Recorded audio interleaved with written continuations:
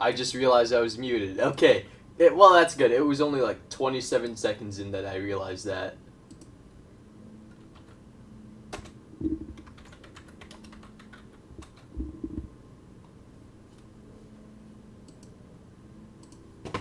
Alright.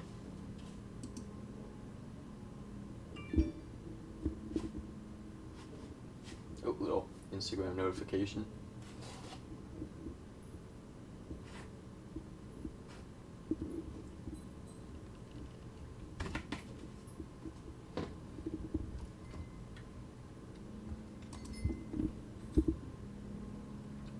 Alright. Yep, good morning. Yeah, hopefully this time I won't fall asleep, but I don't think I will. I'm actually pretty well rested. The thing is, last night I had to like barbecue with my family, so so we stayed up later than I expected. And then by the time I started streaming, it was extremely late, even in my time zone. So yeah. So I guess I entered hibernation after that.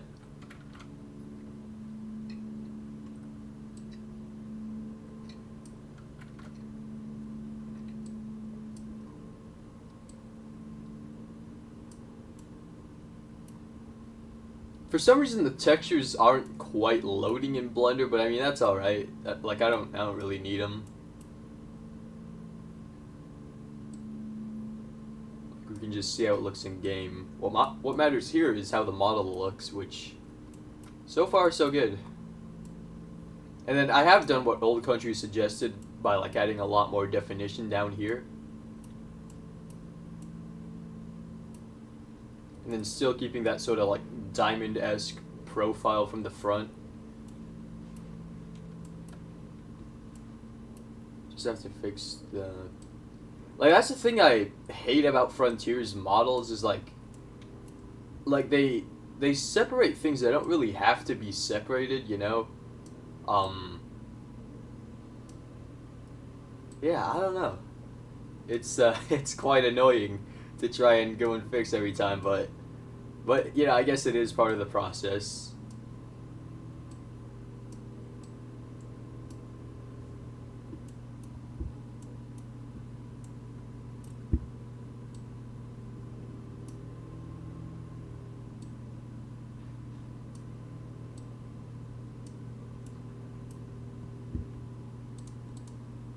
But I don't know why they would separate this. Like, I guess it's different materials, but even then you could have it as the same mesh. So yeah, I really don't know. Like even as a 3D modeler myself, I don't understand what would make them do that.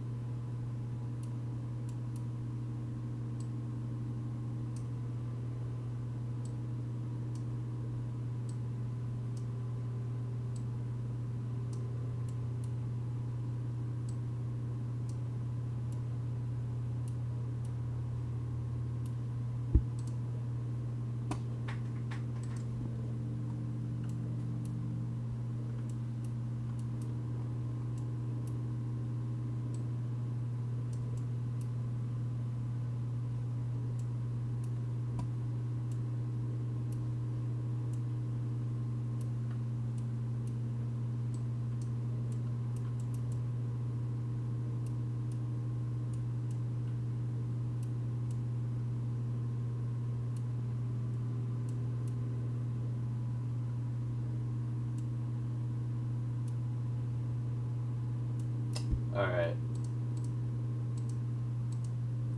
Okay, seems pretty good. We're gonna test how it looks in game.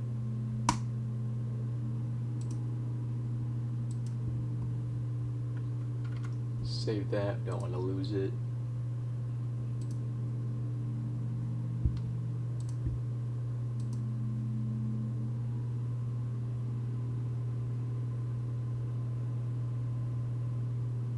All right. Cool, so now we're just gonna inject the new model.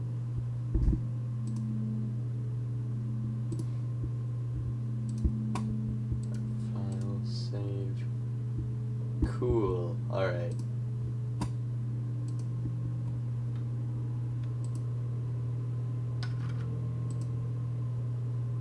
Afternoon.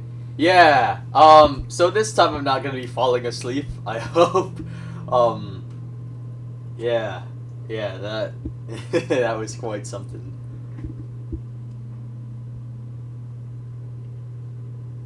Oh, 6 people joined. Hello, everybody. Oh, good morning, fellas. Oh, gosh.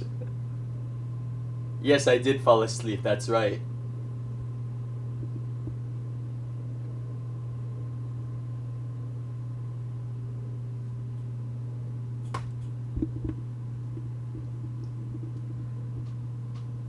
Like, at first, I thought I was just gonna, you know, take a short nap, but no, I full on fell asleep.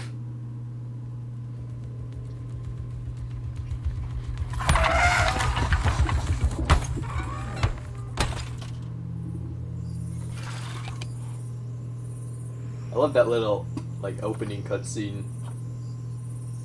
It's new. Whoa! Whoa!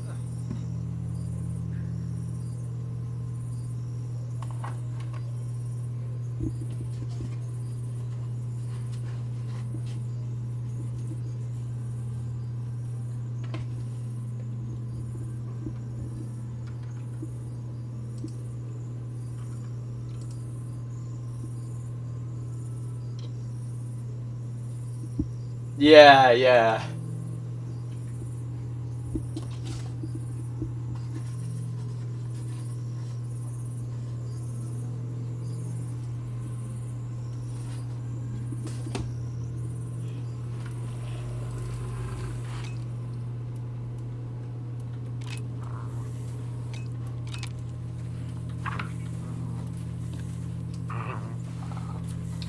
Oh, actually, I think that helped quite a bit. The little jaw thing.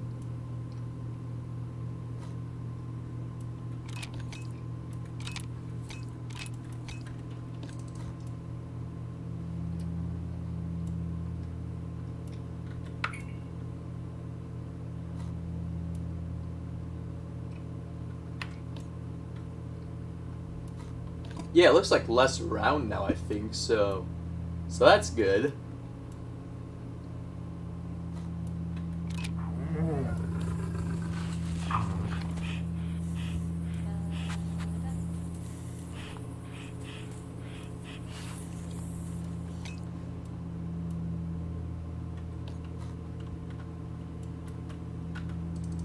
Let's see if this one moves into the light a bit better.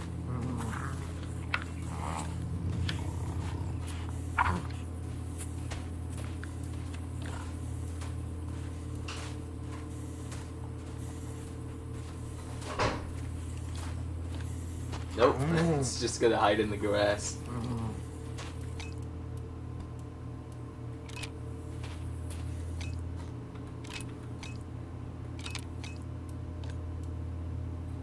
For some reason, they they open their eyes like kind of wide when they're walking. I don't know what's up with that, but I guess that's like part of the animation.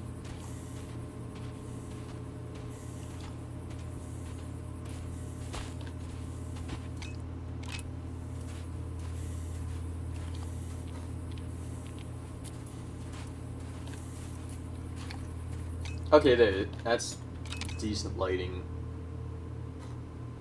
Oh yeah, how's that look, fellas? If Old Country is watching right now, I think I made the change you suggested with the jaw and like a bit more definition there. Now, let me go to Ansel so we can get like a better field of view. Usually I like to go around 45.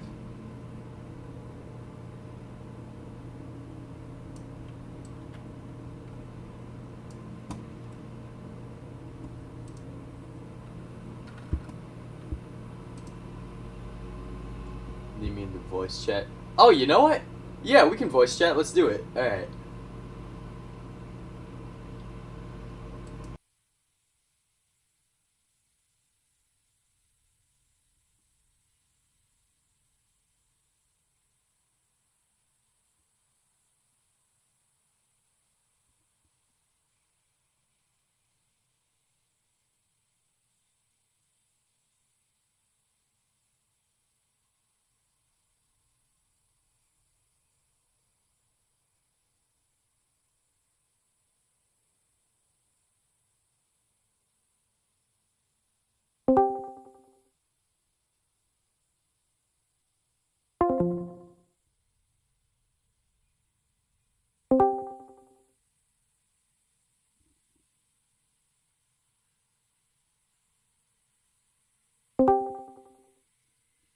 Alrighty. I think. So you might All right. want to mute my live stream just because it's going to be like slightly delayed. Also, are you okay with me Yeah. stream or Oh, that's fine. That's fine. all right, cool. That's fine. That's not an issue. Nice. Okay. Let's see. Let's see if I can get it.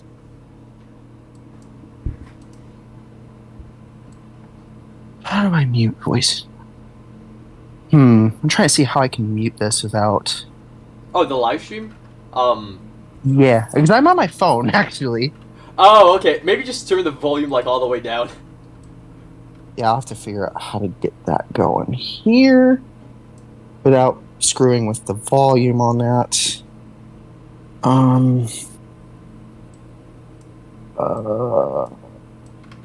Let's see here.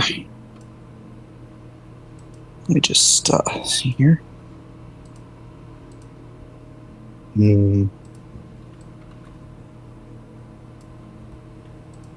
Okay.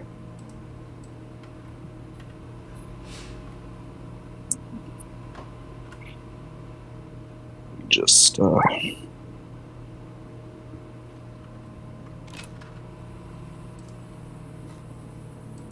Oh, hey Lucas. Just one of my friends joined the live stream. Alright.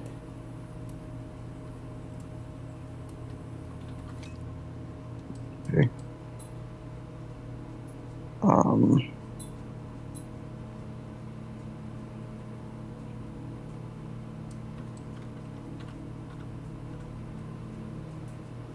Actually, I might try to see if I can just do this via browser because it might be easier. Okay. Let's see here. Right.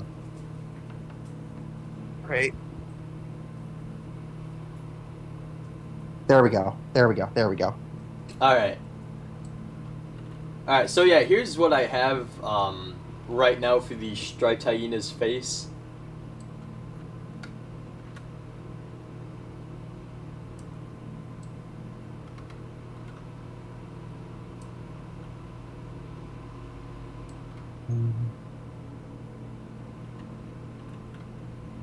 Yeah.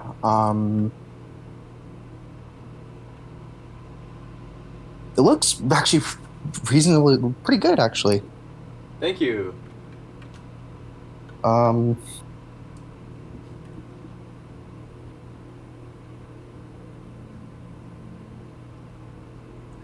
So yeah, it's so yeah, it's I mean, I would have to get Old Country's opinion on that, but Yeah. yeah, for sure. But I mean, it looks pretty good. Like, I think a lot of it was the fur on Yeah, the throat. definitely. Because even the striped hyenas I've seen in captivity, like near where I live, there's a zoo near me, as you know, that has a pair of them. Right. It's just like, and I think one of the other things too that I've kind of been weirded out with is the and this is not you, this is Frontier, is the ears, like how they're Yeah. placed, because he's a Yeah. canid rig. So I've always found kind of weird with the hyenas when they're walking, because like hyenas will do the similar kind of ear to the side sort of thing when they're walking, but not like that. Yeah, no, it's like a bit further down. It is. Yeah, because it's not like the way that like members of the like dogs will do is more like that than what hyenas would do. So Yeah. again, I think that's just more what Frontier kind of did with using a cannon rig for it rather than its own thing. Yeah. Granted, to be fair, the striped hyena also carries itself a lot better, it seems, when like standing than the spotted hyena does in Yeah. game. Like it doesn't look as like when it walks, it looks kind of strange, but like when it's standing, it looks fine. Yeah. And I'm glad they made the model proportions a little bit better for the striped hyena. Like the hind legs are actually shorter than the front legs, which is something the spotted hyena was missing. Yeah, I think the other thing with Frontier is that like the head is like dips a little too far down too when it walks, which is kind of weird. Yeah. But again, that's more what Frontier kind of did there. I mean, I'm not going to fault them completely because I don't think they have. The old devs should have probably done its own rig for the spotted hyena, but again, Definitely. I mean, they didn't. So Yeah. I mean, for the longest time, they lumped them in with the rest of the canids, which was just strange to me. It's like they're not dogs, Yeah. people. They're essentially mongoose that tried to be dogs, if you think about it that way. Definitely, yeah. I mean, they're actually better at it too, based on what I remember from understanding anatomy of these guys. Right. They did the dog thing a little bit better. They're a lot more specialized for things like long distance travel. So, Yeah. but Here, one second. I'm just gonna close my bedroom door real quick, okay. so there's like less background noise. Alright. And I know someone's saying like there's no kill animation, but yeah, I think. All right.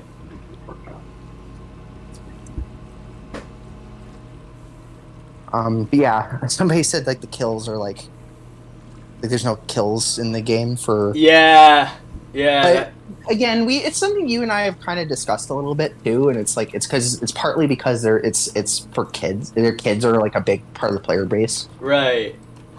and I mean, BBC Nature probably didn't help by kind of sanitizing things just a little bit too when it comes to certain things. Oh, dude, the I way mean- they like splice up those kill scenes and stuff is so dumb. Like I do not like Well, that. One of the more interesting instances of them doing that was actually probably Prehistoric Planet. There wasn't a lot of blood in that, which was really weird. Yeah. Like there's a couple of scenes like the Nanuqsaurus hunting Pachyrhinosaurus and the Changosaurus hunting Corythoraptor, Right. where it's like, yeah, this would have been if you've ever been around large carnivores or especially predatory birds, this would have been a lot bloodier. That makes sense. Yeah. Oh wow! I actually again, I found a light that actually doesn't shine like overly bright. Still like ceiling light thingy. Yeah. Oh god, it's the infamous striped hyena reveal pose. But- Yeah. Yeah, it's man, it's a problem when you're trying to do this on through a mobile app. I'm actually gonna have to do this through that here because it's being weird about it. I see. Oh, I think we're good now. There we go. There we go. It's working now. All right. Yeah, so this to answer the person that's asking about like so regarding Jurassic World Evolution 2, I think that's what's weird is that it's like Jurassic World Evolution 2 is also kind of sanitized in that way too a little bit. It's not as is Planet Zoo. I will admit that, but like there really isn't that much like blood and stuff like that in that regard. Because like in Planet Zoo, the animals will actually have scarring and stuff like that Right. when they fight. I'm answering somebody's question in the chat regarding Jurassic World Evolution 2. Oh, okay. Yeah, it's we'll see what happens with like Prehistoric Kingdom with that, because they don't have it fighting for any of their animals yet. So, or predation for any of the animals either. I mean, again, that's something I mentioned too, is that having the crocodilians in Planet Zoo, their hunting animations make it just hilarious. Yeah. Because they go like super speed when they attack something in game. So even on land, where it's like, oh, that they don't do that. Right. And I really like the new toggle for the advanced moving though. That's fantastic. It is. I love it. It's quite something. That makes things a lot easier. Yeah. Like, I'm wondering if they're taking notes from Prehistoric Kingdom. They have to be. Yeah. Apparently, like, with Prehistoric Kingdom, like, they made it so, like, when you scale up the rocks and stuff, I think the way they, like, UV mapped the textures was very clever. Like the texture actually kind of duplicates itself in a way, if that makes sense. It does, and they did that in a recent update where they added Paraceratherium. Yeah.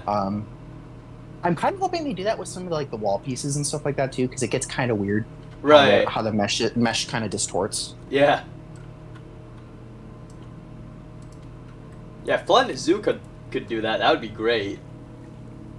Because we have good rocks. Don't get me wrong, but it's, you know, some of them like say this one, right? You want them to be like really small, but like it doesn't quite work. Like it's not small enough in a lot of cases. And yeah, and it does get repetitive very quickly. Yeah. Which is something I've learned. Aquatic Pack was a godsend in that regard, regarding adding faux rock. Oh but yeah. Then it got kind of repetitive then too. But it's. I mean, and then Europe Pack added more small faux rocks, which is like, oh, finally. Oh my god, dude! The hitboxes for the Drin grass or whatever is like you. Oh my god. So do you have the same issue where they like if you don't have it sunk below the ground, that the animals actually just like float on top of it? Yeah. Okay, cool. It's not just me. And like it's impossible to select them. Like if there's anything in the way, even something that's like way smaller than it, you can't do anything. Oh yeah, that's ridiculous. I hate that. Yeah, that's like, come on, hitbox. I know, like, please just let us click on it to move it. Yeah. Or get rid of it. You know, just please. It's like you're stuck with it. Yeah. I'll have to try the I still haven't given the buffalo grass a try yet, because it might be better. Oh, dude, it's awesome. The grass in that regard. Okay, yeah, the buffalo grass. So you can select it like really, really easily. Even when they're like inside each other, you can select them real quickly. Drin grass, not at all.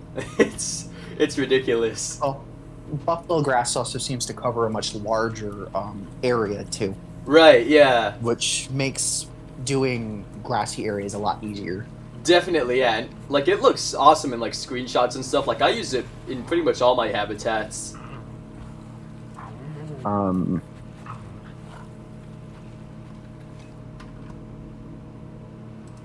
curious, do the striped hyenas share the same social animation that the spotted hyenas have? Actually, no. They kind of, like, jump around a little. Interesting. Yeah, I've never seen it in real life, but... Okay, see, the running animation isn't too bad. Like... Hey, the running is fine. Yeah. For the spotted hyena, it's go. pretty weird, but for the striped hyena, it's alright. Yeah, I think they need to fix spotted hyena. They need to fix the proportions a little bit. I mean, that's like the least of the problems that the model for that animal has in game. Yeah. If we're being honest with you. If we're being honest, it's just it would actually probably benefit from, kind of a redo. But again, whether that will happen officially or not, probably not. Yeah. I mean, unless they decide to add one of the other two remaining hyena species into a DLC, which again I don't know. Yeah. I feel like there's a chance they would add one of them, but I don't can't say for sure, right? And Yeah, yeah. and yeah, I'd say of the two that they would add, my money would be on Aardwolf. Yeah. Frankly, just because they are quite a bit more common than brown hyenas in captivity. I mean, brown hyenas are present in captivity outside of sub-Saharan Africa, but it's like Yeah. literally just the EU and Mexico, from what I understand. I will say though, the brown hyena kind of feels like a frontier pick, if you know what I mean. Like the black Mhm. wildebeest. Yeah, it would be a frontier. Well, I mean, even black wildebeest are more common though. Like there are a few. A little facilities bit, here in yeah. there are a few facilities here in the U.S. that have them, and a few private people that have black wildebeest here in the U.S. Yeah. I don't know how common they are in Europe, though, either the UK or the EU, so I'm not really certain on that one. To be Yeah. fair, I also don't know how common the genus is, period, in Europe. Right. Obviously, blue wildebeest are quite a bit more common here in the United States. Like, one of the local zoos near me has them. Yeah. So... That's just key. They're so cute. The other fun thing about Planet Zoo is when you get those, unholy, like,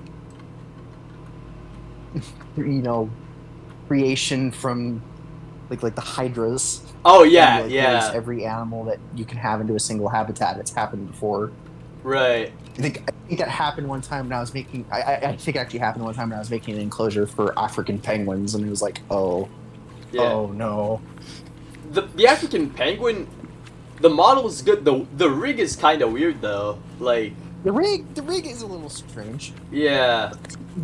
I mean, it's fine. One of the things I do kind of wish that they would do is that they would do the brain call that they're known for more frequently, Yeah. because they just do it randomly. Right. Most people in aquariums don't hear it because the glass is somewhat soundproof. Yeah. But I've seen them doing it, like just full on going, and I'm just like, I can hardly imagine how loud it is in there. Yeah. We have like 6 males. I think they're all males at my local zoo. Both of the facilities in my area that have African penguins have breeding colonies, so Oh, I see. That makes sense. they've both bred. All of theirs have bred consistently almost every other year, on average. Oh, cool. So I know my last visit to Odyssey Aquarium, there was some juveniles from I think last year, or at least earlier this year. Yeah.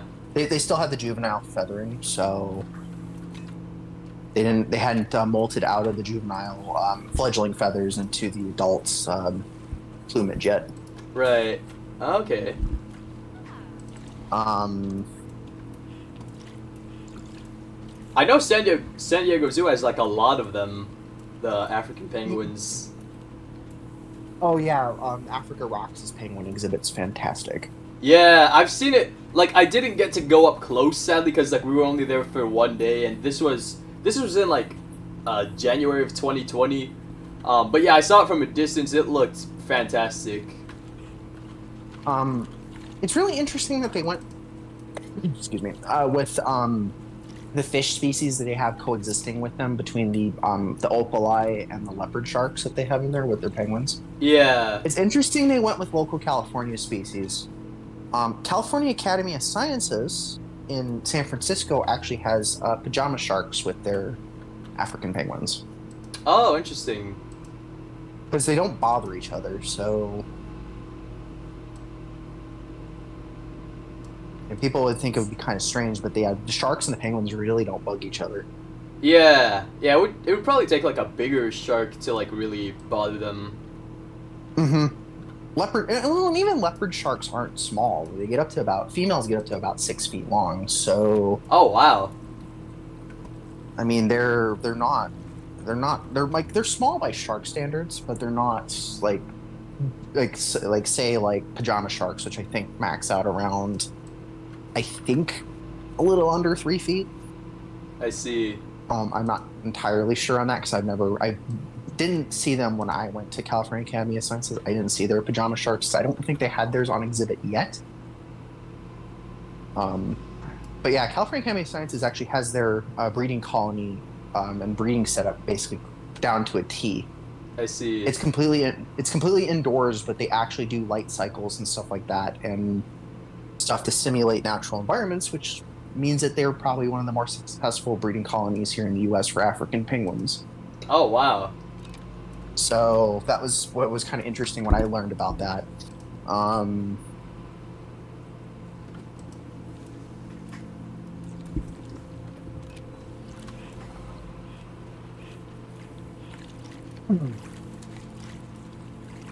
Oh yeah, 6 foot. Yeah, 6 foot long isn't big by shark standards, but it's decent sized by just general fish standards. Yeah.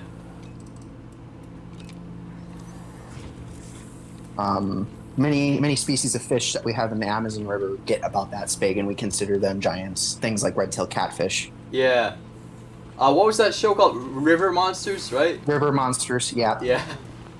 It's funny that towards the end of that series, they kind of ran out of freshwater species to do, and they started doing marine species. Yeah. So like they were talking about a shipwreck that people were potentially bitten by snook, Oh, which okay. are really weird-looking predatory fish Right. from the southern part of the southern half. They're for like southern hemisphere fish for the most part, and I had never heard of them. I looked them up, and they are very strange fish. I'll have to, after this stream, I'll have to send you a picture of one because I looked them up and I was like, oh, that's what this is. They look kind of like lancet fish, which is just. But it was weird they decided to go towards marine species. Because when it comes to like fish or marine life attack stories, that's kind of your bread and butter is just ocean. When river monsters kind of mostly discussed animals in freshwater. Right.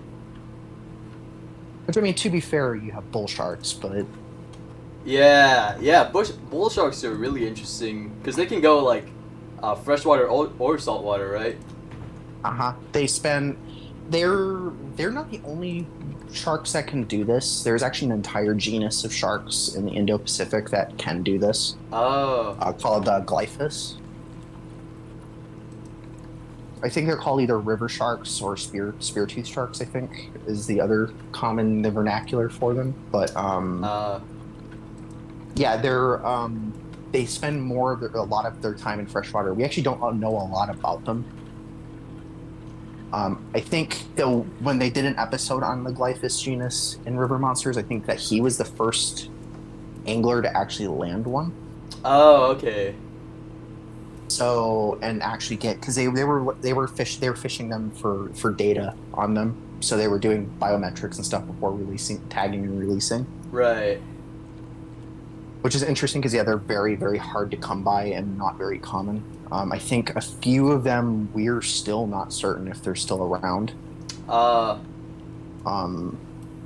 what I understand, I think the Borneo...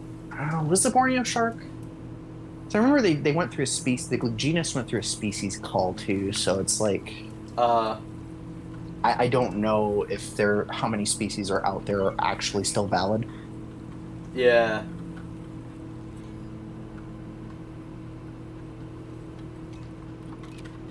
Answering Ghost's question, yeah, average for female great whites is 15 feet. Oh, wow. They can get up to 20, but they usually between 15. Males stick around, I think, 8 to 10. Yeah. Dude, I remember that one show, what was it on Animal Fight Night? No, sorry, not that. There was that, but also Animal Face Off. Yeah. Dude, they said they got to like 23 feet long or something. I was like, what? That's the record. Yeah. For a female. That's the record size. That's not averages. No, definitely not. Averages, I think, between I think 12 and 15 for females. Yeah. Um, That show definitely gave rise to a lot of animal fanboys. yeah, the one that kind of weirded me out too was the lion versus tiger one because they They were made like, the lion "Oh." win. They had the male lion win, and it's like, oh, there's lions in India and there's tigers in India. What if they were? It's like currently they're not in the same environment. No, not at From all. what I remember, I think Gear Force does not have tigers. No. Indian government has tried to move some lions out of Gear to another location to try to give them genetic diversity for how small their numbers are. Right. But the locals there have very flatly said no because they want to be the only place outside of Africa with lions. Right. Oh, that makes sense. Like, And so yeah. it's been kind of the balancing between, oh, do we want to do the right thing and help preserve genetic diversity within the population of lions in Gear in India as a whole, Yeah. or do we want to have this be essentially be a tourist attraction? Yeah. Oh. So it's been that difficult question there, because the locals have been very fighting the forestry department in India for a long time regarding that. Yeah. I And remember, then, of like. course, Oh, go ahead. and then of course lions, like many cats, went through a subspecies cull. Yeah. So there's now technically only 2 subspecies, and India's lions actually go into the northern African subspecies now, as far as I understand genetically. Oh. Phenotypically, they're different, but yeah, they used to be. It shows how much their ranges have retracted in historical times. Oh god, it's yeah. For some reason, once you have that glitch in a zoo save, even if the game updates, like it doesn't go away. Like with the hair cards, they keep on like flashing and stuff. Oh yeah. I don't know why that is, but like for some reason, as soon as I brought in some wildebeest into this zoo, it started doing that, and I was like super confused at first. I wonder if that's an issue for horses. Oh, I wonder it if must that's an issue be. for them, Yeah, because they use a lot of alpha planes for their tail. yeah. So the alpha planes for the zebra or for the horsetail is a lot better animated. Definitely, yeah. And like the Red River Hog's ears, like oh my god, they're really Oh, yeah. nice. Yeah, I think we should have saw that coming when they added the caracal. Yeah. I think we should have saw that one coming. Whoa. Whoop. Oh, so yeah, the park. So Ghost just said something about added a little more information about the lions. Okay. So they were moving them to the same national park in India that currently has cheetahs. Oh, okay. That So, might 'cause- be a bad idea for the cheetahs. I'm wondering if there are any other large predators though in that area. I think the only ones I can think of other than like striped hyenas are probably Indian wolves. Yeah. Because I don't think there's tigers in that park. And I don't think there's leopards either. I mean, I could be wrong, because leopards can... If there's one big cat that can live practically anywhere, it's a leopard, but... Right.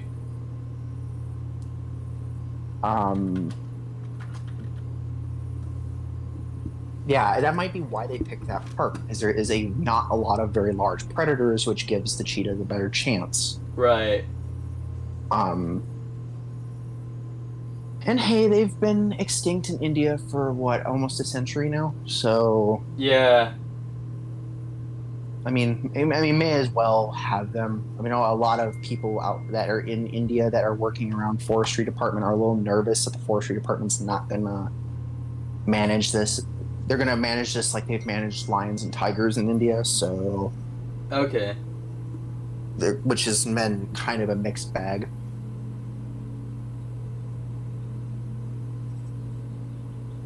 From what I recall from them, people telling or saying, Yeah. such as the whole allowing, whole locals not wanting my lions moved out of Gear, and then probably some of the issues regarding tiger-human conflict in other parts of India.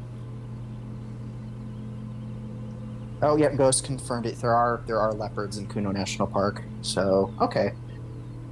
That actually doesn't come as a surprise. So, makes me question. I'd have to look up the fauna list for that national park. What else is living there? All right. At some point. I'll just. But yeah, I think that is part of the Thar Desert. I think so. My guess is there would probably be like Indian wild ass too, and the black buck, which is why there's cheetahs there. Yeah. Um, Oh, makes okay. me You know makes me what? wonder how well that's gonna work. I'm gonna go Oh, AFK for a bit. But yeah, okay, you can like hang out with the guys in the chat. So yeah. sweet. All right. Oh, see you guys.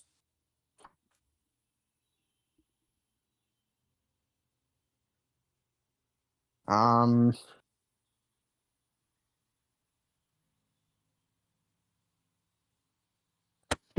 so yeah. Is there anybody in the chat? Oh, there's 5 people in the chat right now.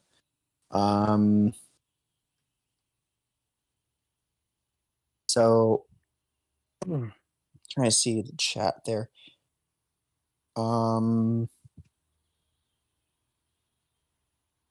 Check. Yeah, no one's messaged me. Let me double check something real fast.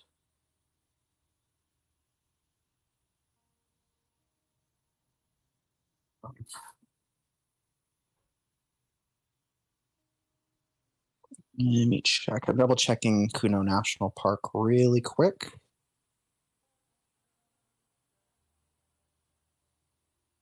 Yeah, okay, so it is in the Thar Desert.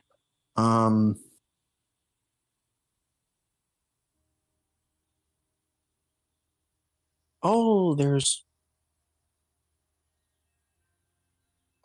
sloth bears and dholes in that park alongside cheetahs. That's interesting. Be fun to see how those interactions go in the future.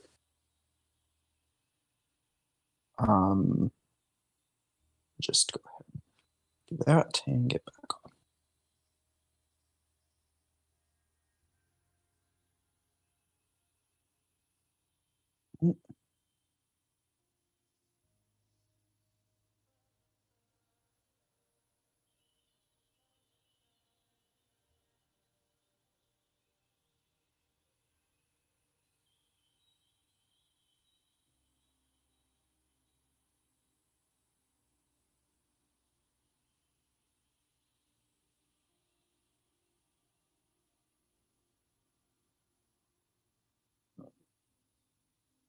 So, Doc is currently AFK right now, so I'm Brendan or Animal Bren on Discord and Instagram. So, just holding down the fort until he gets back.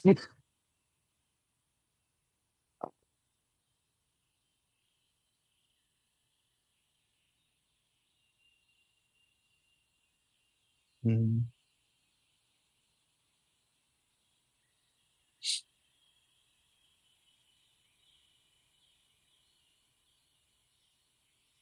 See. Interesting things from there. Oh no.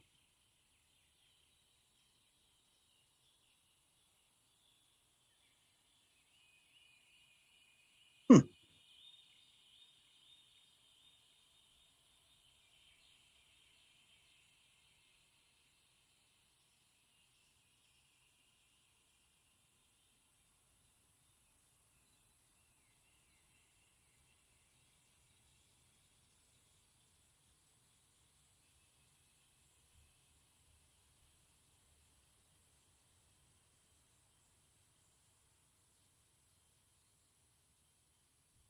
Oh, there's currently 24 cheetahs in India right now in the wild. That is interesting.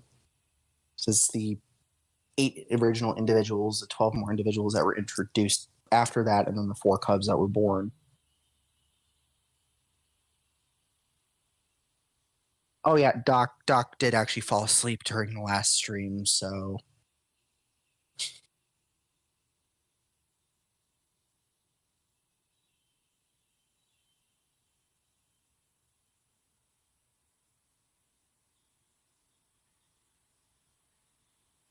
yeah, in India there were 4 cubs that were born, I think, earlier this year. From the reintroduced population. That is now in Kuno National Park in Gujarat. No, not Gujarat. Madhya Pradesh in India. So that is north, kind of north central India.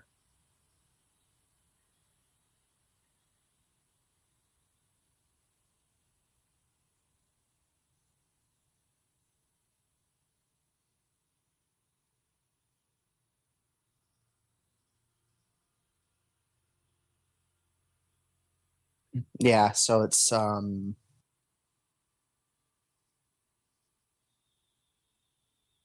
it is nice because at least at the very least, I keep saying least several times, it will give at least increased genetic diversity in cheetahs by having a separate population, because as many people who understand at the very least big cat conservation know, cheetahs have very low genetic diversity due to a bottleneck that happened at some point in the Pleistocene. So, and that has not gotten better over time.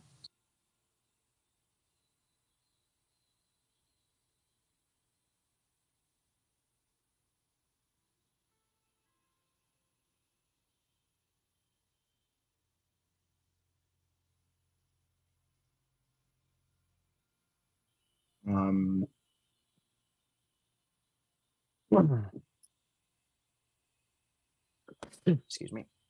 I think what else to talk about here.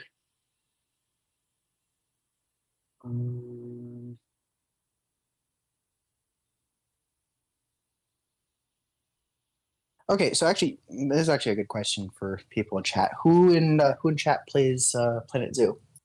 Since this is the game that we're kind of looking at right now.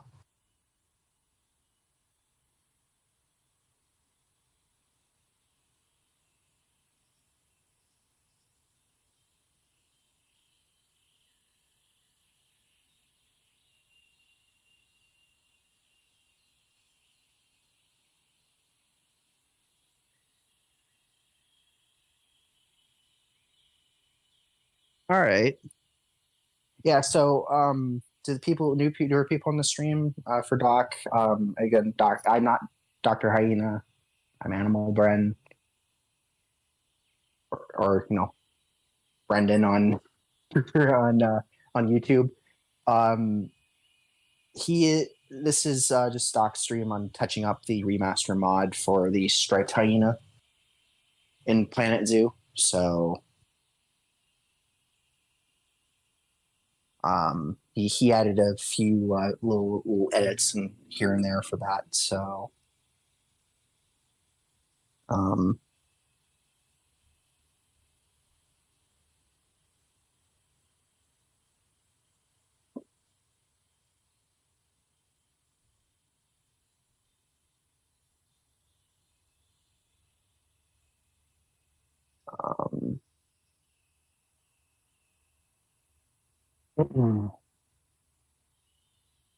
right.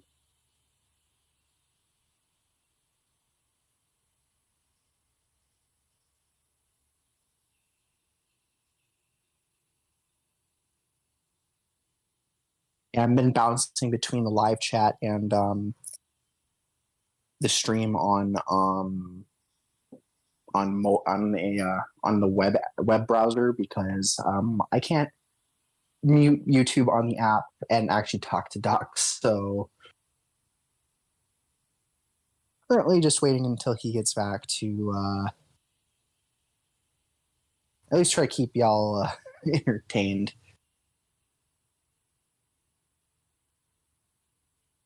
Um, Also, another question to at least people that do have Planet Zoo or at least have an interest in Planet Zoo. What do you guys think of the new tropical pack?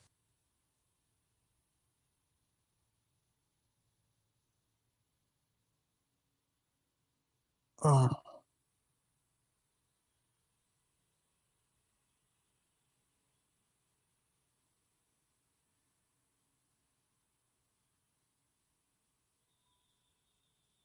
Random dude, yeah, it does look great.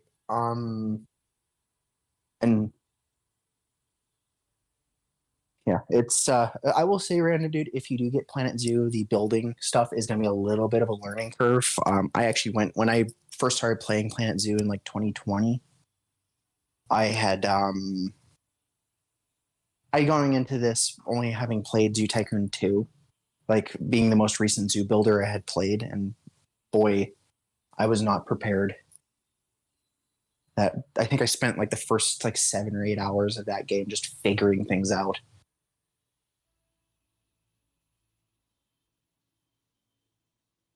Might be partly my fault because I didn't actually go through the first career scenarios.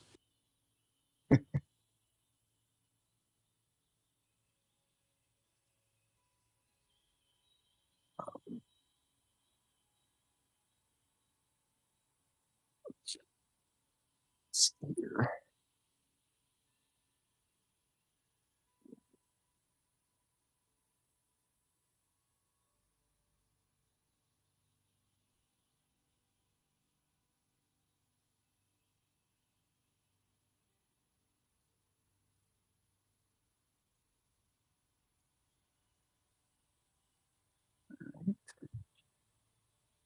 Uno momento. I will be right back. I'm gonna go check on something.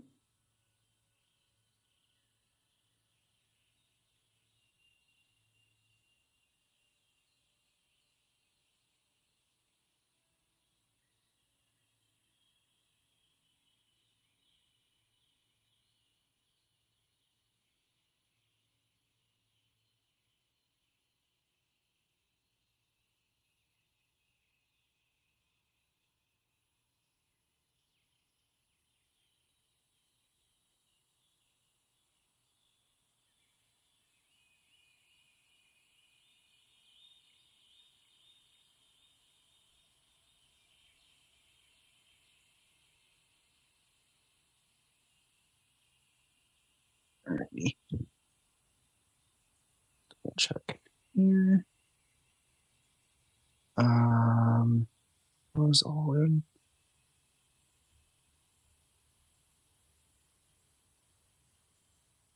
And there's still 4 people on. Um,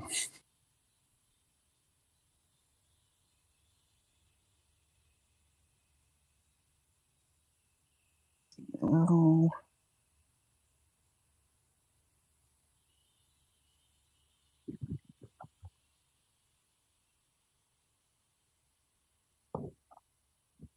all right. So it's got 4 people in the chat.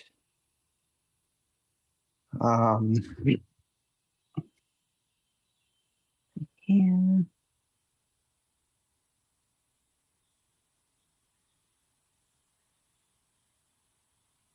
Hmm. So, actually, another good question for the chat too.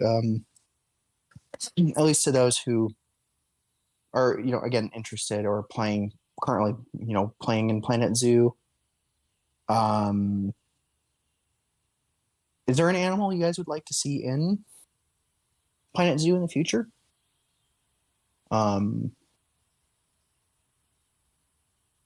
Like at least officially by Frontier Mods in that regard.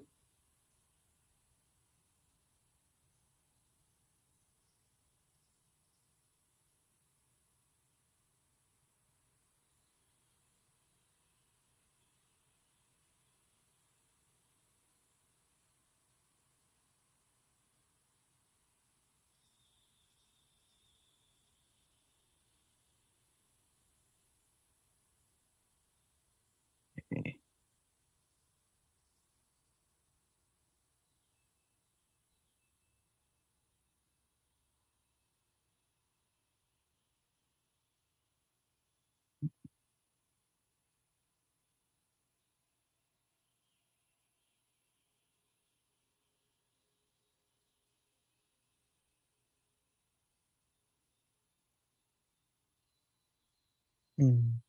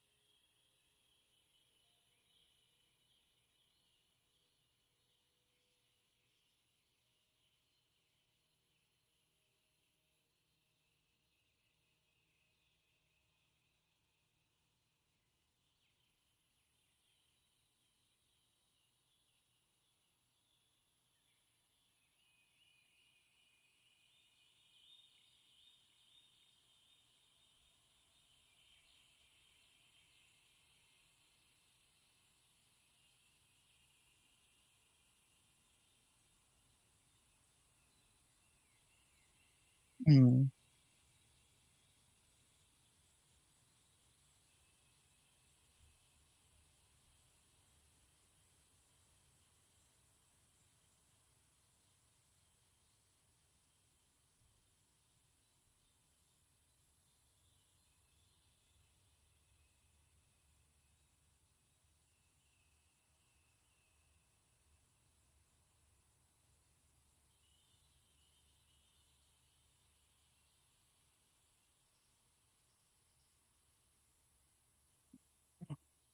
Just go ahead and do something real quick.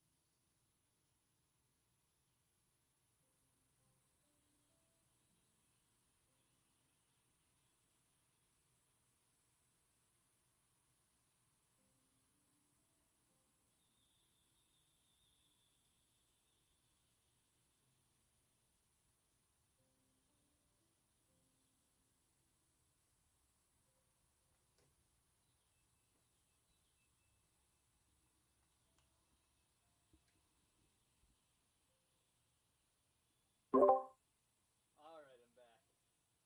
I'm back. All right. Sorry, I had to No, that's fine. help my. I had to help my dad catch a spider. Oh, yeah, I had to help out with some dishes and stuff, but yeah, I'm back now. Alright. Okay. Yeah. Yeah. Freaking.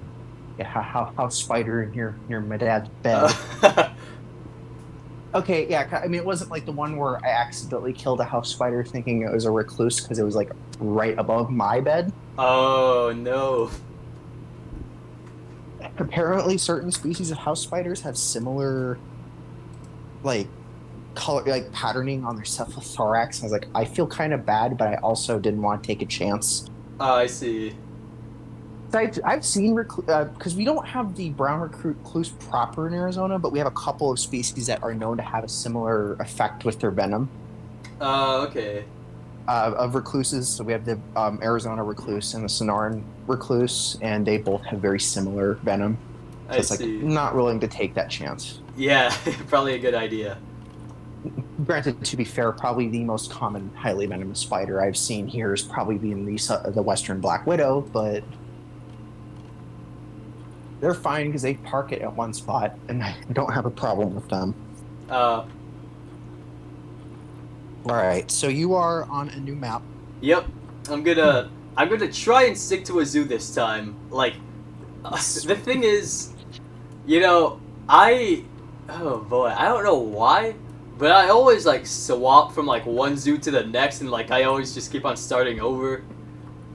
Like, I don't know what. I keep starting over when I start seeing things that's like, am I really gonna have to redo almost everything in my zoo? Screw it, Exactly. I'll just start a new one. Yeah. I mean, and this is coming from me who plays Planet Zoo on a very old laptop that runs at like the base level required specs for Planet Zoo. Still looks great with the base level specs, even if specs for it. But, it's like I see a new update like this one with like the null paths. It's like, oh crap! I'm glad I didn't actually start any like major stuff with it. Yeah. It's like now I'm gonna wait to see if we get like a null elevated path. Yeah. That would be really interesting. Because that would actually make things a lot more fun. Yeah. And you can do proper elevated sidewalks without guests like sinking into the concrete. Yeah. Because I wanted to do because I have like a very weird way of doing the sidewalks in like the current parking lot where it's actually elevated a little bit, kind of like there would be a curb Right.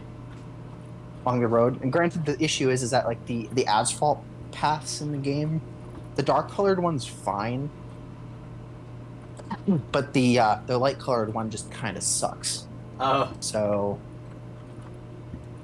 but having the ground null paths really does open up, especially doing indoor areas. It opens things up a little bit, Right.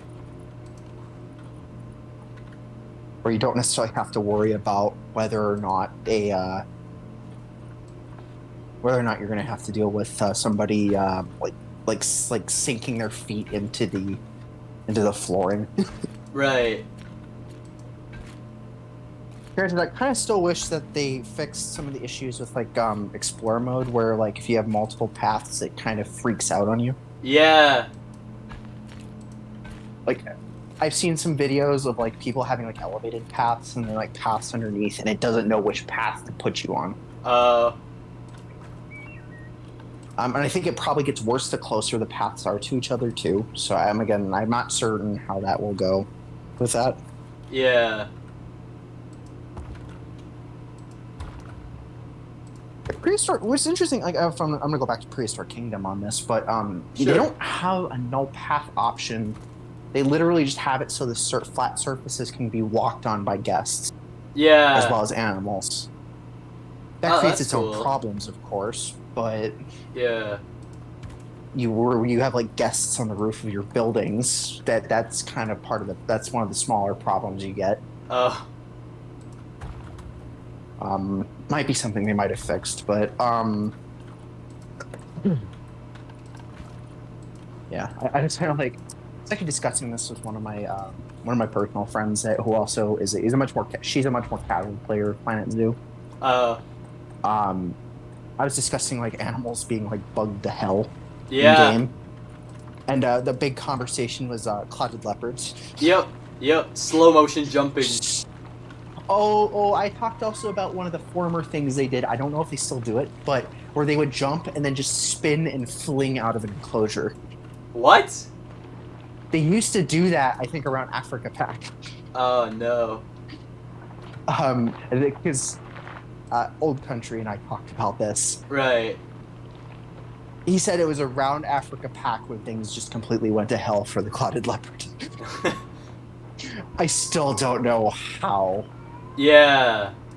Oh, that's so strange. Also makes me very happy the Fusa doesn't have these problems. Yeah.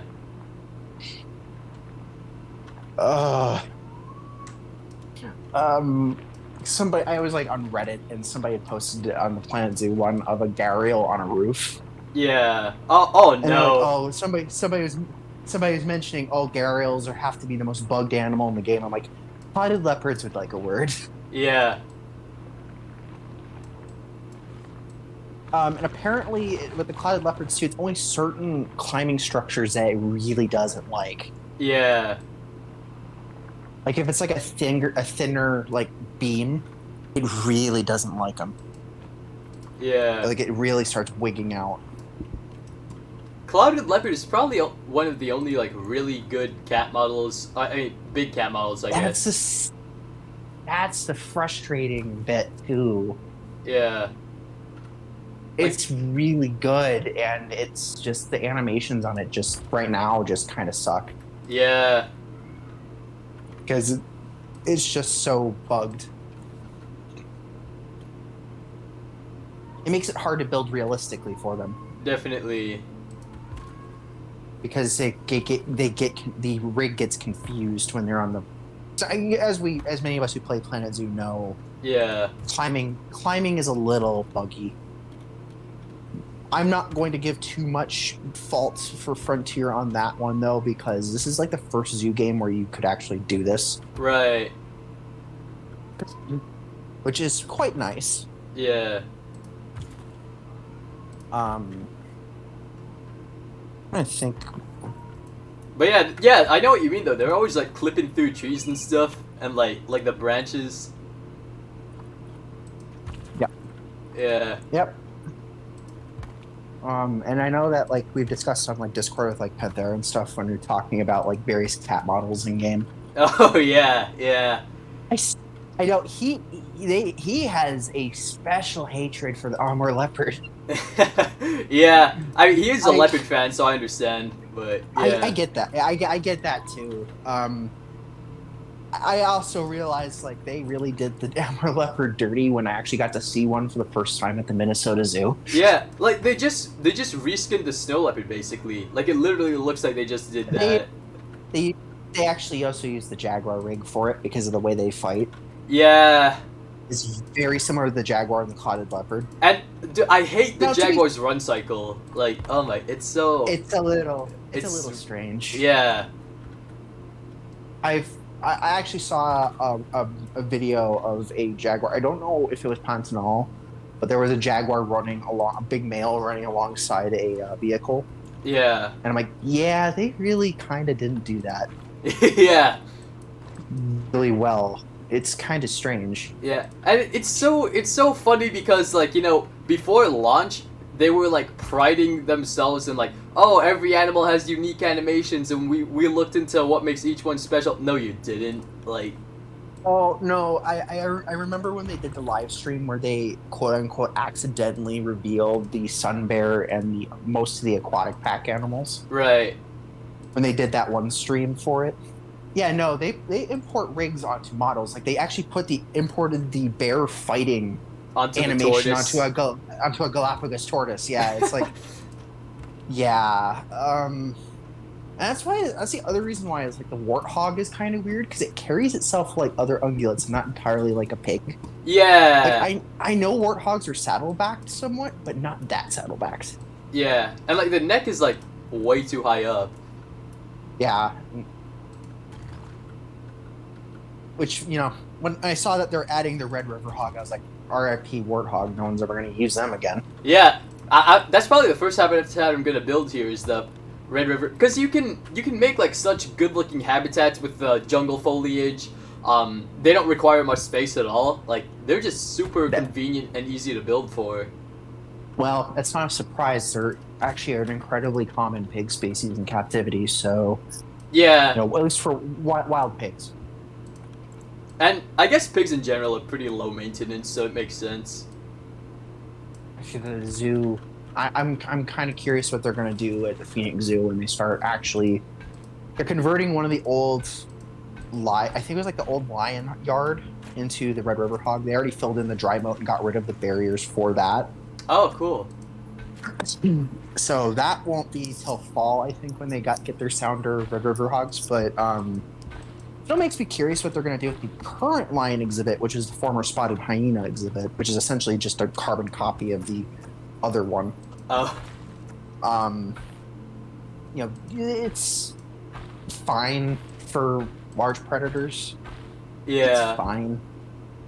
Back a few years, nearly a decade ago, it used to be the one side of the lions currently in was the lions, then on the other side was Sumatran tigers on the Africa Trail.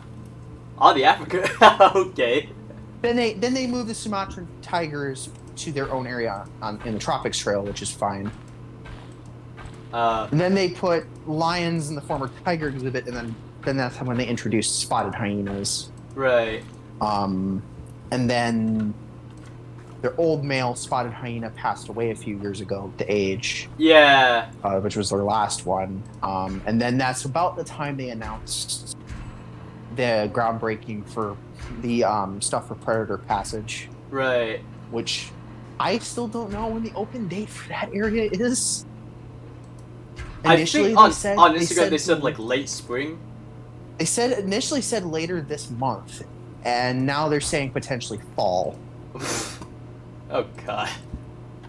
I do understand where they're coming from though, because late April's probably not the best idea to introduce animals before Arizona's summer. Even if they're African species. Yeah. Even if they're African species, especially since they're likely coming from climates where they're not used to this.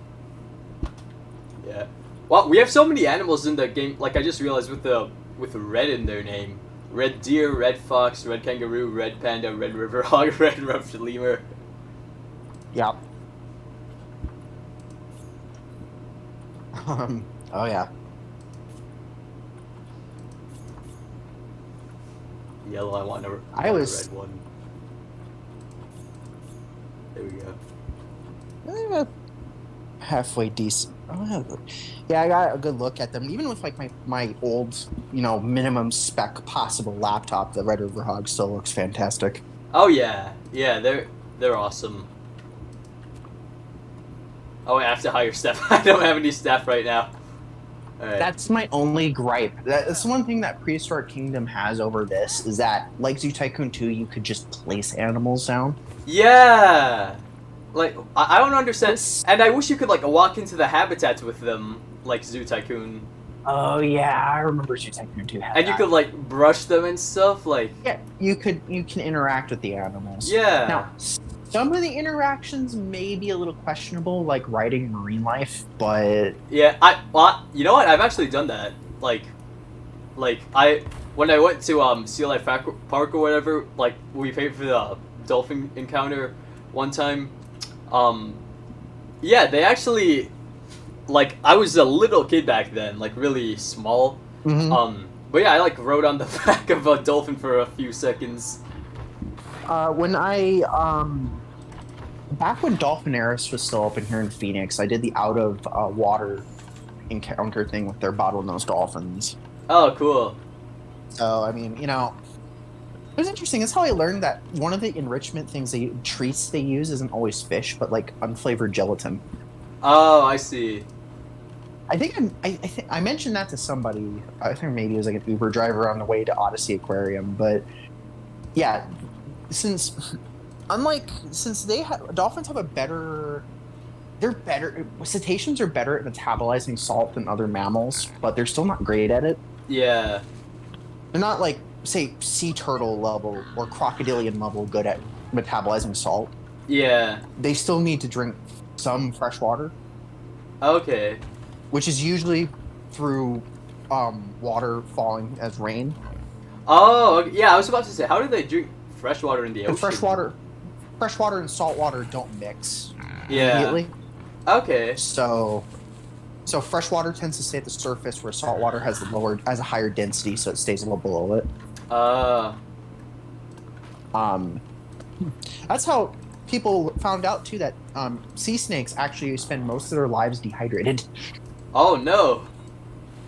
because they can't metabolize salt as well either. Yeah. So they have to rely on rainwater. Yeah. See, look how small this habitat is, and like it still has like high welfare. Like that's realistic too. So that's great. Oh yeah, exactly. Like, that's not bad for an enclosure for Red River hogs, frankly. Yeah. I love how they just like roll around here. Yeah. Yeah, I love that the pigs in the game do that. Oh my god, yeah, like the ear tufts, oh, it's so well animated. I love it. Like, yeah. It's one of my favorite animals in the whole game. Yeah, it looks fantastic. Yeah. They did outdo themselves. It was a little weird when they decided to do when they did the Steam screenshot when it was just the sows and the pig and the hoglets. Yeah. There wasn't a picture of the boar. And then This is the boar. Yeah, this is the boar. yeah, because it's the boar model. And then they decided to, for the Red River Hog reveal, then repost the Steam page screenshots. Yeah, I don't like when they do that. It's a little weird. That's the only time I remember them actually doing that. And I'm just like, why? Yeah. Flippin', why?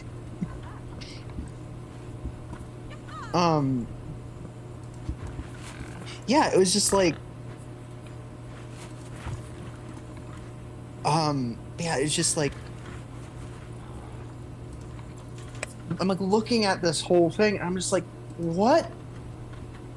What was this? And then I think they finally got the screenshot they wanted. Oh my, I just realized my path wasn't connected. Oh boy. Oh yeah, that's the other thing that irritates me too. You can't put the path like right up, like unless it's a null barrier. Yep. You can't put the path right up to the barrier. Yeah. Actually, That's I got really annoying, I got the especially if you're free doing- build mod, so I'm actually immune to that. Fair enough. Yeah. I'm gonna need a better laptop before I even consider playing with mods, and I'm actually for some of them, like the animals, I think I might wait to see what gets added into the game Yeah. officially before I decide to mess with them. Just for the time being. Yeah. Because I still don't know what Frontier has up their sleeve for that. I don't think any of us do, except for maybe some of the people in the deep recesses in the modding community. Yeah. I might do the remasters though, because like I've seen, like, obviously the striped hyena one you did, plus the spotted hyena one, which is one that is sorely needed. Oh yeah. Wait, actually. Lion too. Yeah. least Yeah. the The male lion. lion. The lion remaster is really good. At least the male lion. Lioness is fine. Yeah. It's just Okay, like really officially- cartoonish is the only thing, but I mean that's kind of all the carnivores. Oh, like, you know, and actually the lioness is less cartoony than the male. Oh yeah. Or Yeah. really- For sure. Yeah. Like, the lioness actually looks fine to me, and I mean, the tail is a little long, but Yeah. I'm curious. Like, I could say the same for like the tigers too, but Yeah.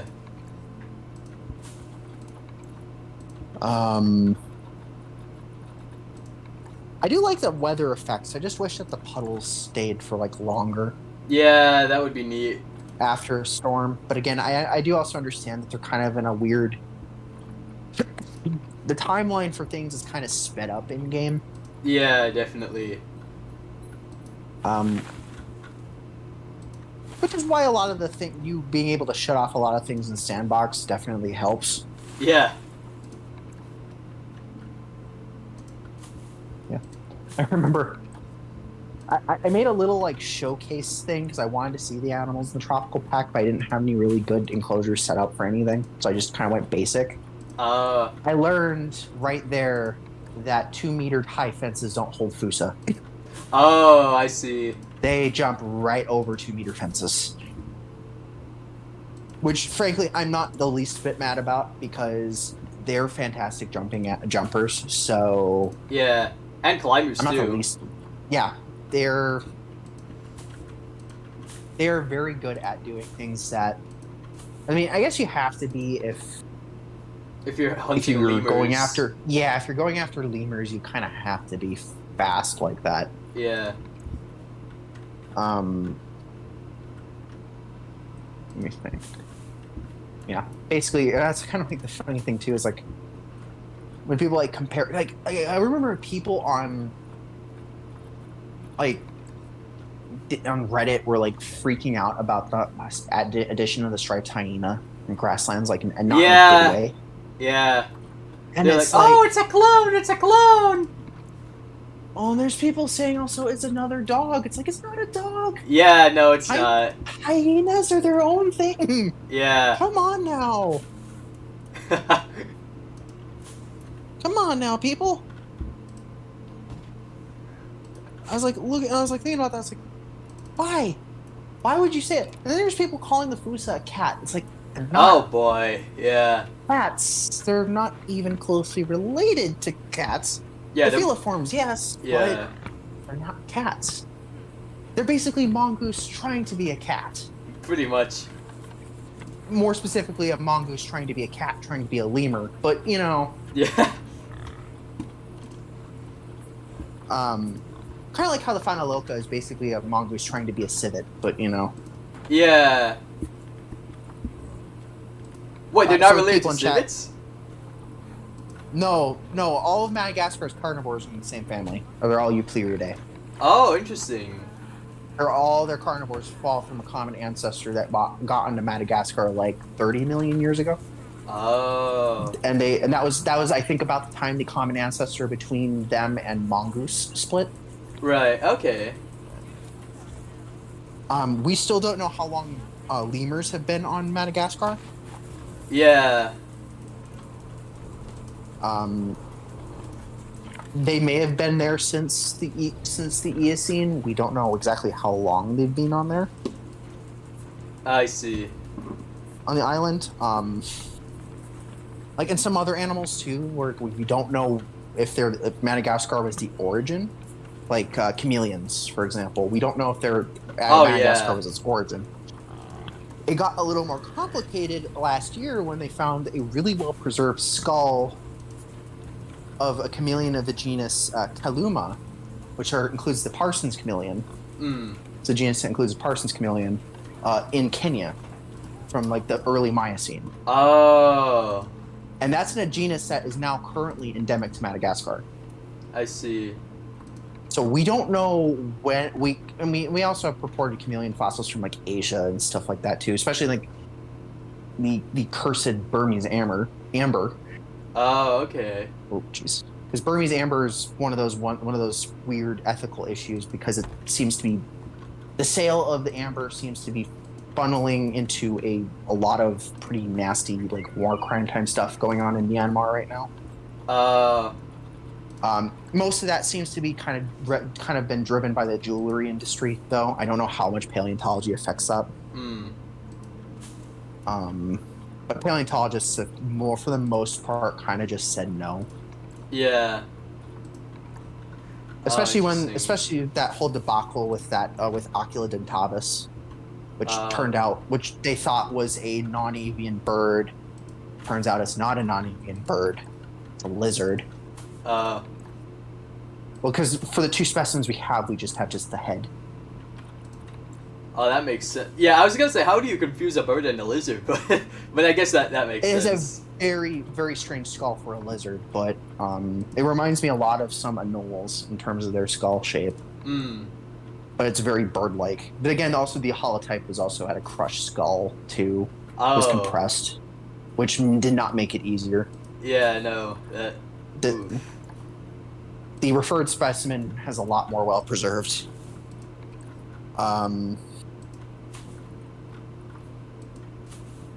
Yeah, like yeah, basically, yeah. All of Madagascar's carnivores are in the same family. They're all closely related to mongoose and hyenas. They split off that lineage first, and then hyenas split from mongoose around the Miocene. Yeah. At least based on the fossil record. It could be maybe a little bit earlier, but kind of funny that that hyenas have been here relatively less time than dogs, but they seem to do the dog thing better. Yeah.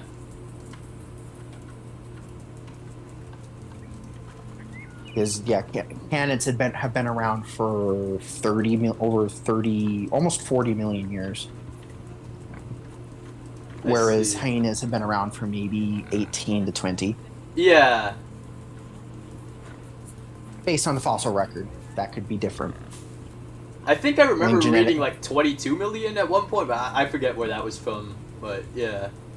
Yeah, I'm basing that off of just fossil record alone. Oh, okay. And not genetic studies. Genetic studies kind of change things a little bit.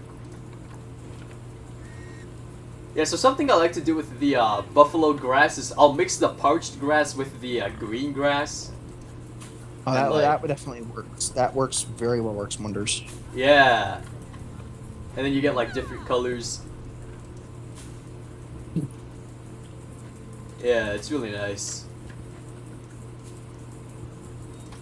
Especially, you know, something I'll say about it is like a lot of the habitat animals don't like long grass for whatever, like the terrain grass. But like you can still have nice looking like grassy habitats with like buffalo grass or drin grass or whatever.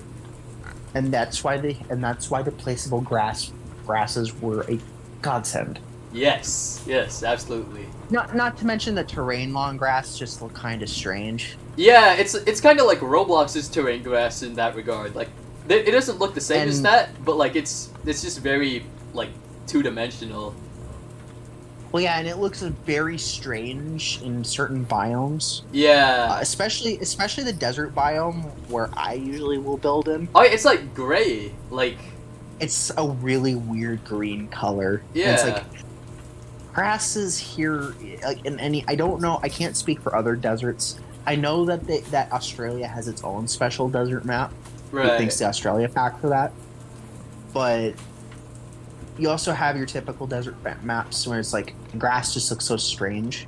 Yeah, And that's like when I did for like one of my older builds that I still have on my computer.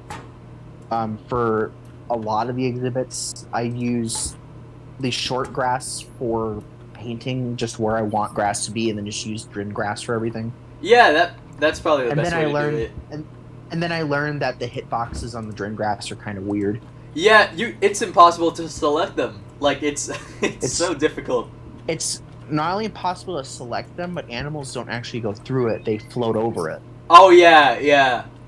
So that's the two issues with them. But now that we have things like buffalo grass and stuff like that, that makes things a lot easier. Yeah.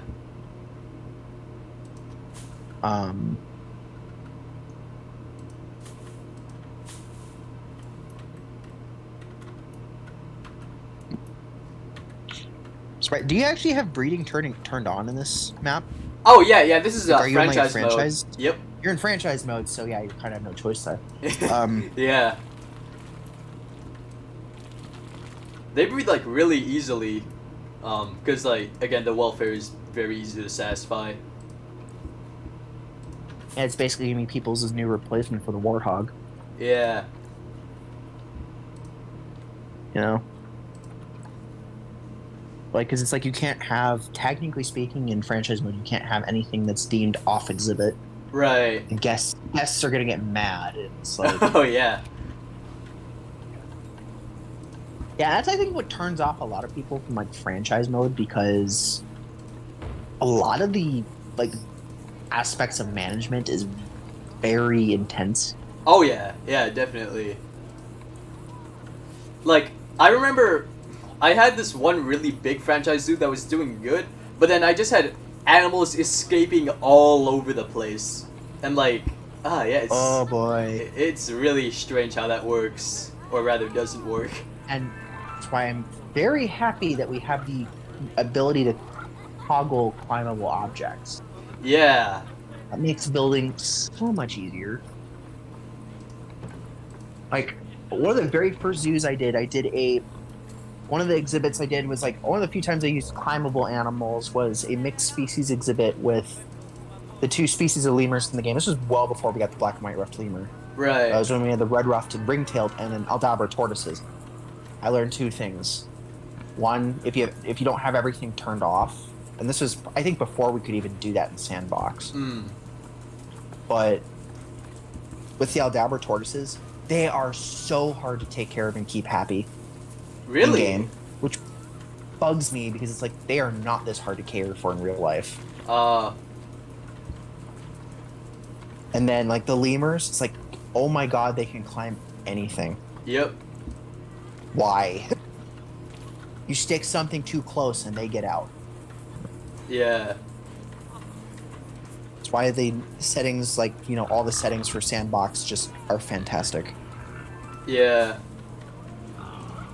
Actually, I'm curious, do the grasses cause like welfare issues for some of the animals? The placeable Barely. ones? It's like that's like 0.5% maybe. Like, Interesting. Okay, so that's nice. That helps people a lot when you're yeah. Like if we look dealing at with- environment, like see, it's like 1%, 10%. Like it's barely anything. Okay, that makes sense. Yeah, and then the overall welfare is like 95%. So yeah, it just needs a little more hard shelter right now, I guess. Which I don't know why they need that much, but I mean whatever. Like It's it is just a little that's kind of strange. yeah, like you wouldn't really think of a pig needing that much hard shelter. Oh yeah, funny enough, they can actually fit underneath this, so that's convenient. That is very convenient. Yeah, that's quite convenient. Would they? The issue is like, would they bug out and be able to like jump onto that? Though would be the other question. No, I don't think the pigs jump a whole lot. So yeah. Yeah, because I remember doing like in a more recent build of mine, doing a shaded area over the because I did the whole trick of putting a thing of water below the mud enrichment to sink it below the ground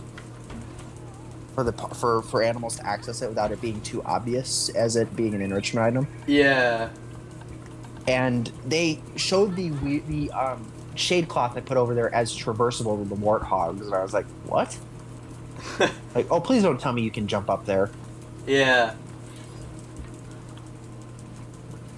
So I remember some of the people early on in doing Planet Zoo were doing stuff for warthogs, and they were just jumping out of exhibits.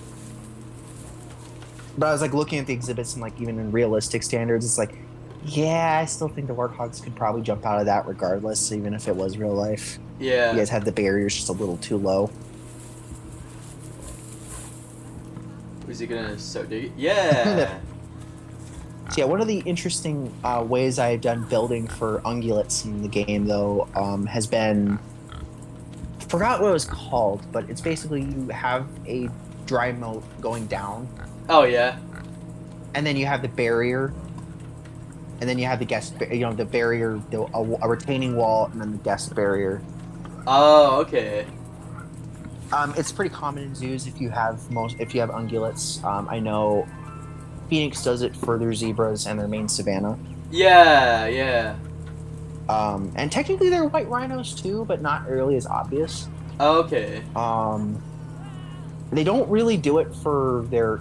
I mean, their Indian rhino exhibit is the old elephant yard, so it's basically just one giant pit, Oh. essentially. Yeah. The newer elephant complex is not really like that. It's just a lot of cable fencing. Hmm. But rough rope. Thank you, Frontier, for the rough rope. Yeah. Because that makes better cables than most of the stuff we have in game. Yeah. It's like just like the thin like stands for the butterfly statues make really good hot wire pieces. Yeah, yeah. So it's like that. It definitely helps.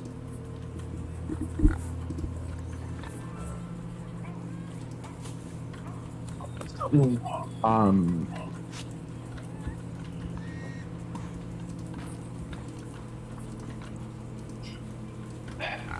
That okay? So that advanced toggle, I think I've accidentally like clicked into that. Is that like a control function? Actually, Like, I think you hit X. Yeah, X. oh no, the X one I know about. That's the one I use a lot. But the other one where it's like you can like move things and it would like have different arrows. I'm trying to think of what it is. It's not the X function. The rotation. No. I'm trying to think what else it is. Oh, I've accidentally duplicate and advanced move. No. I know all those. I've done all those. Okay, well, if you come across it, if you do it again later, I'll point it out. But Alright. yeah, I was trying to figure out. I think I may have accidentally do that. Somebody says orangutans are goated. It's like not in Planet Zoo. They're not. Yeah, not in Planet Zoo. No, Planet Zoo's orangutans are unfortunately kind of sad. I mean, the face on the male, on the models is great. The fur is not great, and their behaviors aren't great. Yeah. Like they even, and this sucks especially for me because my local zoo, the only great apes we have at our zoo are Bornean orangutans. Hmm. So like I have a lot of observations of their behavior. Yeah. And like they don't even carry themselves correctly in game. Yeah. Like they knuckle walk when they should be fist walking. Yeah, I know a lot of people pointed that out. And of course they don't brachiate, like, or they don't do the brachiation stuff. Yeah. Though their brachiation's different from gibbons, and even like chimps and bonobos, which actually brachiate more like gibbons than orangutans do. Oh, okay. Orangutans are very cautious when they climb, so despite being heavily arboreal. Ooh, this one's actually a lot more red. This new one I just got. Oh. Yeah. Okay. Good. Why is he hurt? I don't know. Oh, at least I guess it's just a scar. Like that's the thing. Like they give you a lot of injured animals for whatever reason. Sandbox is very obvious when they do that. Yeah. That makes me curious. Okay, so how many boars do you have in the exhibit, though? Oh, just You one. have I put the other Just one the one? away. Yeah. Oh, what okay, the? got it. They had a baby already? That was quick. Wait. Oh, there's. Is there only one baby? They have only one hoglet. But the only one you have? I guess so. Yeah, I guess they only had one this time. Okay. I'm just curious, how many young do they have in game? How many can they have at one time? they could have like over 3, I think. Like I had a herd of or a sounder of a male and like I think 3 females. And I looked, there was like 8 babies. So yeah, they definitely get busy when they have to. They had a lot of babies. Yeah. Very quickly. That was my issue with the tortoises too. They have lots of babies very quickly. I will say though, one of the I saw like all the different interspecies enrichment you can do for the Red River Hog, which is a lot of animals. Yeah. And most of them seem to be realistic except for one. Oh, which is what? The chimpanzee. Oh. And that's because I know from stuff I've read from some of Jane Goodall's earlier studies for the group that she's studying at Gombe. Uh-huh. They hunt Red River Hogs. Oh, what? Really? They're very capable of it. Wow.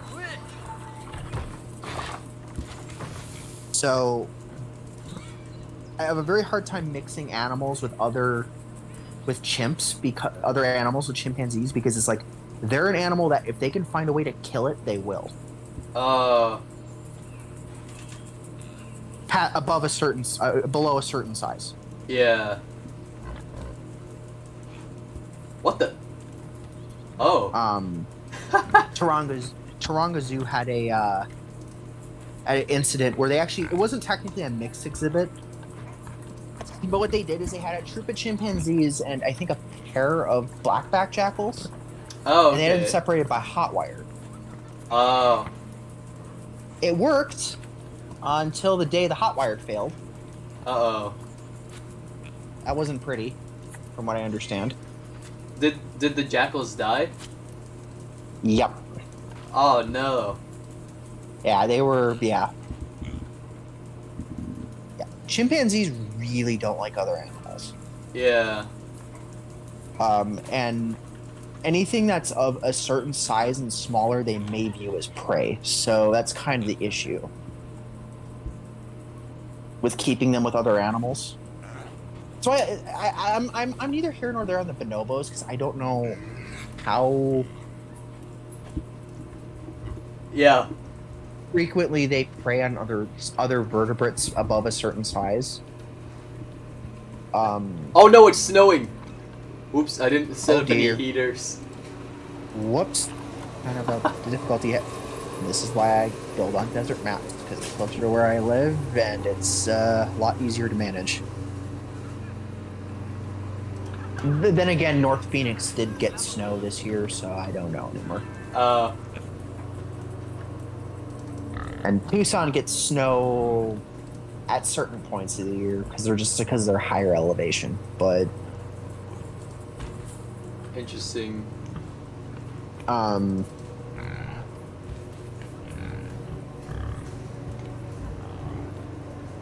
Yeah, and I don't like it when it does that, but oh well. Yeah. It makes putting enrichment items in places with like flooring really hard. Yeah.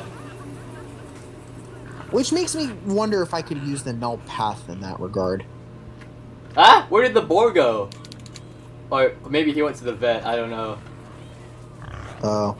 I don't think you have any alarms going off of escaping animals, so I think you might be fine. Yeah.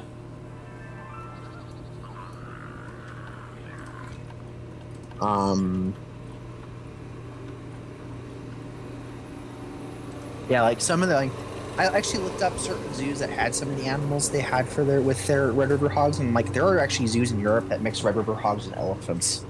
Oh wow. And I'm like, oh, that actually works, and it seems to be now. As long as they don't go into must. Well, I think it's matriarchal herd too. Oh.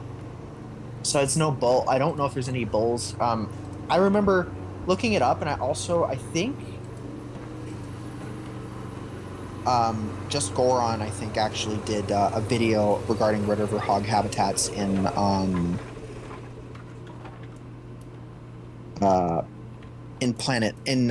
real life for inspiration leading up to Tropical Pack, and I think one of the ones he did was one of the zoos that had them mixed with elephants. Oh, cool.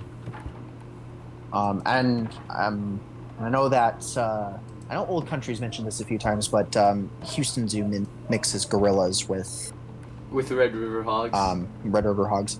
I found out from him though that they actually both species have access to like the entirety of the yard. I did not know that, which is very interesting. Yeah. Because they have like this riverbed area with a glass viewing area. I thought that was the only area the hogs have access to, and of course the gorillas didn't have access to the whole area. Right. But no, the hogs have access to the entire yard as well. Hmm. Which I thought was very interesting. I guess to be fair though, with gorillas, they really just keep to themselves. Yeah.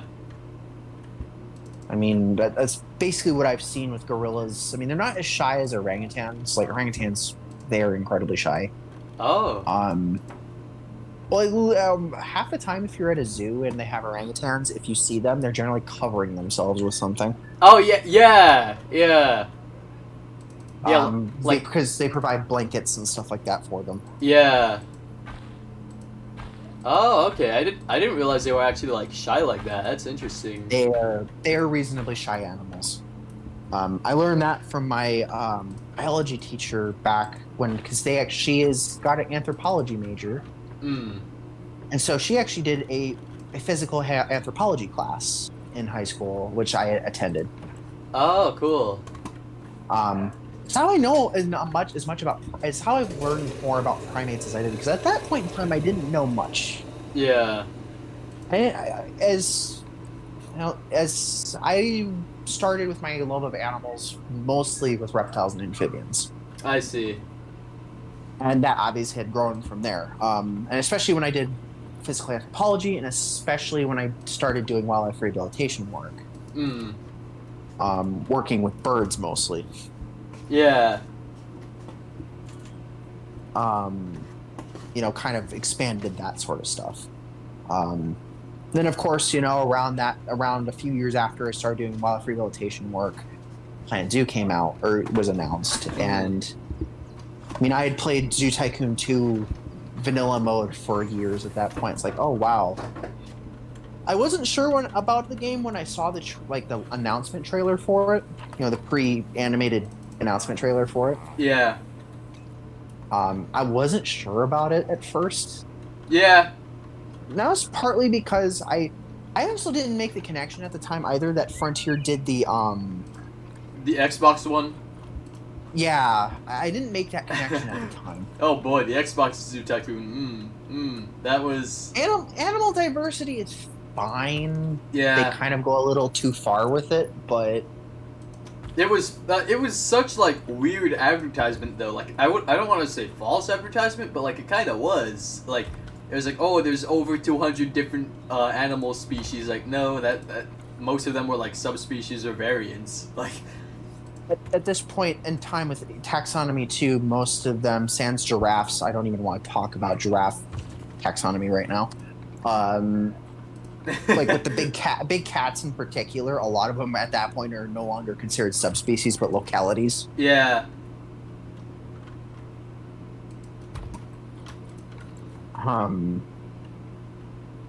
Yeah, I'm not even going to talk about giraffe taxonomies. That's still a mess. Yeah, definitely. We're still not certain how many species of giraffes there are around today, Mm-hmm. and how many of them have different subspecies or localities.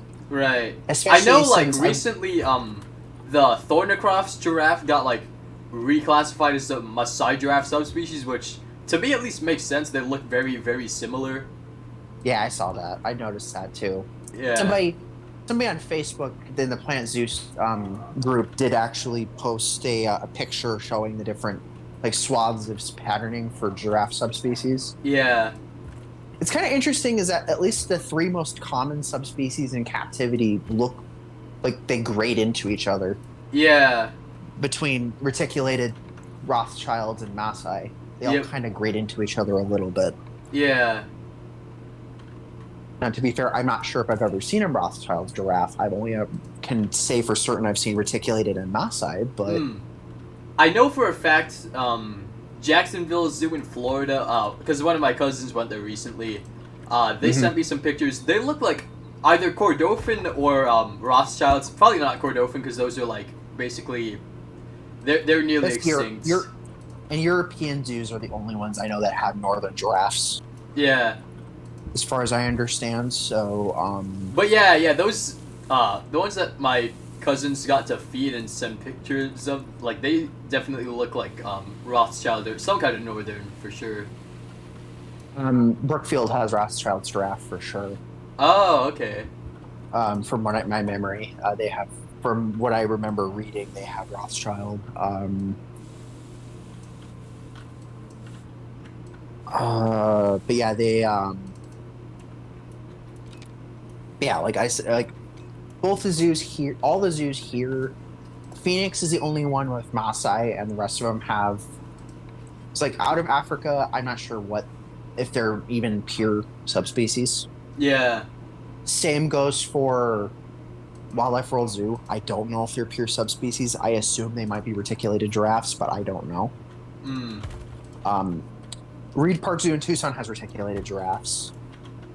And yeah, Phoenix used to have a couple of reticulated cows with their mouse, I heard, but theirs passed a few years ago. The last one passed a few years ago. Uh, So now they're down to Maasai, which is fine. I mean, they're breeding the Maasai giraffes. They've had calves every other year or so. yeah. I think like And a I couple think I years stated ago, or to you like I don't know what year it was, but like fairly recently, the Maasai was like officially classed as endangered. Because like I guess before it was like vulnerable or something, but yeah. Yeah, both of their Maasai cows have calves every other year or so. Oh, that's good. Downside is so far all of their calves have been females. So Uh, that's been interesting. It's like, why are they all just pumping out female, like you got girl calves and not any boys? It's just really weird. yeah.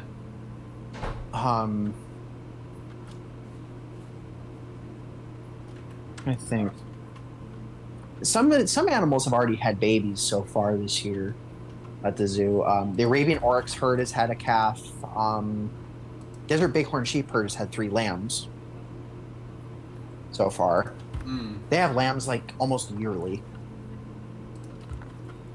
They had back to like in 2021 they had gotten a new ram, a new ram. And he seems to actually be a wild animal too. Oh.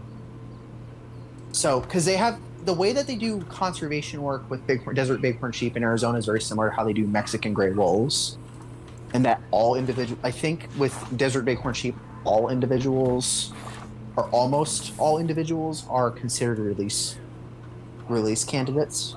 Oh, okay. Which is the same for Mexican gray wolves. That one I know for a fact. And what's going to be showing, which actually leads to something kind of interesting that zoos do that you might be wondering why and what the hell, is keepers will actually go into the enclosure with the wolves. Ah? And they do that to make sure that the wolves stay fearful of people. What? Okay, I So, guess like, that can make sense. If they see the keepers, they are curious, but they don't get close. Oh, okay. So it's basically because they don't do very much for like any artificial enrichment, and they don't do like training with them with their wolves, because because U.S. Fish and Wildlife Service basically says all Mexican gray wolves are release candidates, so they cannot be used. They cannot be used to people. So that's been kind of one of the weird things about trying to do breeding wolves and stuff like that. Yeah. It has helped though when they've done cross foster programs where they've taken pups from the wild and put zoo pups in their place. Yeah. That's worked successfully for years now. Hmm. I think we were part of the cross foster program for a while. We no longer have a breeding group of wolves, from my understanding. The wolves we have are all sisters from one of the previous litters. I see. So, it was interesting when they were actively having, when it was a dominant pair actively having pups, because that enclosure had 8 wolves in there at one point. Wait, get down from there. Oh, what? Okay. Oh, they can get up there. Yeah, no, for some reason they were like teleported up there. Like, Oh. yeah. Even better. Whoops.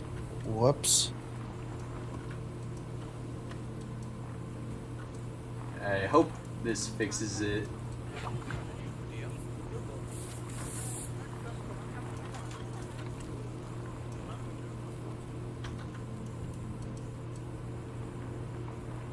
Yeah. I would personally not be doing that with things I could climb, because they would be out of the exhibit very quickly. Oh yeah, definitely. So, I know that you mentioned the possibility of a desert pack being potentially predominantly African and Australasian species. Yep. What Australasian species were you thinking might be going into that if that was the case? Probably echidna. No, yeah, I can see that. Because, Now, okay, if you think The about it, question- for some reason, you know, we've gotten all the animals that, like, have their names in the soundtrack, except, yeah, like, the armadillo I was confused about because that launch we didn't have it, but then we got it in Grassland, so I'm pretty certain we're getting echidna pretty soon. that'll be that's a much more common monotreme in captivity outside of Australia anyways. Yeah. Now, I think that's what's interesting is I think San Diego Zoo Safari Park so far has been one of the few facilities outside of Australia to successfully breed short-beaked echidnas. Yeah. I think that's why they have platypus. Hmm. Because they're wondering if they could maybe, because they have actually got a male-female pair, from my understanding, at San Diego Safari Park. I'll ask Oh. Old Country that because he's actually seen them, so he knows a little more about that than I do. Hmm. But I think they actually have a male-female pair of platypus, Oh, that's cool. so they might be trying to breed them. Yeah.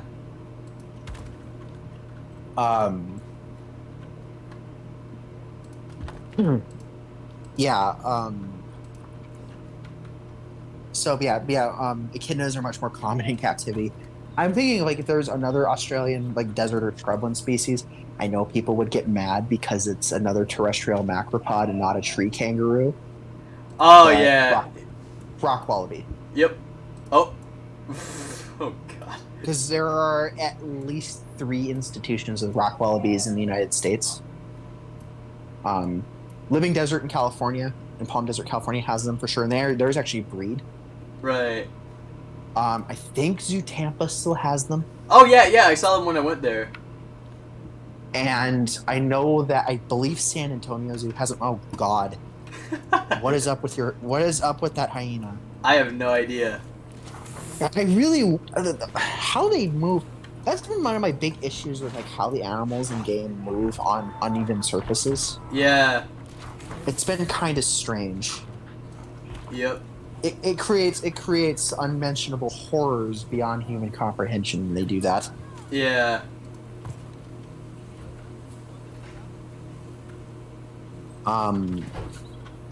What else on that? But yeah, I'm trying to think. Like I said, the only other animal I could think of that is Australian that would fit in a semi-desert type biome would be an animal a lot of people would not want because we had already gotten one of its relatives in this pack. Mm. Would be the Parenti. Oh, yeah. I'm gonna have to agree with the majority on that. Yeah. Yeah, I feel like that's a I'm little like, too close. It's another monitored lizard, so it's like I would probably not be. Yeah.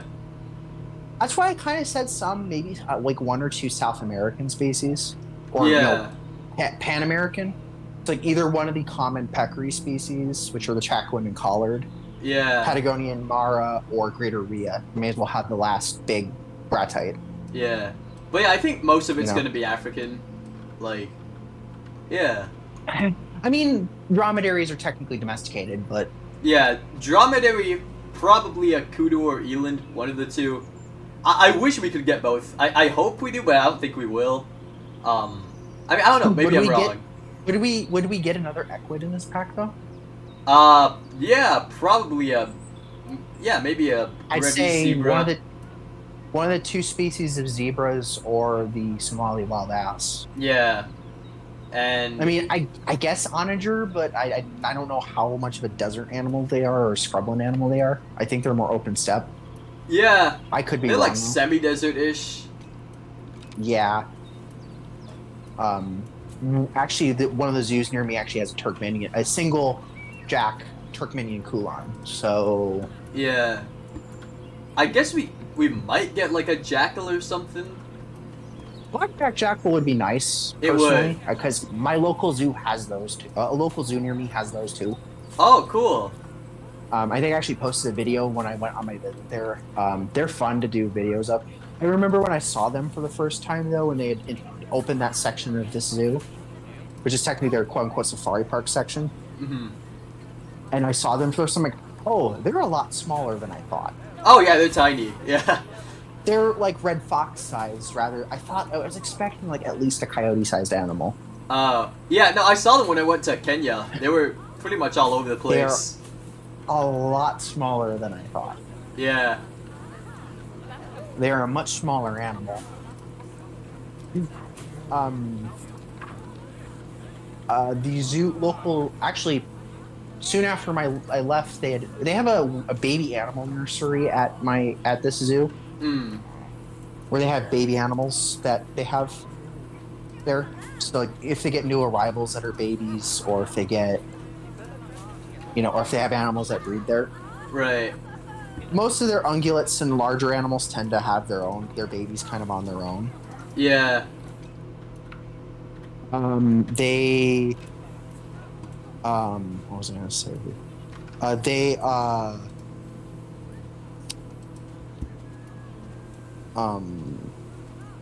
They had I think 4 blackback jackal pups in there now. From my understanding, so we now have multiple.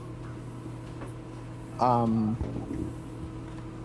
now because they've bred like almost yearly, they're jackals. So my guess is that if zoos start acquiring jackals more frequently, that's probably where they're coming from. Yeah. Because they're currently the only zoo I know of that are breeding them. Columbus has just males. Yeah. Who may very well have come from there too, by the way. Oh, okay. I know that apparently there are some private individuals that have side-striped jackals. Oh, like in the U.S.? Yes. Wow. Those are very hard to come by.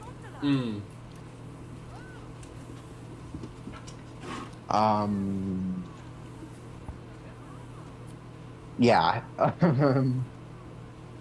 So, granted, will those ever make it into a public zoo setting? I don't know.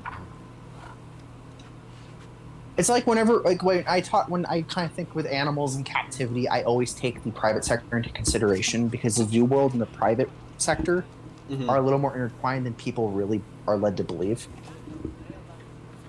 Especially when it comes to certain animals like reptiles, amphibians, and birds. It's very intertwined. So like how people like there was a debacle from the San Diego Zoo Safari Park back a few years ago. They had gotten red morph South American coatis. Oh. From a private breeder. And the problem is that the trade name for that red morph is mountain coati. Oh, and it's not actually that. It's not actually, and as you probably know, mountain coati is also a name for 2 species in a separate genus of Procyanid in South America. So that's where confusion kind of started. Oh no! Especially when they put him as the signage as mountain coati when that's not what they were. I don't think there's any facility outside of their range that has them. There are a few within their range that do, though. Yeah. So, that's kind of the thing with that. I mean, I'm lucky I live in a state where we have 3 different procyanid species. We have raccoons, we have white-nosed coatis, and we have ringtails. Right.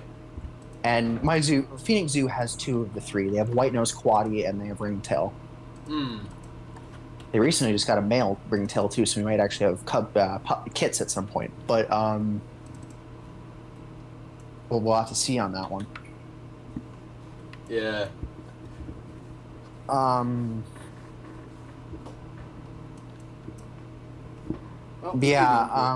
Sorry. No, you're fine. Yeah, one of my fluffy little cat. I mean, he just like snuck into my room. Hey. How long have you been in here, buddy? He's like, I've probably been in there the entire time. Yeah. and you just have not noticed. Yeah.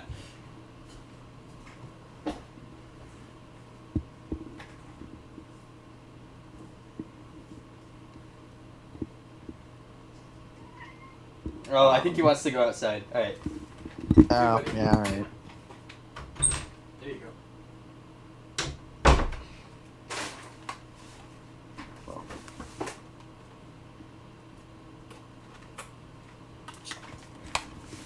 All right, I'm back. All right. Yeah, but yeah, there's not really very many, like, outside of, like, certain woodland and rainforest animals from Australasia, I can't think of other animals that could be added. Yeah. There's, like, 3 that I can think of, because I just thought of the woylie, Hmm. which is the brush-tailed bettong, Yeah. which is essentially just a tiny kangaroo, but they look like they're very small. Again, Wildlife World Zoo has those as well. So they Yeah. have Wildlife World Zoo, like, Granted- from what I've heard about that place, it seems like really awesome, like really biodiverse. some of the enclosures are hit or miss though. Especially when it comes to like small clawed otters, some of them are hit or miss. Because they bred small clawed otters quite frequently. Mm. So, like, they have one enclosure that's fine, it's decent, but they have like an outdoor area that's basically all concrete. Right. Oh. Oh. Kind Well, of, yikes. which kind of sucks. Yeah. Like, it's like no rubberized or anything. Like, at least with like Odyssey Aquarium's small clawed otter enclosure, it's basically rubberized Yeah. stuff, so that's fine in an indoor setting. It's a lot easier to deal with if you're in an indoor setting. But some of the enclosures for the otters at Wildlife World, like a couple of the other ones, are very small. Mm. Like, think the 4x4 exhibit boxes in Planet Zoo, except slightly larger. That's it That's yeah. for otters. So it's pretty for the otters. It's pretty small. It's really small, and it's like, please try to at some point make something bigger for your otters. That's not, It's not concrete.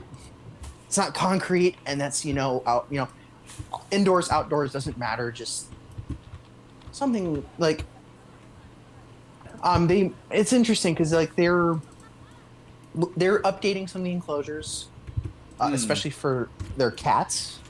Oh, that's good. A lot of their cats, so their jaguars have some new stuff. Their tigers, they have zoo tigers, so you know what I mean by zoo tigers. They're not. Yeah, like crossbreeds. Yeah, so we really well. Granted, with the tiger taxonomy, I don't know if that's even. I'll just call them mainland tigers because that's basically what they are. Yeah. They're likely a cross of Bengal and Amur, especially since they have white tigers. Oh yeah, yeah, I don't think they breed them though, at least, so yeah. that's fine. Like, my issue with the color mutations with cats is that they're selected for in captivity, Yeah. which causes problems. Yeah. Like, for some reason, people say like, "Oh, you're so cruel for having white tigers." Like, what? That's not necessarily how it works. It's different to have them on exhibit and different to breed them. Yeah, exactly. It's the same that goes with melanistic leopards and jaguars. Right. Now, keep in mind that there is now a few melanistic Amur leopards floating around. Oh yeah, I Is saw one it at San right now? Diego. Yeah, they have a Mystique at San Diego's, a melanistic one. They have a couple. It had one at Connecticut's Beardsley Zoo as well. Oh, I cool. was born there. So, they occur naturally, Yeah. but it's like, It becomes a problem when you start selectively breeding them. yeah, then it becomes a problem. Yeah. Well, Reed Park Zoo my last visit, the Reed Park Zoo, she passed away after my visit, but they had a elderly melanistic jaguar. Mm. So, like, that's not an issue. Like, if you have them on display, just don't selectively breed for them. Yeah. Because then that just becomes a whole nother... It's the same thing I have with people keeping reptiles, and especially with, like, ball pythons.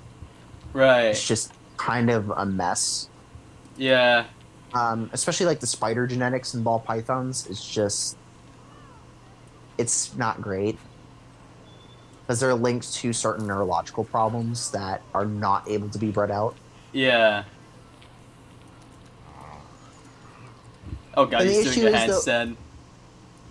Oh no. Oh, it's. I feel like when they move down things like that, then it's never mind. Yeah. Never mind. Never mind. That was a little. And it's weird that weird like hippie tap step thing that some of the animals do in game too. Yeah. Oh, they're grooming each other. Oh, is this a social? Oh, it's a social. I think it's mating. Oh, this is the mating animation. Yeah. Okay. Because like the social one, or one of the social ones at least, is like they're jumping around each other. Like I don't know why that is, but I mean, hey, it looks cool, I guess. Okay. Yeah, I mean that's fine.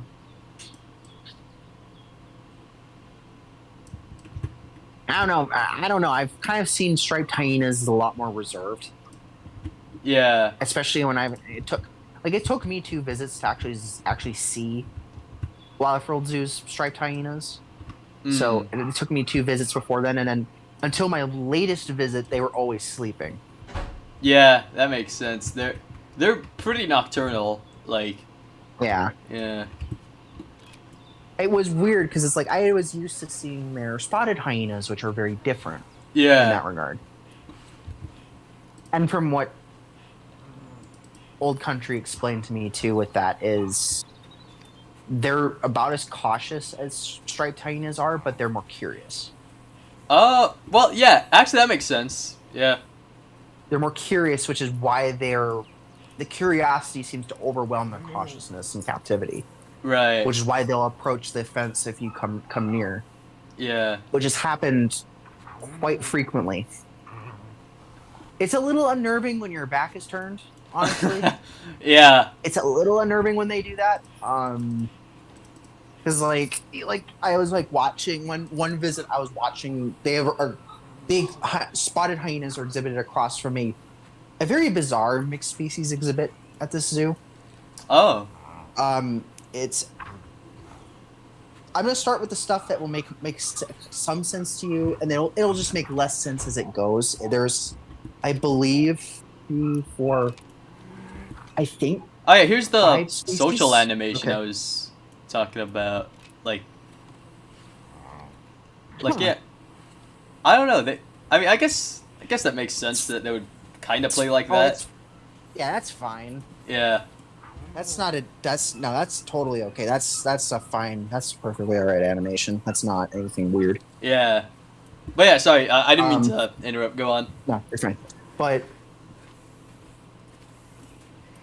at my last visit, it's Sitatunga, Abdim stork, Demoiselle Okay. crane, ring-tailed lemur, because there are 2 islands in there. Mm. Ring-tailed lemur, brown capuchin, Mm-hmm. and capybara. Oh, what a wild mix. What? Yeah, Some African, It's some because- South American. Like what? yeah, and then Demoiselle are I think Asia too, but Demoiselle crane I think is Asia too. I think they're Africa as well, but I'm not totally sure on that one. Yeah, I know some storks. I think the white stork it flies all the way from South Africa to like Europe.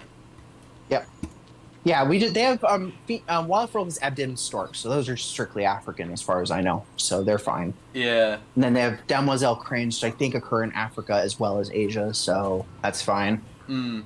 Yeah, then you get to ring-tailed lemur, capuchin, and capybara, Yeah. and I think the only reason they have a capybara is because it's a male, Oh. and it was a male that was born there. so they didn't want to start any fights between him and his dad. Oh, So that's why he's in there. yeah. But that's the exhibit across the way from the spotted hyenas, across the path. Oh, interesting.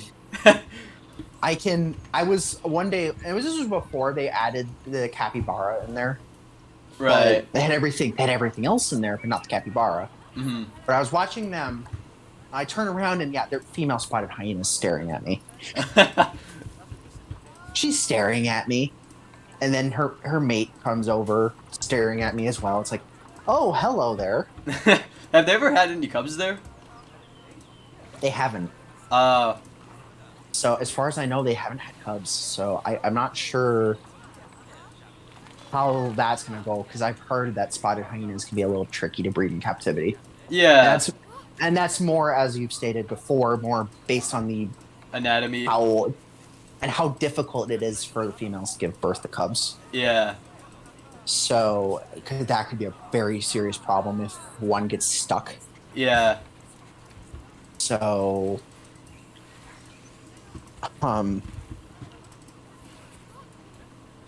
I know that they might have a little more luck with striped hyenas, but Yeah. because they don't have some of the weird adaptations that spotted hyenas have, as far as I understand it. Yeah, no, they don't. Yeah, that's what I figured. I wonder if the cave hyena had that, because, like, that's genus Crocuta. I would assume that Crocuta probably, just as a general, that might be a baseline. Yeah. Especially since it seems like cave hyenas were social too. Yeah. Were highly social too, with like spotted hyenas. Yeah. So,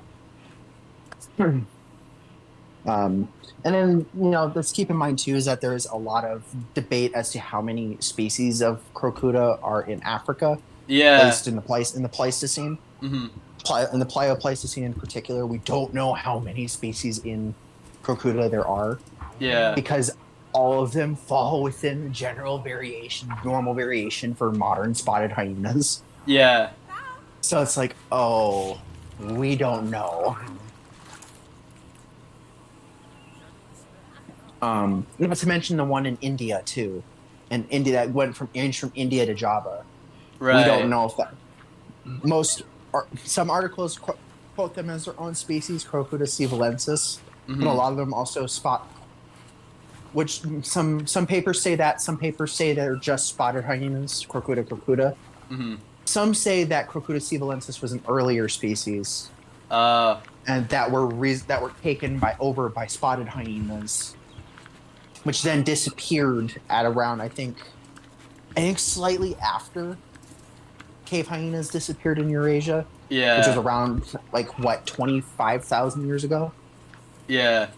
And then I think they disappeared a little bit later, kind of more in line with a lot of other megafaunal extinctions elsewhere. Yeah. At the very end of the Pleistocene, which then also further facilitated the spread of striped hyenas into that part of Asia. Hmm. Yeah, I think the issue with like people don't realize how adaptable. Like spotted hyenas are incredibly adaptable, but they do just still need some open habitat. Yeah, like, they can survive in, like, jungle and stuff, but, like, they can't really compete there, is the problem. No, well, no, because they can't. It's harder for them to go after prey. Yeah. Because prey can easily avoid them in forest. Yeah. Like, I heard the ones that And- live, like, alongside the Congo, they actually specialize in hunting larger prey, like bongos and stuff, and, like, forest Ah. buffalo, which are smaller than Cape buffalo, but still pretty big. And yeah, and that's probably because a lot of their smaller, more accessible prey like Sitatunga and Dikers. Yeah. and like Red River hogs are much harder to catch. Yeah. Not to mention the rest of the biomass, like primates being up in the trees.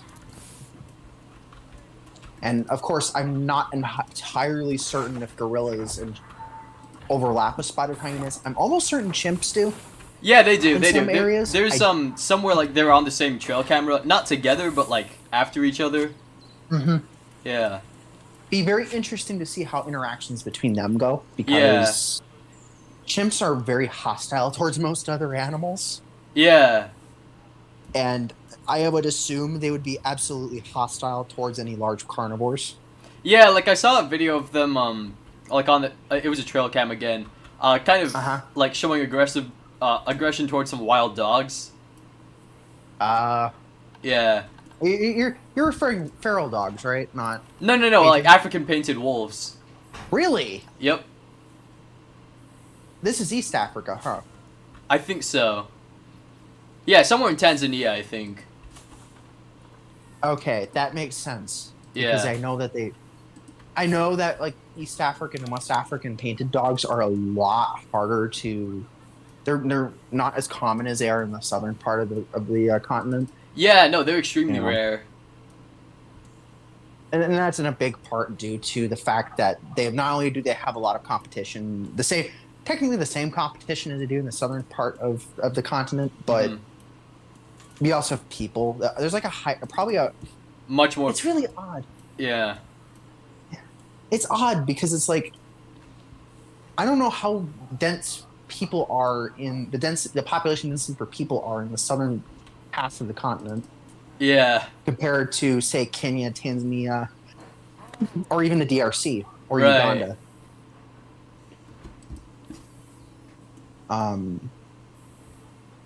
Painted dogs seem to actually be fine in open woodland compared to hyenas Yeah. as well. Mostly because like it's based off of southern Africa where they prey a lot on impala, which prefer open woodland. Yeah. I mean, they also prey on Nyala on occasion, but as you saw in the one video that I shared with you earlier this morning, Yeah, Nyalas are tough. bull Nyalas in particular are very tough animals to try Yeah. to bring down for painted dogs because they are willing to stand and fight. Yep.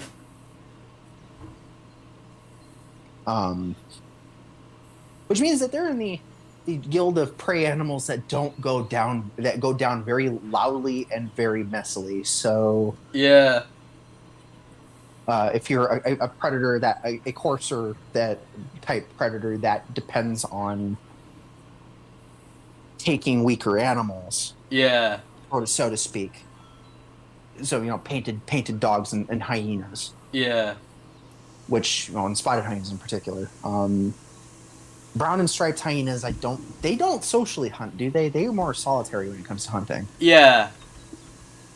Because I know that striped hyenas spend most of their time in bonded pairs or alone, like aardwolves. Yep. But brown hyenas tend to kind of be intermediate between striped hyenas and spotted hyenas in that they have a loose. Yeah, their loose social clan lives. system. Yeah, their social life is centered around the den, basically. Like they'll have Mm-hmm. multiple females sharing a den. There is a bit of a hierarchy among them, but Makes sense. yeah, yeah. Other than that, couple- they're mostly alone. Like they I've seen a spend most of the couple time of solo. I've seen a couple of documentaries focusing on brown hyenas, so it's like Yeah, it's interesting because they're very different from spotted hyenas in that way. They're also, from my knowledge, different from striped hyenas. yeah, Might be why striped hyenas are more successful than in other parts of the world. yeah, I mean, still not totally certain why, because like until relatively recently, the Sahara was green. right.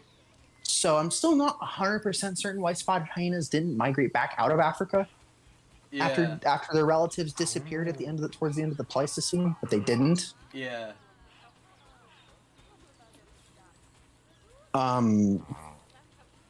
Like this is really really interesting. Just trying an interesting thing about that.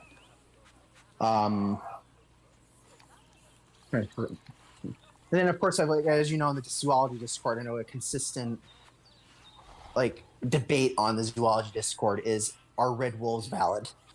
Oh yeah. Oh yes, yes. The female striped hyena finally got pregnant. Oh, finally! You Yeah. get to see some cubs. Finally get to see some cubs. I didn't remaster the cubs. I think they're like fine. Like Oh, cubs are fine. Yeah, Yeah. I just the adult, Mhm. like the face looked like really cartoonish and dog-like to me, you know. But oh, even the animal like the original model of Yeah. the face, like prior to Frontier fixing it, yeah, it was just kind of strange. I feel like for that one they were going off like a really, really old individual, which I could kind of see with like That the makes sense. wrinkling on the face. Yeah, that does make sense if it's based off of an elderly animal. Yeah, But as far as like a healthy like prime adult, yeah, no, that doesn't work. Yeah, I was trying looking back at some of the stuff I had from my last visit of the pair, because their pair at Wildlife World is rather young. Yeah. They're at least, I think, less than 5 years old, from what I understand. Right. So Oh, I don't have any mechanics at my zoo. That's kind of a problem. that's gonna be a problem with barrier dilapidation. Yeah, that's that's how I found out. Did somebody break out? Nope, but it notified me, so that's good. Let's see. Trying to think. Anything. I know. What was? I mean, you've been.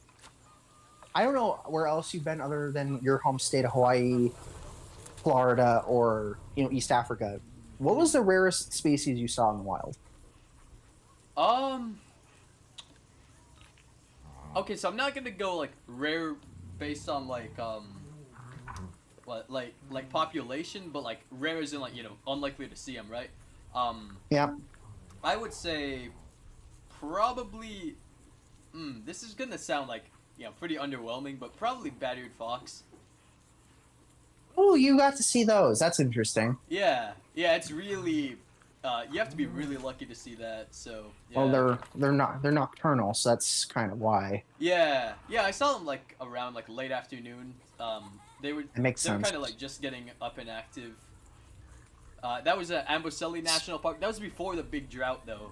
Like Oh. Yeah, apparently. Well. I wasn't even aware of it until recently. There was a huge drought. Like Amboseli used to be so nice and green, but like there's just been no rainfall at all for like pretty long time in most of the park.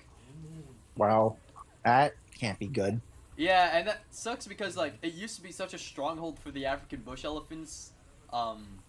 So yeah, Well. that sucks. And I did see actually I think 2 great tuskers when I went there, which was Oh, really wow. spectacular. Yeah, those are getting a lot harder to come by as poaching and age is kind of taking its toll. Yeah, like I think one of the ones that I did see, like it was announced that he passed on because like not Yeah. poachers, thankfully, just old age. Just age, yeah. Yeah.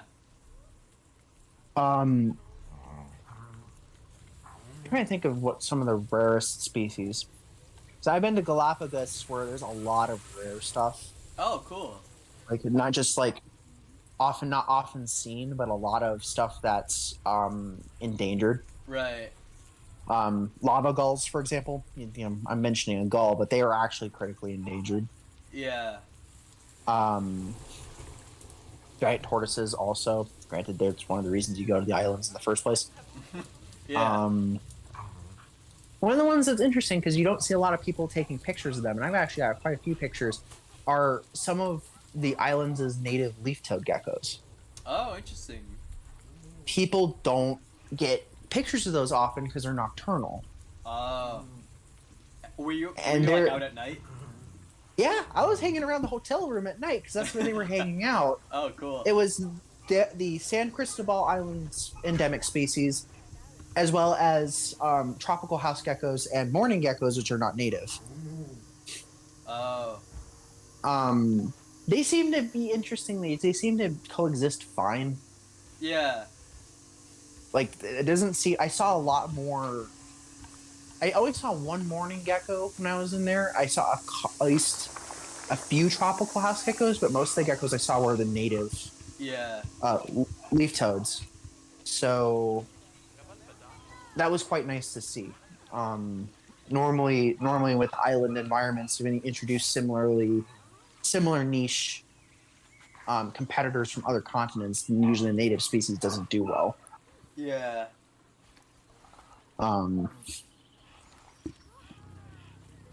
Yeah, we saw, and then trying to think for in the United States, what interestingly rare things have I seen and uncommon things. It's kind of hard to gauge. Yeah. Have Due you seen to- wild like bison? Because like I know they're not I'm super rare, but like they're kind of like slowly coming back. because I've not been to places like I've been by places where there's bison, like Badlands National Park Yeah. in South Dakota, and some of the state parks in Minnesota where they have managed herds of wild bison. And I was also a stone's throw from Yellowstone National Park when I was in Wyoming, but I didn't manage to go to that because we didn't have time when I was there because I was heading home from Minnesota, and we went the way through Wyoming. Right. I have seen. See, try to see what. I think what interesting stuff I've seen. I mean, they're not rare in Texas. There's a lot of people, Old Country, for example, would know this because he sees them frequently. I got to see when I was on my last Texas visit, I got to see my first wild living 9-banded armadillos. Oh yeah, yeah. And it wasn't I've, just. Oh, go ahead. It wasn't just one. I wasn't just one though. I saw two at once. Oh wow. What I'm thinking is it was a male. It was around like late spring. I think it was a male chasing a female around and attempting courtship and not succeeding. Oh. You're watching him just follow around. Hey, the hyena cubs look fine. Yeah. No, they're not bad at all. I think those are actually, in fact, those might actually be the original model for the cub too. Like not even like. Yeah, definitely. I don't think they were changed. Yeah.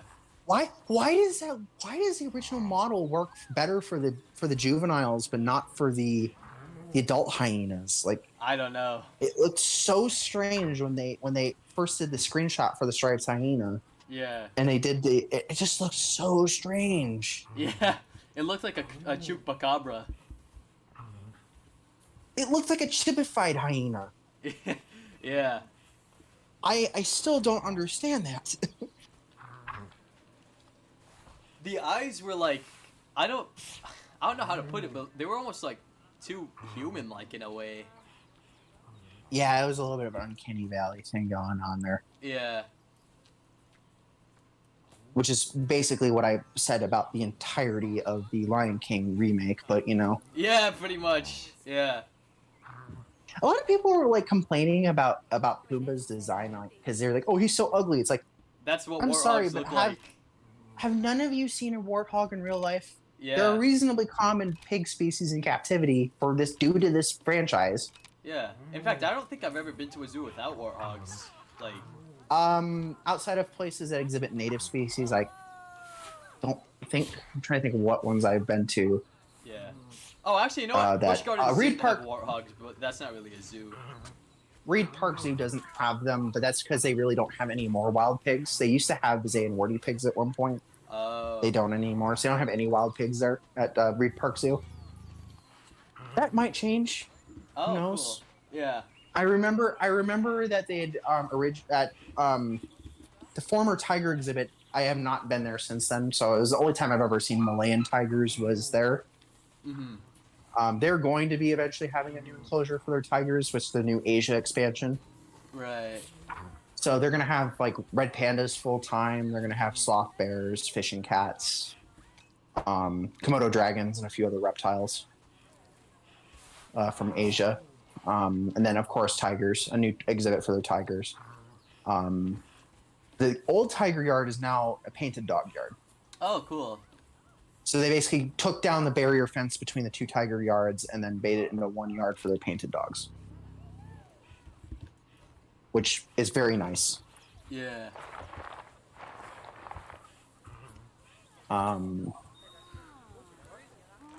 But yeah, they're the only one I've been to so far that hasn't had any suines. It's not just like pigs, but also peccaries too. Oh, yeah. Because San Francisco Zoo doesn't have warthogs either, but they do have Chacuan peccaries. Oh, I see. Wait, what family of peccaries in again? Like, Tayasuidae. Yeah. So they're supposedly they're a family. I think they're a family that originated in the Old World, but again, we also have potential members from the Eocene of North America. Percoeris is a pretty questionable animal right now, whether it's a peccary or not. Uh, yeah. Um, what was I trying to say here? But yeah, they're the only. So,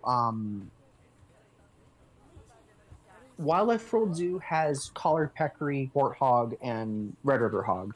Mm. Phoenix Zoo, it has warthog, collared peccary, Chacoan peccary, and coming soon red river hog. And Visayan warty pig too. Forgot about those. Oh, nice. Visayan warty pig as well. So I forgot about those. And what else? Out of Africa, I believe has both collared peccary and warthog. Mm. Arizona has just warthog or has just collared peccary. I see. Texas zoos I've been to. Animal World and Snake Farm has just warthogs. Cameron Park Zoo, I don't think has any sea lions. They used to have collared peccaries until they had an incident where their white-tailed deer buck killed both of them. What? Yeah, Wow. yeah. He was in rut and he managed to gore both of them to death. Yikes. Yep. Yeah. Wait, what kind of that's pig why you was need that? to be. I'm sorry. There's collared peccaries. Oh, okay. Wow. They had two collared peccaries that they used to have them with their turkeys and white-tailed deer, and then their buck managed to gore both of their peccaries to death. Oh. Yeah. And then Dallas has, I think, just red river hog and warthog. Yeah. I actually do think then- we're gonna get a peccary, like, before the game's lifespan ends because, I have a. yeah, they're gonna the be like- folder is called peccaries for the pig rig. Like, Interesting. yeah. I have a feeling it's gonna be. Gonna be collared peccary because that's like the highest one on the meta wish list, Definitely, yeah. which is fine because that's one I can use. Yeah. I can use. I can use Chaplain peccary too, but because like my local zoo has those as well, and those actually bred last year. So we had lots of little babies.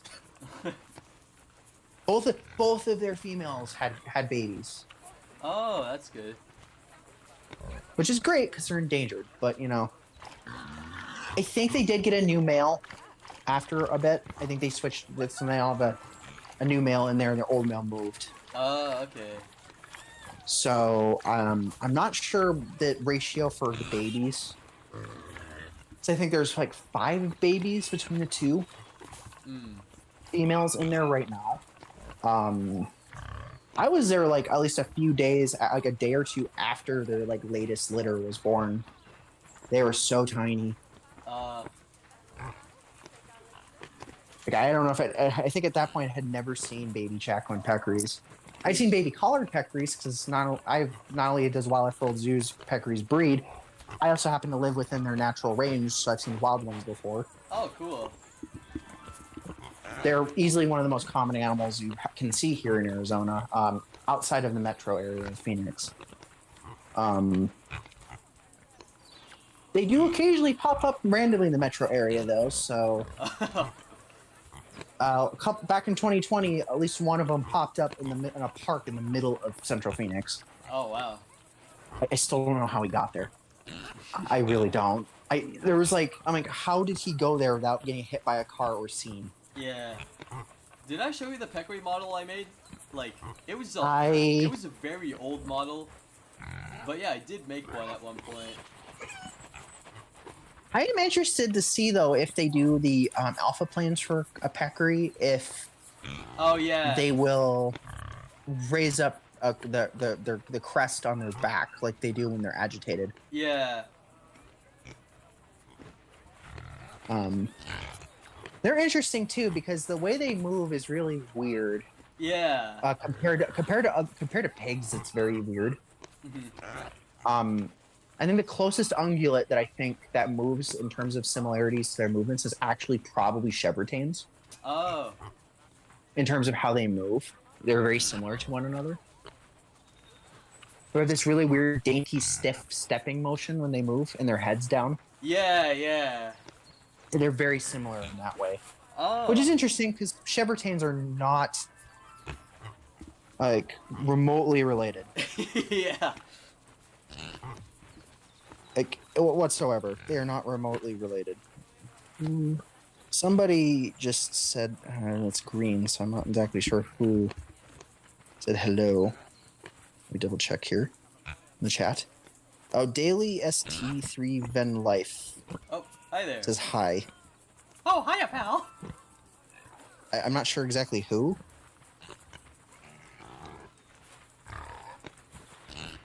They say hi. So All right. yeah, trying to think. So I'm trying to think also of like, because if they do a deserts animal pack, it's like, so there's a few antelope they could add from Africa that Yeah. are missing. So like not like going beyond just like kudu and eland. I'm thinking like Ibex. smaller species like dick or klipspringer. Oh yeah, yeah.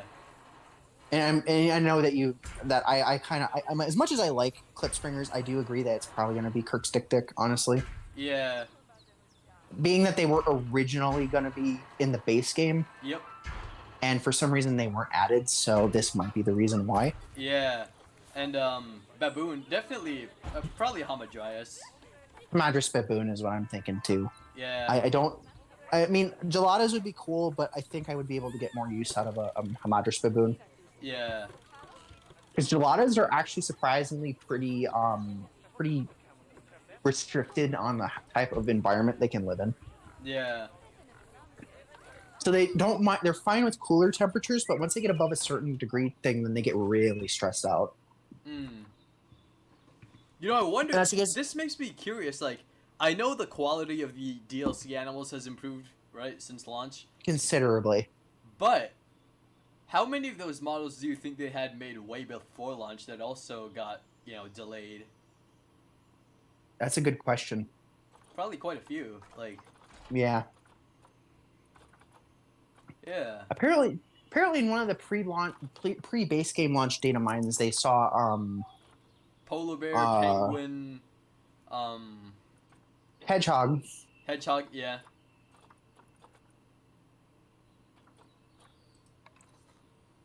Yeah, so it's that's why I'm just kind of interested. It's like what are like I'm like if they do like a hedgehog, it's like what species are they gonna add? Yeah. Like a European hedgehog's gonna have no use for me, Yeah. unfortunately. Like if it's maybe long-eared hedgehog, then maybe. But like if it's like the domesticated four-toed hedgehog, then yeah, that'd probably be the most well-known one. Yeah. As you know, I know people personally that have them as pets. So Yeah, I was gonna say, yeah, they probably just had the one everyone keeps as pets. yeah, it was just technically domesticated four-toed Yeah. hedgehog. I know some people say they're hybrids, but I'm not sure they are. I think they're just semi-domesticated. I see. What are you adding in this enclosure? Actually, so this one's gonna be a test. I'm gonna try, like, okay, I don't know how to format this, actually. Okay, how the heck would I... No, maybe that would be in the back, and then... Like, you know how zoos have those little holding areas, right? Uh-huh. Yeah, I'm gonna try and replicate that. I don't know how to format it, really. Like, I've never tried that before, but I guess you'd have, like, It's that in the back or something. yeah, it's a lot easier to do in Sandbox. Yeah, alright, yeah, we're gonna try that. Yeah, it's a lot easier to do in Sandbox when you're doing exhibits for animals because Yeah. a big part of the reason is you can disable escapes. Yeah. And also you don't have to worry about guest viewing. You don't have to worry as much about animal welfare. Yeah. You know, Because I know some zoos, like, they let you, like, view the holding areas pretty much. And, like, yeah. I know what I did in one of my older builds when I did like a dual one for both aardvarks and meerkats. Mm-hmm. And I did something kind of like that where they had their indoor holding visible. Yeah. The issue is that the aardvark hitbox at least is garbage. So yeah. So it had to be, like, um, too big. It's a little rough to try to do a proper one, especially if like you're doing like a cave type, like a burrow type thing. Yeah. without using the actual burrows, which is like with some of them, it's like, do I really want to use the actual burrows? Because I'm like, maybe not. Right. I mean, I might like in a future build with meerkats. I might, Mm. and prairie dogs as well, just because it's like it's kind of more realistic to not see them for like to not see the entire colony for a period of time. I see. Like I don't think I've seen the entire prairie dog colony at the Phoenix Zoo. Like I always see a few individuals at a time because most of their animals are underground.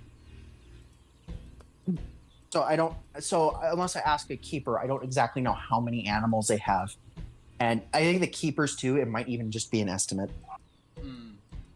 just because like especially their prairie dogs, they breed like yearly. Oh. So like almost every year, I've seen pups. Right. Oh, that's cool. So it's like, and it makes me just kind of curious of how they're going to do things with meerkats because like they have artificial burrows set up Right. for theirs, but they also have deep soil in their enclosure Yeah. to facilitate digging. So it's like, and again, I'm also uncertain too as to if it's going to be just meerkats too. Yeah. Because there have been some rumors that they might be putting an aardvark in there too. Hmm.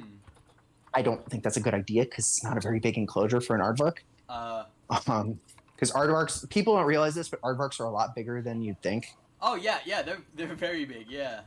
They can easily weigh up to 100 pounds. They're very large animals. Yeah. They're a lot bigger than you'd expect them to be. Yep.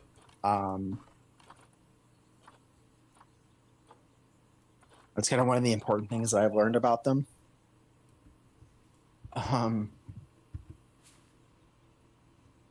So like that's what's kind of like prevented me from like doing like just a mixed species exhibit for aardvarks and meerkats because they do have interspecies enrichment in game. Yeah. But it's like I kind of want to do something different with aardvarks though. So Maybe have like a section where like the aardvarks can go, but then the meerkats can't follow because they're too small. Like I don't know. That's what I would do. that's gonna be kind of rough though. It's like Yeah. how would you do that? And that's the thing. It's like that's why I prefer just kind of keeping them separate at that point. Right. Not to mention the fact that meerkats just are violent little jerks, Oh yeah. especially towards each other. Do you think they would Not attack so much- an aardvark though? Like. No, they're usually not that problematic towards other animals unless it's something like a bird or something that they could potentially eat. Yeah.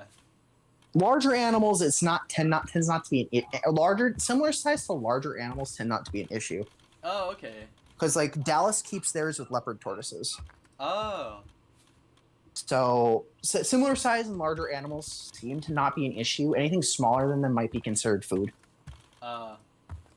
There are some zoos that keep in Europe that keep meerkats with Cape ground squirrels.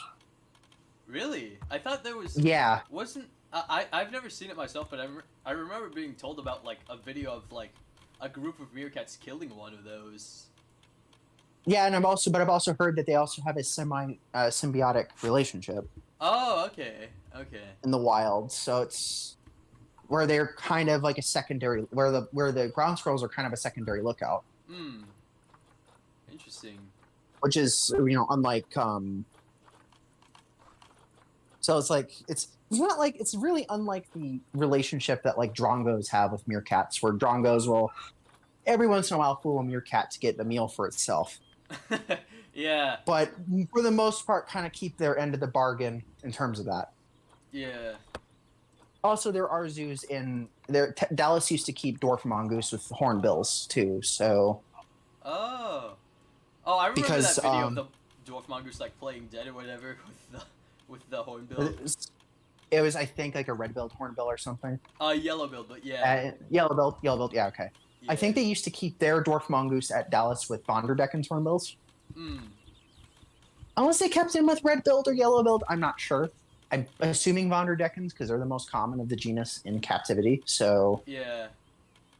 but those other two species I mentioned are found in zoos as well. So, Yeah, my local zoo has like a pair of red bills. Yeah. I don't know what So species actually, of red-billed they are, because like apparently there's a bunch of those. they split them relatively recently, so Yeah. that's anybody's guess. Um, Wildlife World Zoo has Von der Deckens, but they also have African gray hornbills, Oh, cool. which are in the same genus. They are very cool looking. Oh, something Gray else. hornbills. Something else I want to get for Planet Zoo eventually is like ground hornbills, like southern ground hornbills. Oh yeah, those would be nice. Yeah. They would be a cool bird that you could basically use anywhere, Yeah, pretty much. just provided you don't use it with things that are smaller than them that they could swallow. Yep. And as my local zoo learned the hard way, don't put them with marabou storks. You have to be very careful what you put with marabou storks, Yeah. because it's like if it doesn't eat the animal, it could potentially be killed by them, Yep. by their roommates. Because from what I've heard, a lot of zoos are like a big reason that marabou storks get killed is due to hoofstock trampling them. Oh no. Yeah, so you have to be a little careful with that. Hmm. Which means, decent space, areas where the birds can go that the ungulates can't. Right. Doesn't seem to be an issue at the Phoenix Zoo because they have a single marabou stork with their grubby zebras. Oh. They don't seem to have a problem. They don't breed them anymore. They used to breed marabou storks there, and they used to be very successful at it. Oh. But they don't anymore. It's like here's another interesting bird ungulate interaction at the Phoenix Zoo too is Cory bustards. Phoenix Zoo used to have those. They don't anymore. They used to actually breed them until recently too. But they don't have them anymore. Oh. They phased them out. But Aw. they couldn't. They were never on exhibit after a certain point because they started getting aggressive with their Garanucks. Oh. Yeah. So especially their male Cory bustards getting aggressive with their Garanucks. And so that's been kind of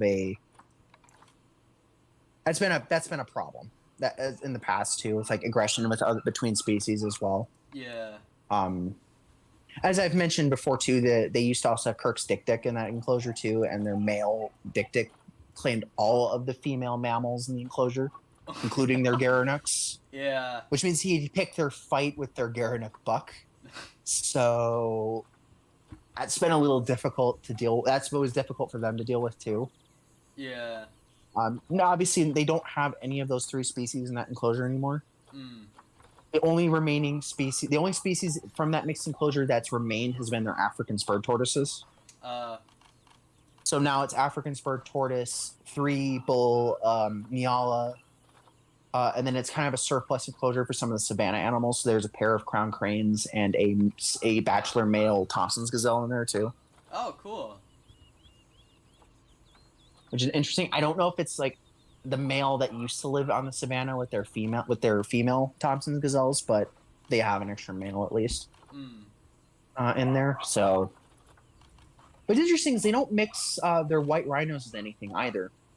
So they used to have their old female white rhino half ear. They used to have a group of Speaks gazelles and a pair of Egyptian geese with them. Right. They don't anymore because now they have Howie and Lulu, and I don't.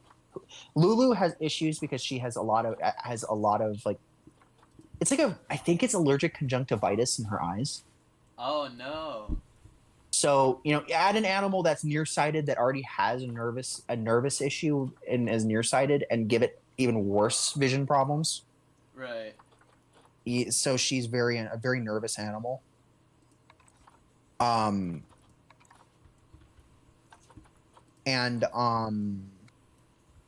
Let's say, but yeah, and then Howie's a bull, so it's like you don't know how he's going to act towards other animals in a small, especially since the white rhinoceros enclosure at the Phoenix Zoo isn't the biggest out there. Yeah.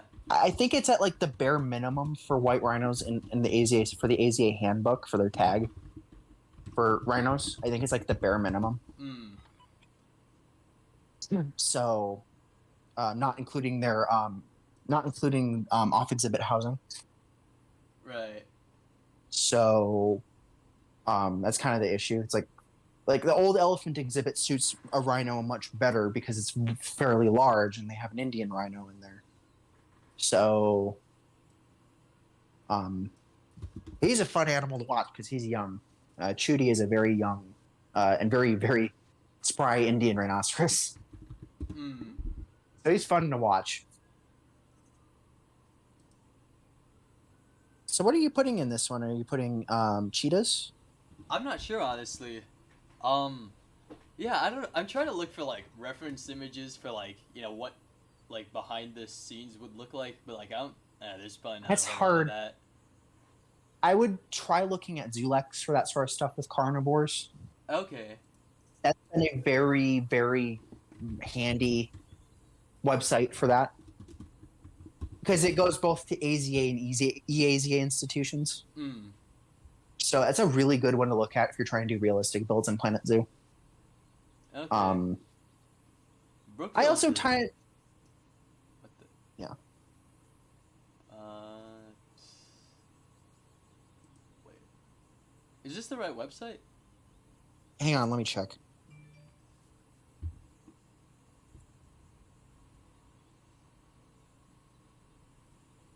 Okay, it's zulex.org. Oh, okay, yeah. It's not .com, it's .org. Got it. Oh, they have... Ooh, they put Burger's Mangrove on their last month. Oh, that's cool. That's one of the indoor complexes at Burger Zoo and where's Burger Zoo? Somewhere in Europe. Oh, okay. For Burgers Mangrove, yeah, but you can look up. You can like search like by like they have like key terms for like all the species. So I've like looked up like giant otter. I've looked up clouded leopard, stuff like that. Okay. Let me look up. See, I can look up Fusa, see if there's anything on there. Oh yeah, so yeah, Singapore Zoo, Chester. So they have like one for like Singapore, Chester for like Fusa. Maswala Rainforest Gallery and Burger Zoo as well for Fusa, I think. Yep. Yeah, they have Fusa in the Maswala Rainforest Hall. So, you can like look up like cheetah, lion, Yeah. things like that too. And it'll give you good they'll give you some photos of the background, but they also give you the architectural blueprints too. That the architectural companies that build these exhibits tend to present. Hmm. Those are public access, so generally, I think they're also usually attached to the AZA and EAZA tags for certain animals too. Oh, okay. So it's kind of that's something I've had to learn how to utilize with the internet is like utilizing how to find good like things for that. There was a few of them there's also another European website that talks about that kind of discusses like mixed species exhibits in zoos Oh, okay. and what's been worked, what has been attempted, if those have been successful and stuff like that. It's like Colchester Zoo used to have lions with meerkats. No one can take any. No one will guess wrong as to what happened there. I see. It's a bunch of happy and rich lions and a lot of dead meerkats, unfortunately. Wow. Yeah, that did not work. What did they do? Did they just watch The Lion King and they were like, oh, let's try that? Like. Well, they were hoping that the meerkats would have burrows and stuff, and they would be able to bolt the cover faster than the lions can grab them. Oh no. That isn't a good way to do that, since lions are big, but they're still cats. Yeah, they're still very fast. They've still got a lot of good reflexes because they're cats. Yeah. Because just be very aware that might be a problem. I think one zoo, Henry Dorley used to have Arctic foxes with their polar bears, so where Oh, the foxes. I don't remember if the bears managed to actually catch a fox, but it did not go well either. Because they also had a system of bolt holes for their foxes. Hmm. I don't know how well that worked. Which is weird because the bear fox mix works in some instances. Oh. Oklahoma City Zoo has a red fox with their American black bears. I see. And a few zoos in Europe have sloth bears with Corsac foxes. Man, sloth And bears, also- I thought, I didn't even think that would be a good idea to mix with anything, because sloth bears are, very aggressive. More to things they perceive as threats. Oh, So basically, any predator, which includes people, unfortunately. yeah. But like there are zoos that like there's a couple of zoos that mix them with golden jackals and golden wolves. Since prior to they were introduced to the exhibit prior to the split between the African and Eurasian species. Right. So the golden wolves, which used to be thought as African populations of golden jackals. So technically, zoos mix soft bears with the golden wolves because of that. This is Unfortunately- really strange, this enclosure I found. Like, apparently this used to have hyenas, and then now it has, like, wild dogs or something. Interesting. That would work. Yeah. I mean, you'd have to be careful with sharp corner. I mean, you'd have to be careful with sharp corners in an enclosure with hyenas too, but Yeah. especially with canids, because sharp corners they can brace with both their limbs like on both sides of the corners and shimmy up the enclosure. So Yeah. Yeah. square enclosures aren't really a good idea for canids for that reason. Yeah.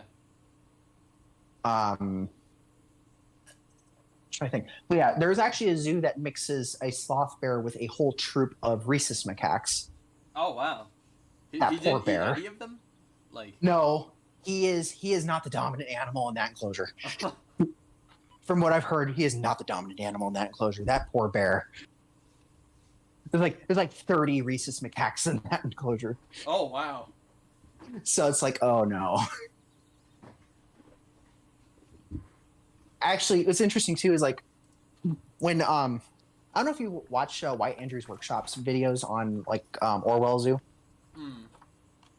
He did one recently where he did a mix of Hamadryas baboon and Nubian ibex, Oh, okay. which works. And zoos actually do this. They actually have Hamadryas baboons with ibexes. Yeah. I did mention though that if he's going to have ibexes, he probably should just have males, because there is a very big possibility that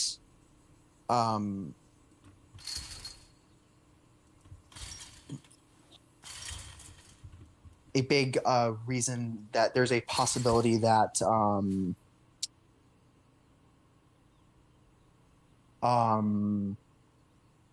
baboons will prey on the kids.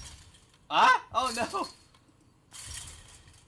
Oh. So that's why you have to be careful with like baboons, because baboons can be predatory. So That's true, kind of something yeah. to keep an eye. That's something to kind of keep your eye on with that. Yeah. Geladas, that's not a problem because they're grazers.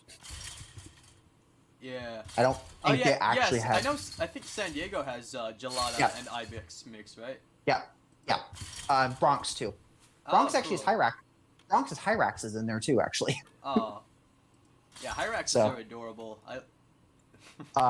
Wildlife World Zoo also has rock Hyraxes, and I've been hoping Phoenix will get some for years now. Yeah. Because they're very nice, very cool animals. Yeah. Yeah, Phoenix Wildlife World Zoo has a breeding group of Hyraxes, so they actually have at least yearlings in their enclosure right now. I'm just basing that off of size because they're quite a bit smaller than the adults. Hang on 1 second, I gotta go do something real quick, so I will be muting. I will be right back. Alright.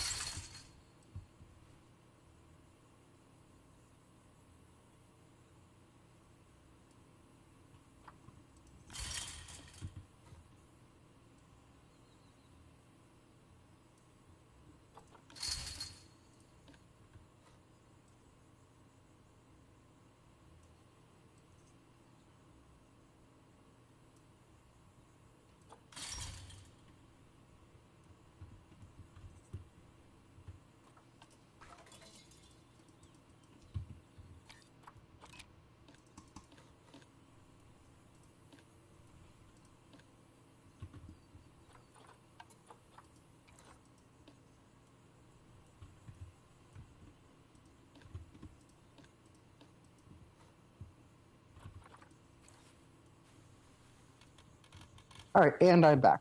All right. All right. Well, so what were we discussing? I think we were discussing hyraxes and zoos. Yes. So I think San Diego has 2 species of hyrax, right? Yep, tree and rock. Yeah, I think it's like the yellow spotted hyrax, right? That's the tree hyrax that they have. I'm not sure.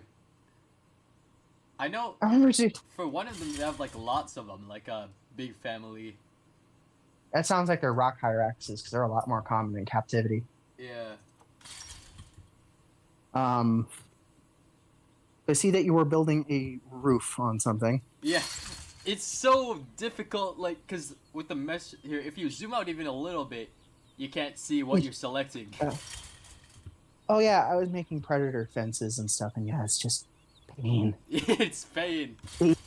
The render distance Yeah. is really bad for the mesh pieces.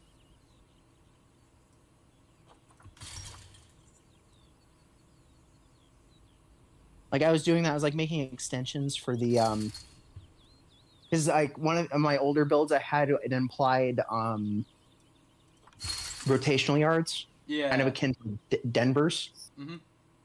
So spotted hyena, lion, and painted dog. Yep. And yeah, trying to do the implied open top predator fences for them. Man, that was such a pain. Yeah. Now I think I have a better idea of what I'm going to do in my newest build, and how I'm going to be able to do that. Is that I'll be able to do implied stuff like that a lot easier. Yeah. Oh, that's good. Yeah, I don't know if they're going to be able to do shifting in Planet Zoo for shift exhibits like that. Yeah, that'd be really cool though. It'd be very cool, but it'd be very difficult to implement, unfortunately.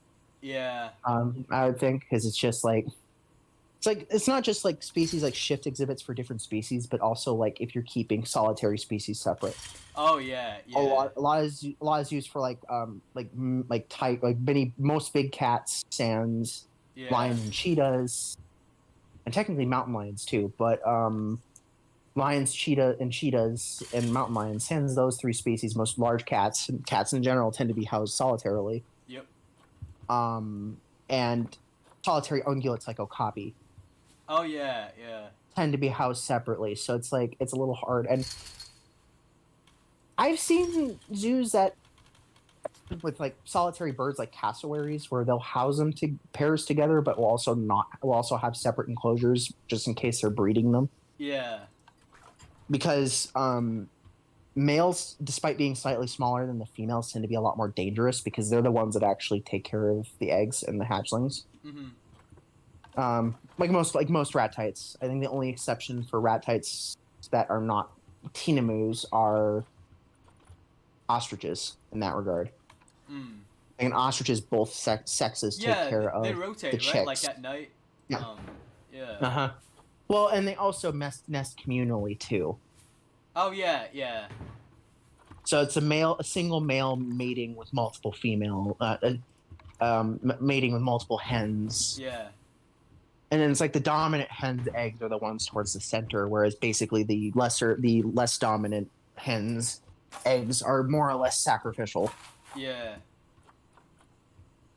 They don't actually, because because like you see a wild ostrich nest, and you look like it's like, how is one female laying that many eggs that are that large? And Right. realizing it's not just one hen that's laying eggs; it's multiple animals. Yeah. It's multiple females laying. They're unique among rat tights for doing that, and actually pretty unique among most birds in that Yeah. regard. What was I trying to think of? But like all the other species that I know of, emus, cassowaries, rheas, and kiwis, it's always the male that does all the parenting. Mm. So they don't communally parent like ostriches do. I don't know how tinamus do it. Wait, what's a tinamu? Tinamus are the only group of ratites or paleognaths that can still fly. What? That's a thing? They're very they are. Many zoos. There's a few zoos have. There's at least I think 3 separate species in the U.S. that are in captivity. I've only seen one of them. which means that kiwis are the only rat types I've ever seen. But tinamus look very much like pheasants, I but they're see. technically rat types, actually closely related to moas, Oh. which is ironic because they're the only rat types, or paleognaths is the proper term. The only paleognaths that can fly. Moas didn't have wings at all. Oh yeah. Wait. They didn't like at all. Like, Nope. Their wings completely atrophied. Wow. They have been on New Zealand for a very long time. Yeah. You know that because we have unnamed moa remains from the St. Bathans fauna in the early Miocene, like 19 million years ago, that already do not have wings. Oh. So they've been on New Zealand for a very long time. I see.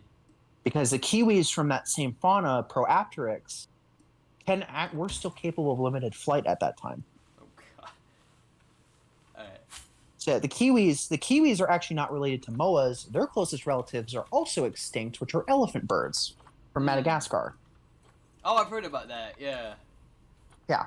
So yeah, that's why rat type seems to be kind of an outdated name Right. for these group of birds because tinamus can fly, and tinamus don't have the namesake breastbone that the other rat types have. Oh, okay.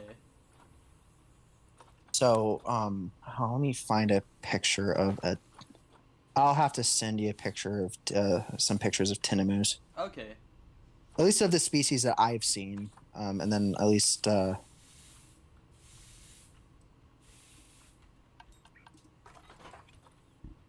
So I've seen elegant crested tinamus in captivity. Just to add some photos of them. They're very interesting birds.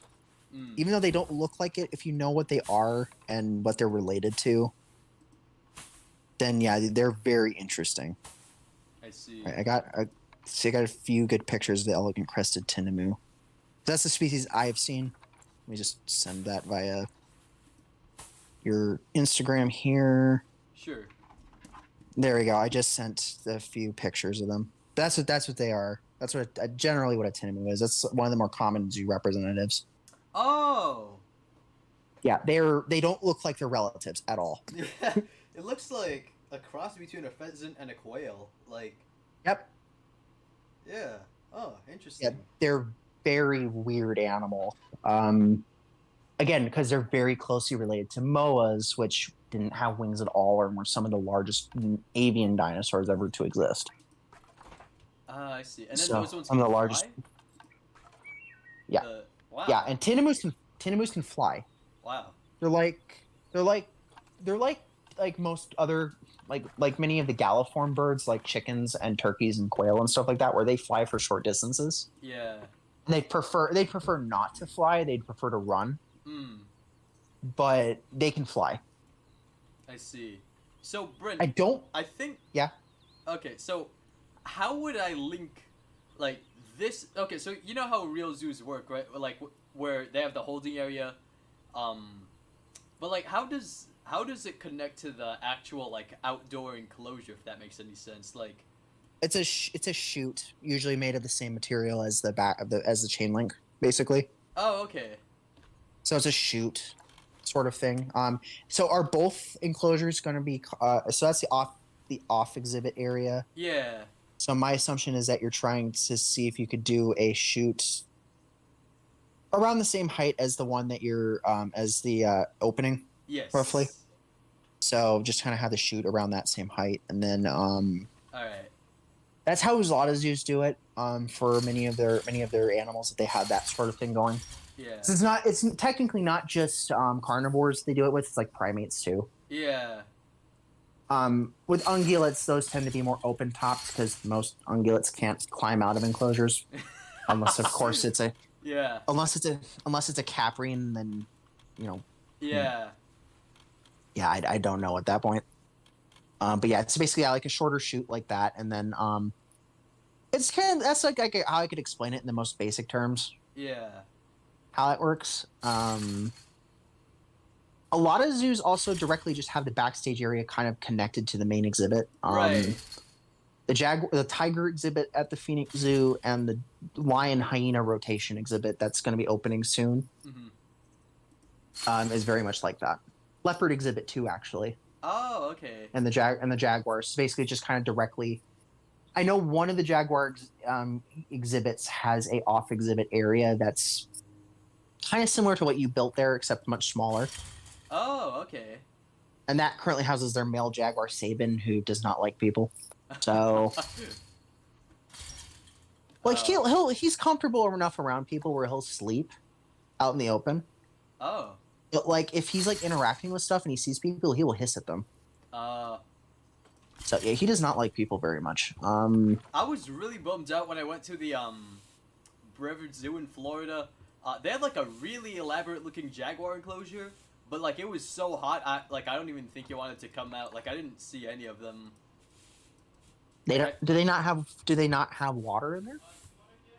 No, they do, but yeah, I don't know. Interesting. And that's interesting too because jaguars are They live in From- hot places. Like, yeah. Yeah. It's just kind of the issue when you're like in a hot environment, especially, and you're trying to like do watching of large and carnivores in captivity because for the most part, they're going to be sleeping somewhere. Yep. And that goes not just for cats, and it's mostly especially cats, but like most large predators. Yep. Hyenas and canids are pretty similar in that regard. Yeah. Hyenids in particular, because for the most part, they tend not to be active very much. Oh, so if you're not, Yeah, so there was at Tampa Busch Gardens. They're super active. I don't know why, but like they're like half the time they're sleeping, but like actually I would say more than half the time they're awake and they're like checking you out and stuff. It's like really At the- interesting. well, when they had spotted hyenas at the Phoenix Zoo, they were also elderly, so that might have had something to do with it. Oh yeah.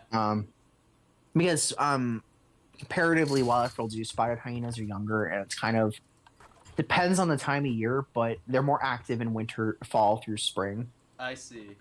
Yeah, and like the ones I saw. like their Oh, sorry. Go ahead.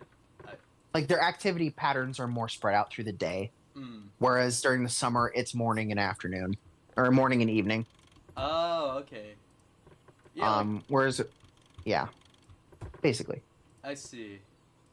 The ones I saw, like, in Florida, they were, like, some of them were elderly too, but, like, they were still, like, fairly active, like, they would, like, patrol around their territory and stuff, like, around their little exhibit. Yeah, that was really Okay, interesting. that makes sense. Yeah. And it's interesting. Yeah, so yeah, it's like so like it's really like when it comes to it comes to cats especially, I've had my best luck in the mornings with cats. Yeah. Most carnivores, but cats in particular. Seems to be with like the coyotes at the zoo too, because you very rarely see them. They are very shy. Like they're the shyest coyotes I've ever seen. Oh. Like past a certain point in the morning, and they are not out. Hmm. They are hunkered in their enclosure somewhere, and you do not see them. Then again, their enclosure looks very nice. Hmm. It's essentially basically just like if you would like fenced off a portion of the desert. Oh. Though they added a few extra plants, like there was actually an organ pipe cactus in the enclosure, which isn't actually native to our area. Oh, okay. You find organ pipe cactus further south towards Tucson. Got it. So they're not technically native to our part of the desert, technically. I see. So if you're going to see them in Phoenix, they're going to be more or less just like horticulture. So stuff that's been planted there. I see. But yeah, but like the bighorn sheep exhibit at the Phoenix Zoo is the best. I believe it was rated like the best bighorn sheep exhibit in the country. But- Oh, wow. That is literally because they literally just put a fence around a mountain. I mean, It if is it works, actually- it works.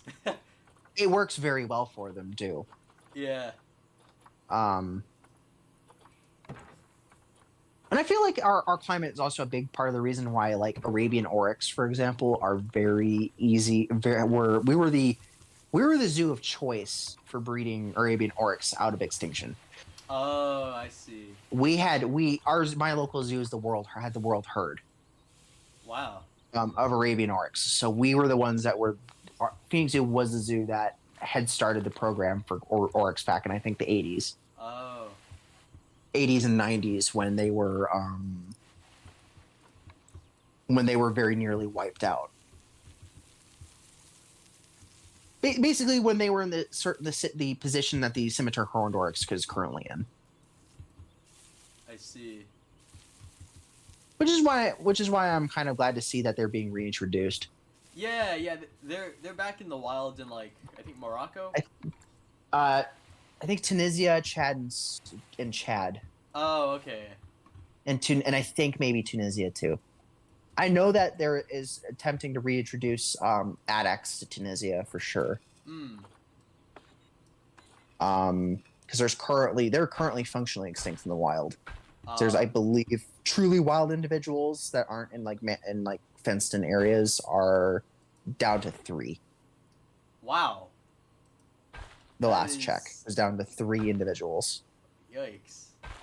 Yeah. But the advent of firearms did a number on the Sahara's wildlife. It is why we no longer have brown bears in the Atlas Mountains. Oh, yeah. Yeah. That's right. So I'm actually curious, what are you going to be putting in this enclosure? I don't know. So it's like you have a chute towards an enclosure that has a relatively low fence. Yeah. So it's like... Maybe... Unless it's... maybe wild dogs or something? I don't know. How tall is a fence? It's just the average, like, 2 meters. I use it for hyenas and it works fine, so, yeah. Interesting. I would be worried, like, in game that they would, like, jump right out. No, they don't, thankfully. It has to be, like, shorter than that. Okay, because it's like, I mean, obviously, if you're talking, like, taking, like, complete and total realism, that's a really bad idea to have something less than that 6 foot.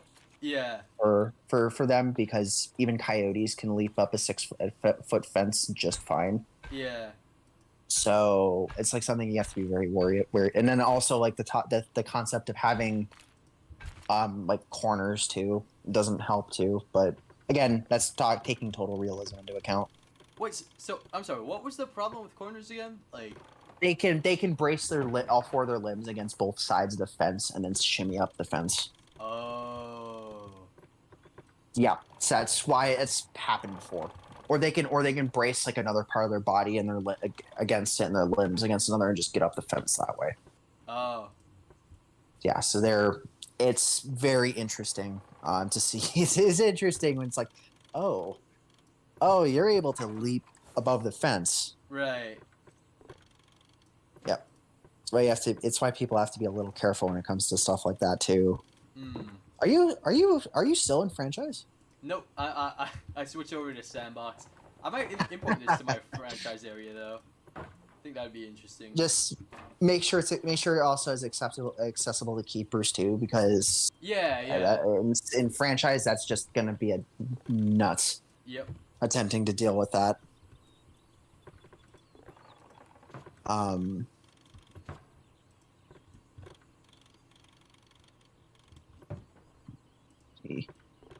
Yeah,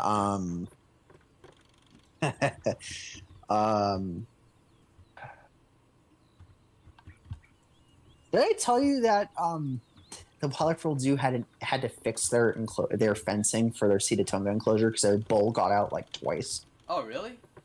Yeah, he leapt out of the enclosure twice. Oh my god. It's a problem when you're having spiral horned antelope because they're very athletic. Yeah. I know that they had to update the old Garanuk enclosure to add a secondary hot wire fence for the Nyala. Because they could feasibly get a running start and a leap out of from the onto the viewing area. If they spooked. So it's granted they also have a Thompson Gazelle in there, which would probably be even easier for them if you weren't careful.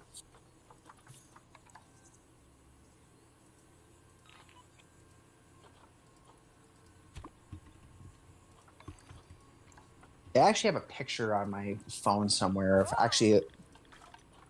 Might post that on the Planet Zoo crew group chat for inspiration for predator fencing. Oh yeah, that'd be great. Find it. It's quite nice. It's quite nice. So I'm gonna see if I can find it really quick because I got it. Oh, is that all I have? Or... No. Yeah, I see what you mean with the render distance for the mesh. It's like, it's crazy. Oh, It's. there it is.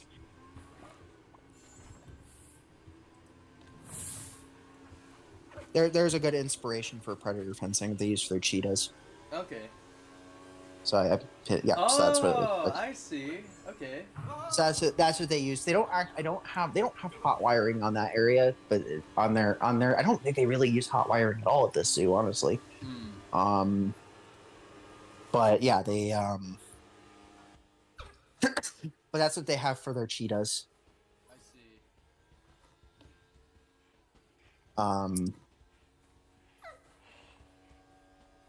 But that would probably work for basically like painted dogs and spotted hyenas too. Oh, yeah. I'm not sure how well it would work for lions. I think the fence would have to be taller. Because lions kind of have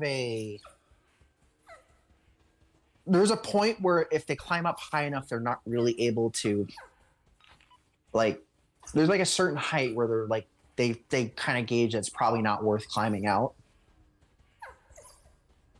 Because, like, I think the lion exhibits fences at the Wildlife World Zoo are, because they don't have a moat or anything. Oh, So they have just wow, fencing. Okay, good. It's all accessible. Oh, yeah. Which is great.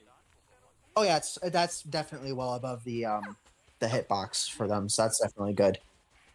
Yeah, so that's how we would do it for painted dogs and stuff like that. Got a white one and a reddish one. No. Yeah, you have a paler. Yeah, very cool. I really do wish they had more had color things that were like more white. And actually, I think that might actually be accessible to the keepers too. So good on you for that. Yeah, that'd be great. That chute looks about high enough for the keepers to. I would check the keeper accessibility for that, but I think that might be accessible for the keepers too. Oh no, hang on. I said a barrier's wrong. Yeah, it thinks they escaped it because it's like slightly too. God, I hate that feature. Like Where is it? It's in Where's the very barrier? back. Oh, I see. Yeah. And that's what. It's so dumb how that works. Like, or rather, doesn't work. Yeah, I had that happen once where I was like, I got it on one of the first zoo bills I had saying dangerous animal escaped. Yep. It was a black wildebeest calf, and it was in the corner of the off exhibit barn that had been covered by the by the null barrier. It was like the null barrier is inside it, so it was able. I was like, "Oh, are you kidding me?" Yeah, I had Like it can't. Sable holding area back in the beta. I'm like looking at this like, it can't get out anyways. Yeah.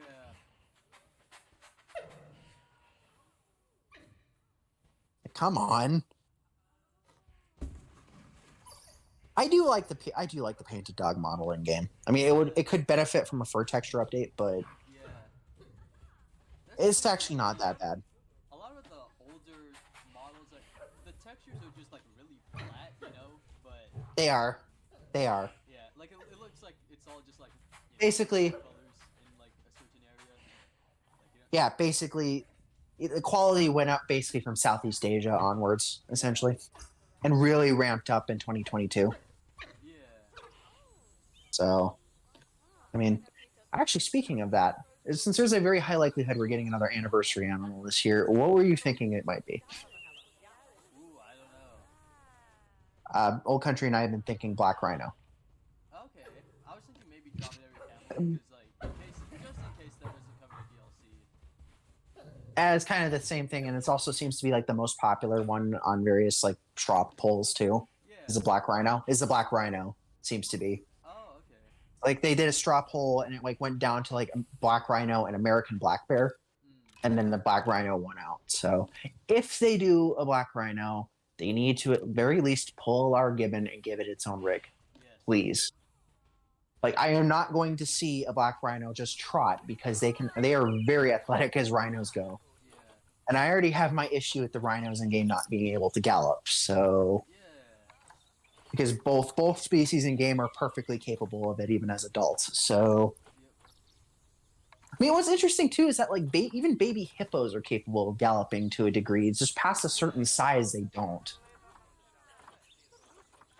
For river hippos, like river hippos past a certain size just don't gallop. Yeah. You know, that would be a good baobab tree to put like in a leopard exhibit. Yeah. If it was climbable, which I'm not sure if they are. I don't think it is. Yeah, that's kind of a shame. I know. I mean, it worked very well when I was doing it with the Grandidier's baobab type baobab that we have in game with the lemurs.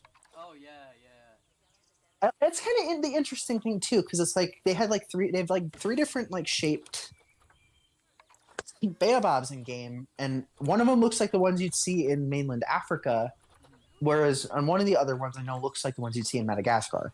Yeah, definitely. Sans the weird coloration of the trunk, but so oh yeah, like I actually looked up too, and there were actually like if you're going back to another African animal, if we're going back to aardvarks, I've seen zoos that actually have them in grassy yards, Oh.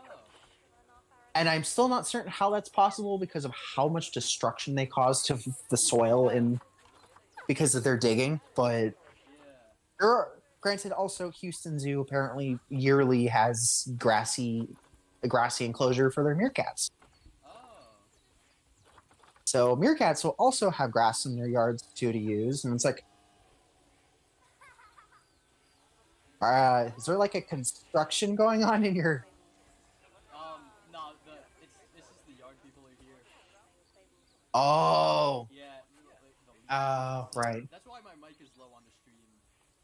fair enough. Yeah. Fair enough. In fact, Yeah. someone just commented on that. Yeah, that's the reason, guys. That's I don't think you want to be hearing that.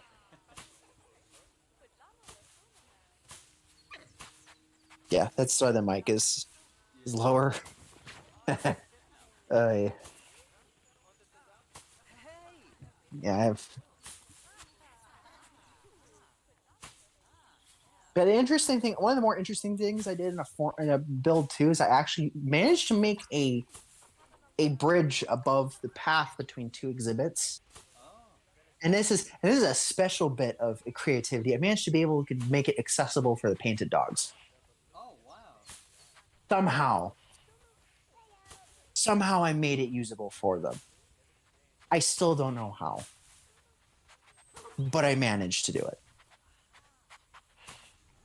I love how the carnivores like, or actually I think a lot of the animals they'll like smell the grass that you place down on like flowers too. Oh yeah, that was I forgot when that mechanic was added. That was added last year. Yeah. 1.10. Yeah, that was last year. That was, I believe, Twilight Pack. I think, right? No, that's conservation. Yeah. That makes sense because conservation was the one where we got all of the. Also, not only a lot of the, like typical like farmyard plants like sunflowers, but a lot of different grassland foliage too. Yeah. And the Korean pine that I think next to no people use, but you know.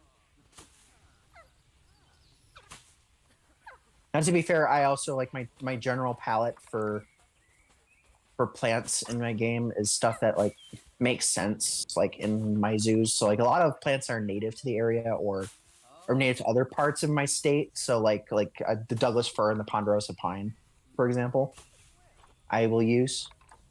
That's cool. Because they're the ones that you usually see here in Phoenix because both they're very Very heat resistant for some very weird reason.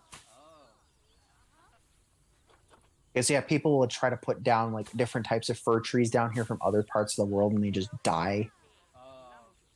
And then people like they see people with like Douglas firs here in Phoenix, and they're doing fine.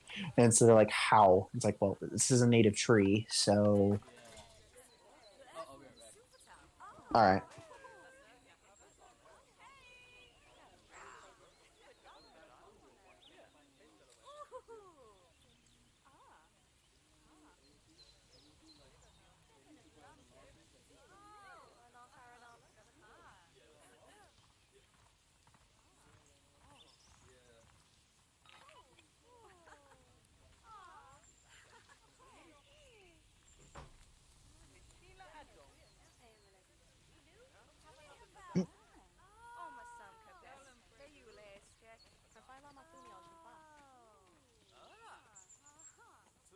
Alright, I'm back. Alrighty, yeah, that was so. Yeah, I think. Yeah, but like there are like some trees that I'll use in like as interims. Like I use a lot of the African oil You palm. know what? My headphones, the thingy came out. Oh boy. Okay, there we go. All right. Yeah, yeah, it's like I use interim right now. I use like the African oil palms. Oh. But if we get like fan palms or cabbage palms in an update, those are going bye bye. Yeah. The oil palms are going bye bye because that's what I would prefer to use. I mean, even though cabbage palms are technically native to the southeastern United States, I think some zoos here use them. I know we mostly use Mexican fan palms. So, well, and technically, since I think the Washingtonia genus is actually native to Arizona, we have them at least in like the lower stretches of the Colorado River, and we have them around here too. But those are possibly bird dispersed, so because we have lots of they produce lots of fruit that are very appetizing to European starlings. So, and a lot of native fruit eating birds too. So, like woodpeckers and stuff like that. So, but yeah,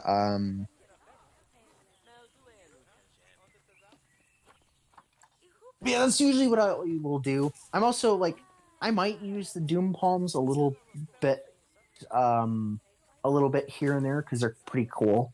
But it's like I don't want to use them consistently because it's like I don't really think you would be able to use those consistently because I don't know how common they are in horticulture here. I know San Diego has them. I know that has the doom palms because I've seen pictures. Yeah. Yeah, it's like there's a lot of there's a few plants like I learned also that Rafflesia, which we just got in the tropical pack, they're actually almost impossible to cultivate outside their native range.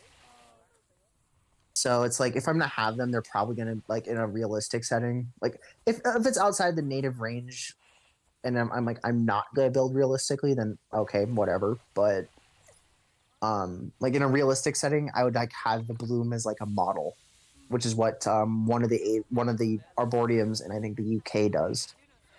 Oh, okay. Is they have a model of a bloom that they have for like about 8 days, which is about I think the length that they are actually blossom for. That Rafflesias blossom for before they fruit. So, but like I was really happy that we got like Attenborough's pitcher plant and stuff like that. So that definitely adds some things I could put in an area because they're very cool plants. I've thought about getting them myself, like in real life, but it's like I don't know how much of a pain they are to care for. Because I live in a desert, so having tropical rainforest species is kind of problematic. Anything that's requires humidity is a little more difficult here to keep. What's interesting with like larger like animals, for example, a lot of larger tropical species is that they do fine here because it's warm, and at least for part of the year it's humid because the monsoon season's here. which we may or may not be having a decent one this year as well. We've had decent ones for 2 years in a row now. I know some people are panicking, thinking that as being that we're potentially coming into a La Nina year. Granted, the Salt River to the south of me has been full now for the past 2 months. Like completely full when it's usually not this full. Like there's a roadway that actually goes along the riverbed not far from me that has been closed now for 2 months because it has been flooded out.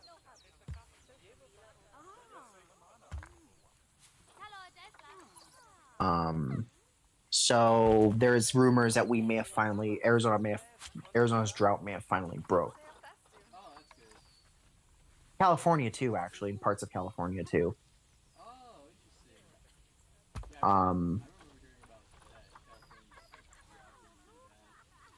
We just need to figure out how to kind of properly manage this stuff because Colorado River's still not in a great state right now. Now, granted, to be fair, Salt and Gila rivers do lead into the Colorado River, so it might actually, at least part of the Colorado River might reach the ocean this time around. Doesn't really happen anymore.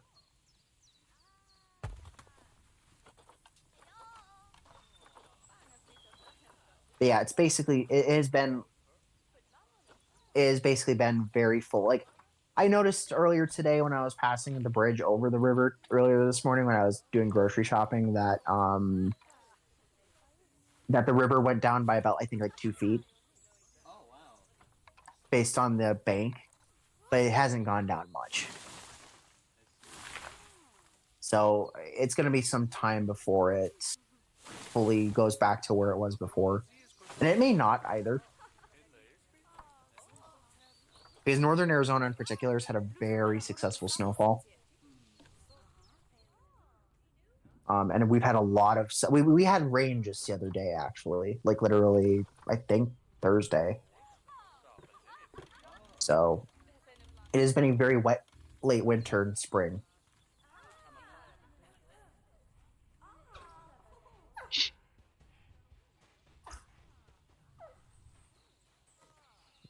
Oh yeah, that's always a pain trying to get things lined up. I know. Yeah.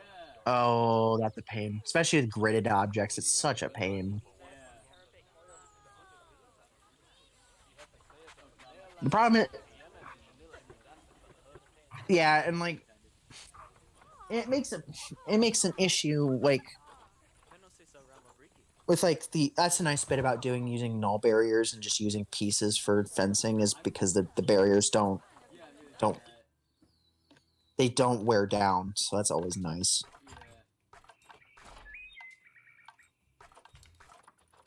I'll see if I can make a decent predator fence at something point and maybe make it my first thing on the workshop.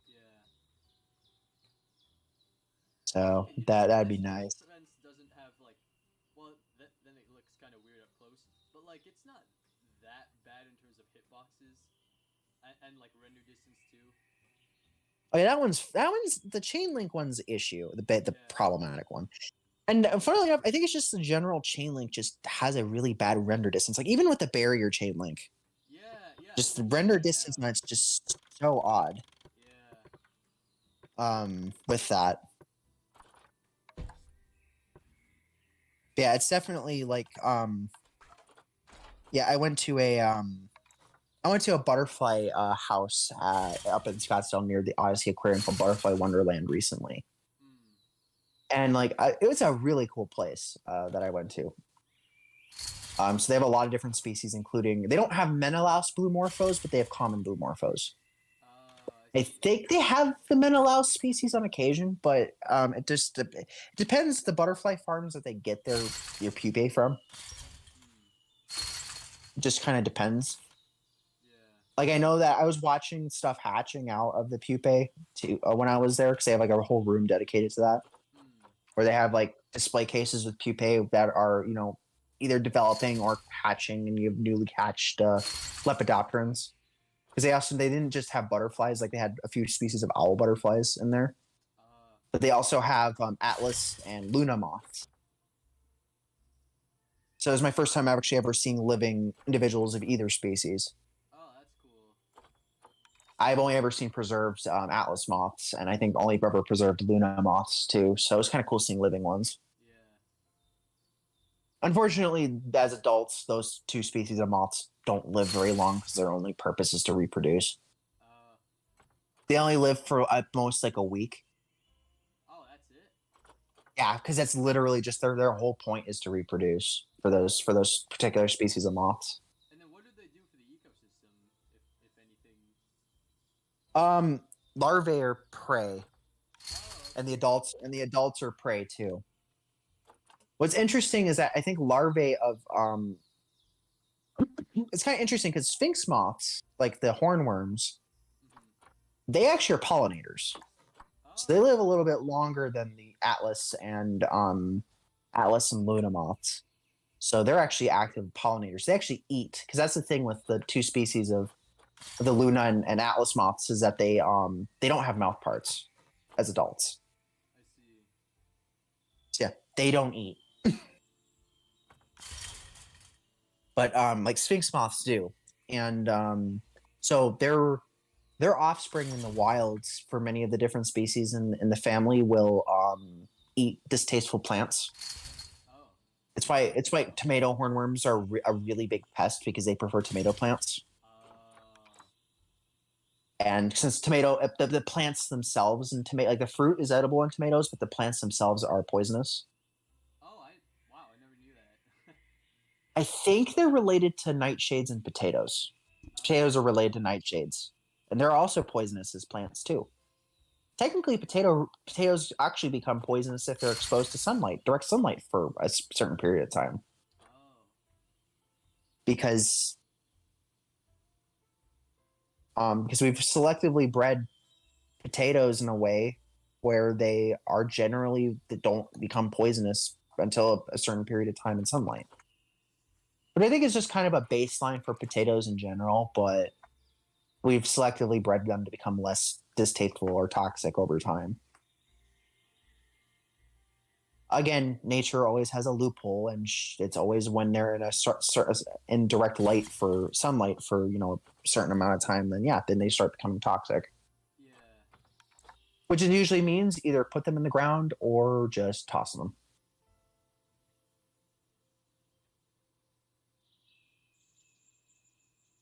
Generally speaking, if a potato is like green, like greenish tinge, in the middle, don't eat it. Oh, okay. Don't eat it, and especially if it's got like a lot of eyes or roots, because that means that it's already started growing, which means that it's basically not edible anymore. Yeah. Though when it starts growing new taproots, then those usually are edible because they're not exposed to light.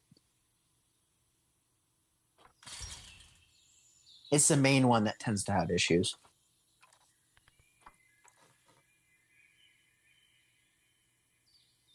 We're currently trying to grow sweet potatoes in pots in our front yard, but we're not sure how that's going to go. Oh, okay. I've eaten sweet potato before. It's pretty good. Yeah, I think they're white sweet potatoes, so they're not the red ones. They're not red sweet potatoes, or they're not red sweet potatoes, and they're not yams. So Yeah. they're different type. Like, Oh yeah, purple sweet potatoes are a thing. yeah. Purple potatoes as a whole are definitely a thing because you have your typical potatoes that are purple in color. Yeah. I have tried growing those, but that was kind of a hit or miss sort of thing. Again, it's always kind of a roulette gallery of whether or not they'll actually take root and actually start growing or not.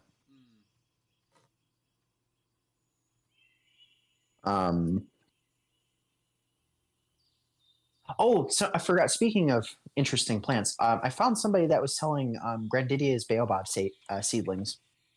Oh, cool. Granted, I'm not interested in getting those because I'd be long dead before it's even any remotely decent size. Yeah. because they grow. They're like saguaros where they grow really slowly.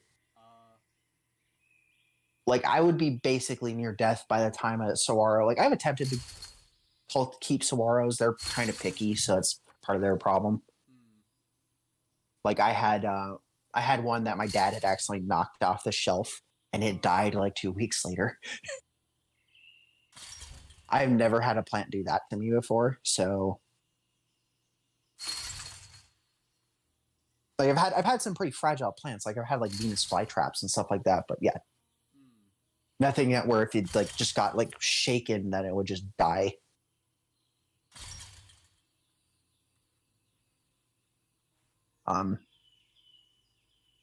The only what I would even remotely consider a succulent that I have right now that's actually also doing incredibly well despite its circumstances that I got it in was a zebra aloe.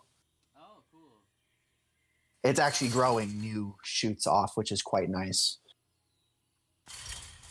I also have a Kentia palm, That's which I learned what it was from the Planet Zoo Tropical Pack free update when we got them added. I'm like, oh, that's what these are. I have one of these in my room right now. They're one of those ones where like they kind of, I think they grow to the size of their pot, basically. They're like ponytail plants in that way. Oh, cool. Which means that they're kind of like, so like ponytail plants can stay either really small if they're kept in a small pot, or they can grow absolutely enormous. Interesting. So like the one, like enormous, like the ones that we have currently in game from the aquatic pack. Phoenix Zoo has a couple of them that are about that size. So that are just rooted into the ground. So they're quite large. But we have one at the house that's not much taller than 10 inches. And that's just because that's just how they grow. And I think Kentia palms are actually pretty similar in that regard. Which reminds me, I will have to repot that Kentia palm eventually.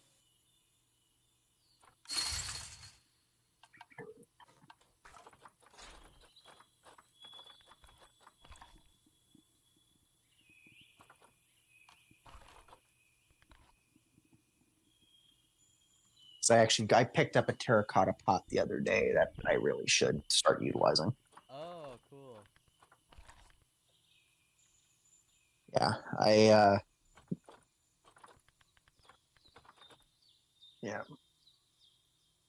What's that here? Yeah, so that's why I like I've always when it comes to like Zeus like building zoo stuff, I've always kind of thought of the kind of the concept of climate dictates collection sort of thing. Yeah. So like I would be very hard pressed to have elephants in a zoo where it snows for 6 months out of the year. Oh, yeah. Because it's kind of hard to keep them year round. Now, keep in mind, elephants have a low body surface area for their bodies, so they tend to handle cold a lot better than people realize. But yeah, there is a point with that. But like also, I wouldn't be like the Reed Park Zoo in Tucson and keeping a polar bear in Arizona. Right. Yeah, that was actually a thing at the Reed Park Zoo. Oh. They had a polar bear. Indoors. Outdoors? Outdoors. Oh no. Outdoors. Yeah, I still don't understand that. They don't anymore. They have a pair of brown bears now in that exhibit. It's better, much better than. Yeah. Brown bear is a better option than polar bear in that regard. It's not perfect. I mean, they do have a. It's probably still hot for them, like. It is, but they're a lot more tolerant of it, and they also have a very large pool with underwater viewing. So it's okay. It's not like it's not terrible for them. Honestly, they also have a lot of shade too. So I think they rebuilt that area too for them. So like there's like lots of pines and stuff like that. It's really cool. They have this little like display of how to be bear safe and like having your food and stuff up a tree a certain ways. And like away from the tree too, so you're not attracting bears Yeah. in a way where they can get your food.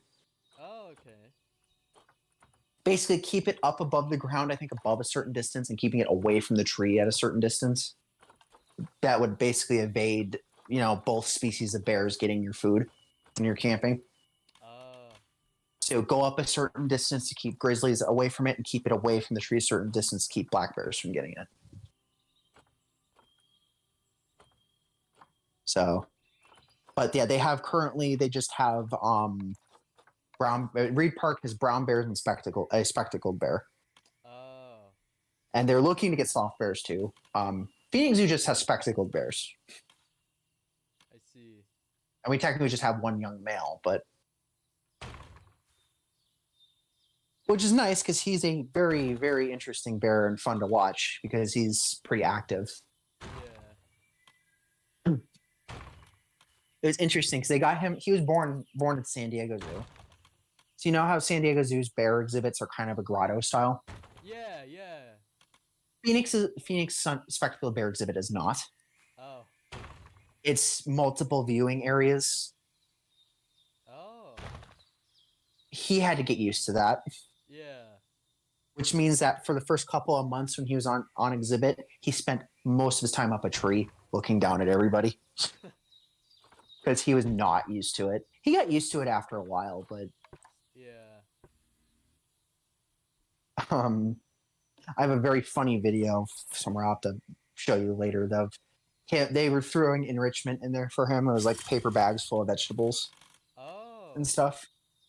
And we have a bunch of great-tailed grackles that live here, and grackles are interesting birds. For people that are not in North America, that might be on either viewing the stream now or not viewing the stream later.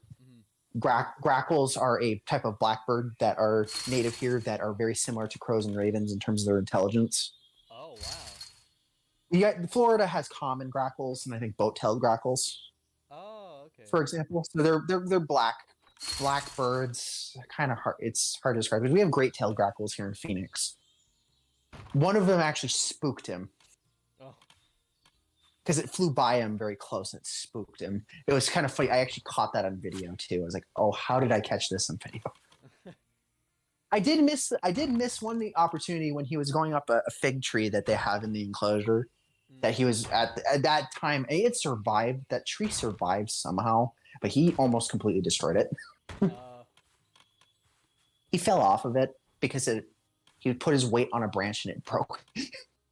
Now, keep in mind, the fig tree isn't exactly that tall. It's less than 10 feet tall. Right. So it's not a very tall fig tree. There are taller fig trees around the exhibit that are over 30 feet tall, but it's a very nice enclosure because those actually fruit yearly too. So he has extra enrichment because the figs will fall into his pool. And now, we would not necessarily eat them because they're kind of small, so they're probably not very... we wouldn't find them appetizing. Yeah. But he does. So does the zoo's Pacu, but he's in separate... That fish is in a separate enclosure. It's actually kind of cool. They have a little open-topped pool with a glass front that they have a pacu, a white-spotted river stingray, and I think 2 South American lungfish. Oh, cool. This is pretty cool. It makes me kind of half wish that we would be able to get fish in Planet Zoo in yeah, like at least extent. like a big aquarium of sorts. Not big, but Well, and that's if they do Theme Maker's Toolkit, yeah. If people start doing like models of fish to have implied exhibits, yeah. You bet that I will be bringing in models of freshwater stingrays. Yeah. Because I feel like that's one of the few animals, one of the other animals I know may not make it into the game that are missing from South American areas. Right. Are things like, at the very least, freshwater stingrays. Yeah. I'm not really going to speak much for any of the other large fish.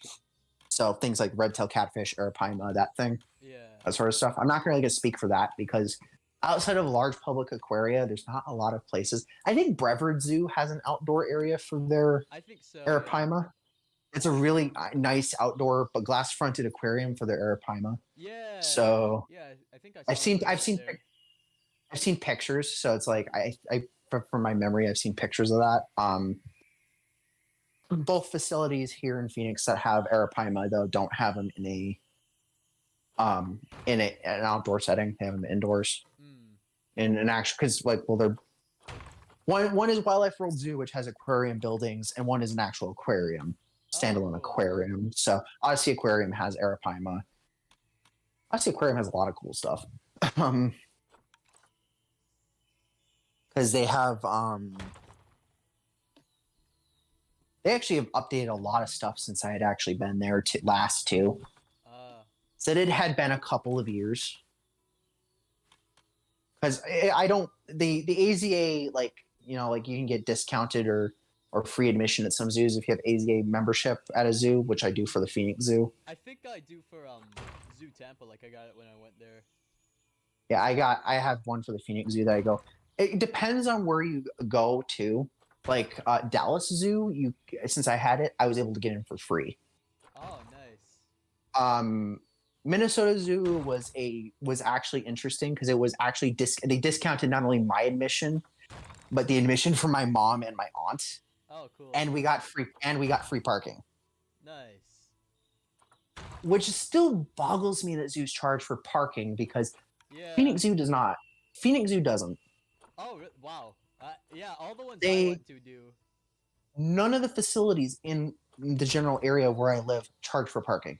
Oh, Wildlife World Zoo doesn't. Odyssey Aquarium doesn't. Phoenix Zoo doesn't. Sea Life Aquarium doesn't either, but that's mostly because they're already inside of a mall. But oh. none of the facilities here actually charge for parking, which is really interesting. But like I go to Dallas or I go to Minnesota or I go to San Francisco Zoo and they all charge for parking. Yep. And I'm just like, what? Yeah. Like we went to the Lincoln Park Zoo in Chicago when we were like helping my brother unpack his like college stuff, and Yeah. basically the zoo itself was free, and it was Yeah. great. I love it. But the parking was like 40 something bucks. Wow. Yeah. Yeah, Como Park Zoo in Minneapolis and St. Paul is free as well. I don't remember if they charge parking or not because it's been a very long time since I've been there. Yeah. When I went to Minnesota last summer, I really wanted to go to the Minnesota Zoo because I hadn't been there in a very long time, and my uncle actually used to volunteer there. So Oh, cool. back in the day, so I saw a lot of good memories from that. One of my favorite ones is when they actually had let out a 7-banded armadillo. Oh, cool. And it was just running around. It was like I think it was like my first like interaction with an armadillo, like being around seeing an armadillo actually was being a toddler and seeing this little thing just running around. Oh. Like, which is interesting because like I have now seen at least 3 other species of armadillos since, one of which in the wild. Oh, cool. And it's like I've seen 9-banded armadillos in the wild, but I've also seen screaming hairy, 6-banded, and southern 3-banded as well. Nice. And I've never seen them as active as that one 7-banded was, which was just interesting. Granted, one of the few times I saw 3-banded was an ambassador animal, and they weren't going to let her down because she would have been taken off. Oh. They're another one of those ones which are just incredibly fast.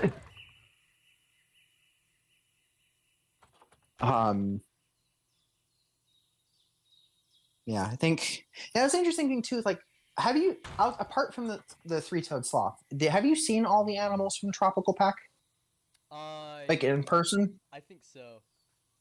Okay, so the only animal apart from the sloth I really wanted to go to Dallas World Aquarium when I was in Texas, but never got a chance to. Because that's the only place outside of Latin America with 3-toed sloths. Yeah. The only animal in that pack I've not seen is Fusa. Oh, I think I saw one at. I think it was LA Zoo, like Los Angeles. LA, I think LA might have them. Yeah. Yeah. San Diego has them. San Diego has them for sure. Phoenix's master plan says they're going to get them. I don't know if we are though. So that's been kind of the question. And granted, now there's actually this talk of them moving the jaguars to the Arizona Trail now.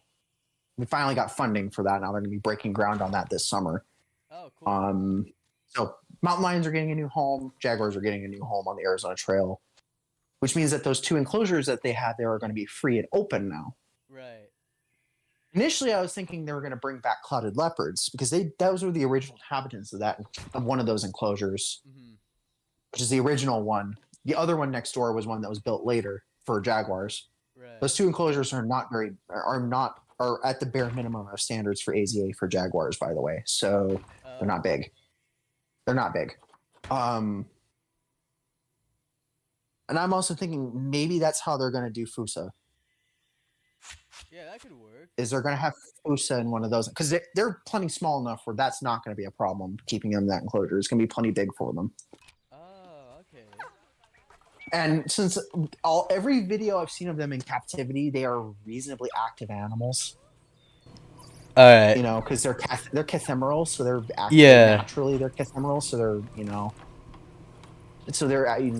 people see them moving around more often than not. Yeah. Granted, to be fair, whenever I've seen pictures Pantheras posted on the Discord of them from Bronx, they're always sleeping. So Yeah. There is the duality. Either they're moving around actively or they're not. Yeah.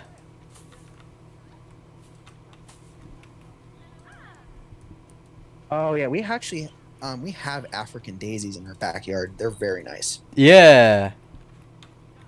We actually have different colors of the ones they have in game, but we do have African daisies. I know. I wish there was like, I wouldn't say flexicolor, but I wish there was like at least different variants of the daisies. That would be very nice. Yeah. The ones we have in our backyard are very much more earth tone in their color of the blooms. Right. A lot of yellows and brown, like rusty browns. Yeah. Rather than purple and pink. Oh, okay. So, hey, you gotta get a puppy. The puppy's kind of fat. Like, I'm not. They are a little chunky. Yeah. My other issue too is that at that size they wouldn't be looking like that. Yeah. And it like, would be a lot less like adults and more dark in color. Yeah. Wait, why is there only one? They're supposed to have like at least 7? Like, up to a dozen. Yeah. That's never what I totally understood with like how the juvenile system works. Yeah. Like they barely have any babies compared to real life. Just to kind of allow continuation too, you should try seeing if you could add mesh above the shift there too. Like What, this? Right up there. Right up in the entrance of the enclosure. Oh, okay, sure. Yeah, so that right there, I would try just to add some meshing there, just to make sure that it's They don't jump out. consistent. That just to make sure it's consistent all the way along. I see. It's a lot easier. It's a lot easier that way. Yeah. I think you still have a post from the former chain link up there, by the way. Oh god. On the left, I can see it right there. But yeah, that's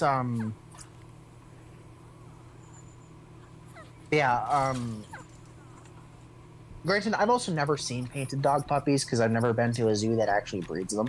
Oh, I have. We have three girls at Phoenix, so we don't actually have a breeding group. We just have a sibling pack. Right. So, Breed Park has a sibling pack too, so it's like, but I'm not really going to be seeing that here. We have a half sibling pair of maned wolves at Phoenix, but obviously they're not going to be breeding. Yeah.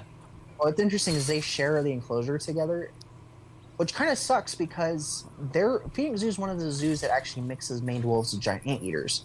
Oh. They had Beaker, who's our resident male giant anteater, off exhibit now for a couple years now. He's still there because I see him off exhibit on occasion. Oh, okay. He's still there. It's just that they have 2 maned wolves in that exhibit, so there's not really a lot of room for the 3 animals because for people that don't know how that, for people that have never seen like this in person, the giant anteater maned wolf mixed exhibit in person, the animal being the Boston enclosure is not what you think it is. Yeah, it's probably the anteater, right? It's the anteater. Yeah. Because anteaters, and I hate quoting this statement, but they have what's called rhinoceros syndrome. Oh yeah. Yep. They're really nearsighted, and they're really defensive. Mm. Which means that you have to be. Which means, I mean, the maned wolves know better, and they tend to stay out of the way. Though I've seen interesting interactions in zoos, other zoos that do this mix. Like, especially when it's first introduced, I like watched where the wolves would actually trail the anteater. Oh. And then you see the anteater go up and then just slightly raise itself off Yep. the ground. Yeah. And you're like, oh no. It's like you have to it's a kind of tense because the wolves are curious. Mm-hmm. Now, there have been instances of giant anteater fur found in maned wolf scat in the wild, but I don't think they prey on them. Yeah. I think that's scavenging. They do. Then again, something a lot of people didn't know, and I actually I remember telling Gaming Hyena about this on Discord and blowing his mind. Yeah. But maned wolves can actually predate adult rheas. Yep. So they can predate rather large animals. Yeah. For what people would realize. They're not always successful at it though, with the rheas at least, because Yeah. only times they're ever successful at it is at night. Oh, that makes sense. Because the rheas are practically blind. Yeah. So, yeah, so that's kind of the thing on that. Because I remember Gaming Hyena actually finding a video of a daytime attempt that obviously did not go the wolf's way. Yeah. Is the rhea basically in a straight foot race? The rhea is going to outpace them. Yeah. Even the maned wolves can go at the top speed for them is 47 miles an hour, so they're not slow. Wow. That's faster than I thought. That's not exactly a surprise though. Yeah. Yeah. They've got very long legs. I mean, a gray wolf can go at 40. Yeah. So I mean, painted dog is pretty similar. Yeah, it's like 44, I think. Yeah. Yeah. So, and that's just that straight run. So Yeah. I have a feeling they can make that maned wolves, thanks to their stride length, can probably maintain a higher speed for longer. I see. It's kind of interesting though, because it's like when people think about like the fastest terrestrial mammals in terms of, or terrestrial animals, like overall flat out. Mm-hmm. You have two major contenders for that. You have the cheetah, of course, which is the fastest thing on four legs, Yeah. and then And the the- pronghorn, which is here native to the United States. Yeah. Pronghorns are the world champion though because they can sustain a high speed for a very long time. Yep. I've seen that firsthand. It's pretty interesting and quite remarkable and kind of fun to see. Pronghorns just going out full pelt, and then slowing down maybe another 10 miles an hour, but maintaining high speed. Because they can go up to about 60, but can maintain at 50 for quite a long time. Yeah. Which means that, unfortunately, in the modern ecosystem, or fortunately for the pronghorns in a modern ecosystem, apart from humans, they don't have very many predators. Yeah. Apart from humans, which consistently hunt them, Yeah. the only other predators they have, coyotes will take fawns. Yeah. Wolves can really only take sick and infirm animals. Yeah. And mountain lions will only take them if they can ambush them in wooded areas. Yeah. So they really don't have much for and they tend to avoid those areas for that reason. Yeah, of course. Yeah.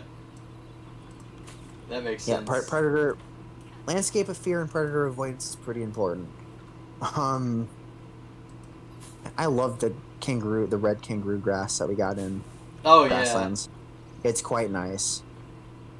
I do wish that we got proper pampas grass, but I mean we have common reeds, so that's close yeah. enough. Close. Yeah.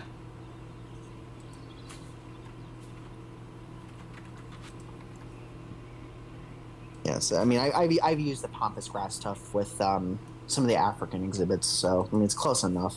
Yeah.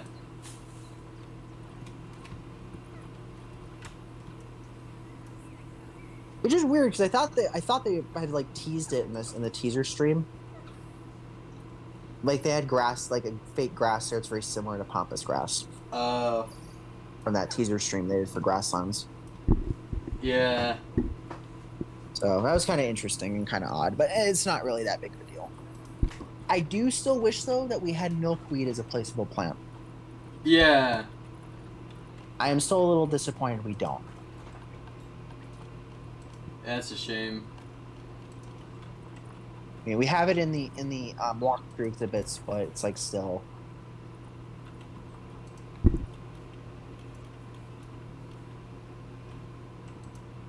We did eventually get the ferns, though, I think, and the Oh, Kentia cool. palms. So I think the Kentia palms were actually in the butterfly garden walkthrough. Oh. I think. I don't know. I have a bad memory about that stuff, man. Yeah. I think we finally got those in a in this tropical pack. I hope that means that in the next DLC free update we get milkweed, because that'd be very nice. Yeah. And yes, there are desert milkweed present, so that's definitely a thing. Oh, That's why okay. we get- It's why we have monarch butterflies here every year. So we thought about planting milkweed, but we can't because milkweed's technically poisonous too. Hmm. It's actually one of the things that makes monarch butterflies distasteful to other animals.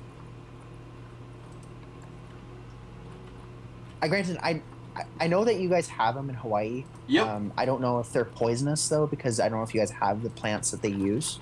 I don't know. I don't know if I it's know- milkweed, but like we've got something that's like really like it's got You white guys do- stuff in it. Like You guys have a host plant that they utilize. So yeah.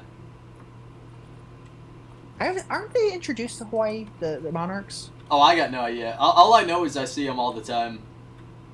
I know that they're native to parts of Australia too and New Zealand. Yeah. But they have a really broad range for a butterfly, but it's mostly the New World and Oceania, from my Interesting. understanding. And then Hawaii, 'cause I know Hawaii is one of the interesting scenarios where you have white monarchs. Yeah, I think I've seen a couple of those. You can get those in game, by the way. So they are a mutation in game, Oh, cool. from what I understand. So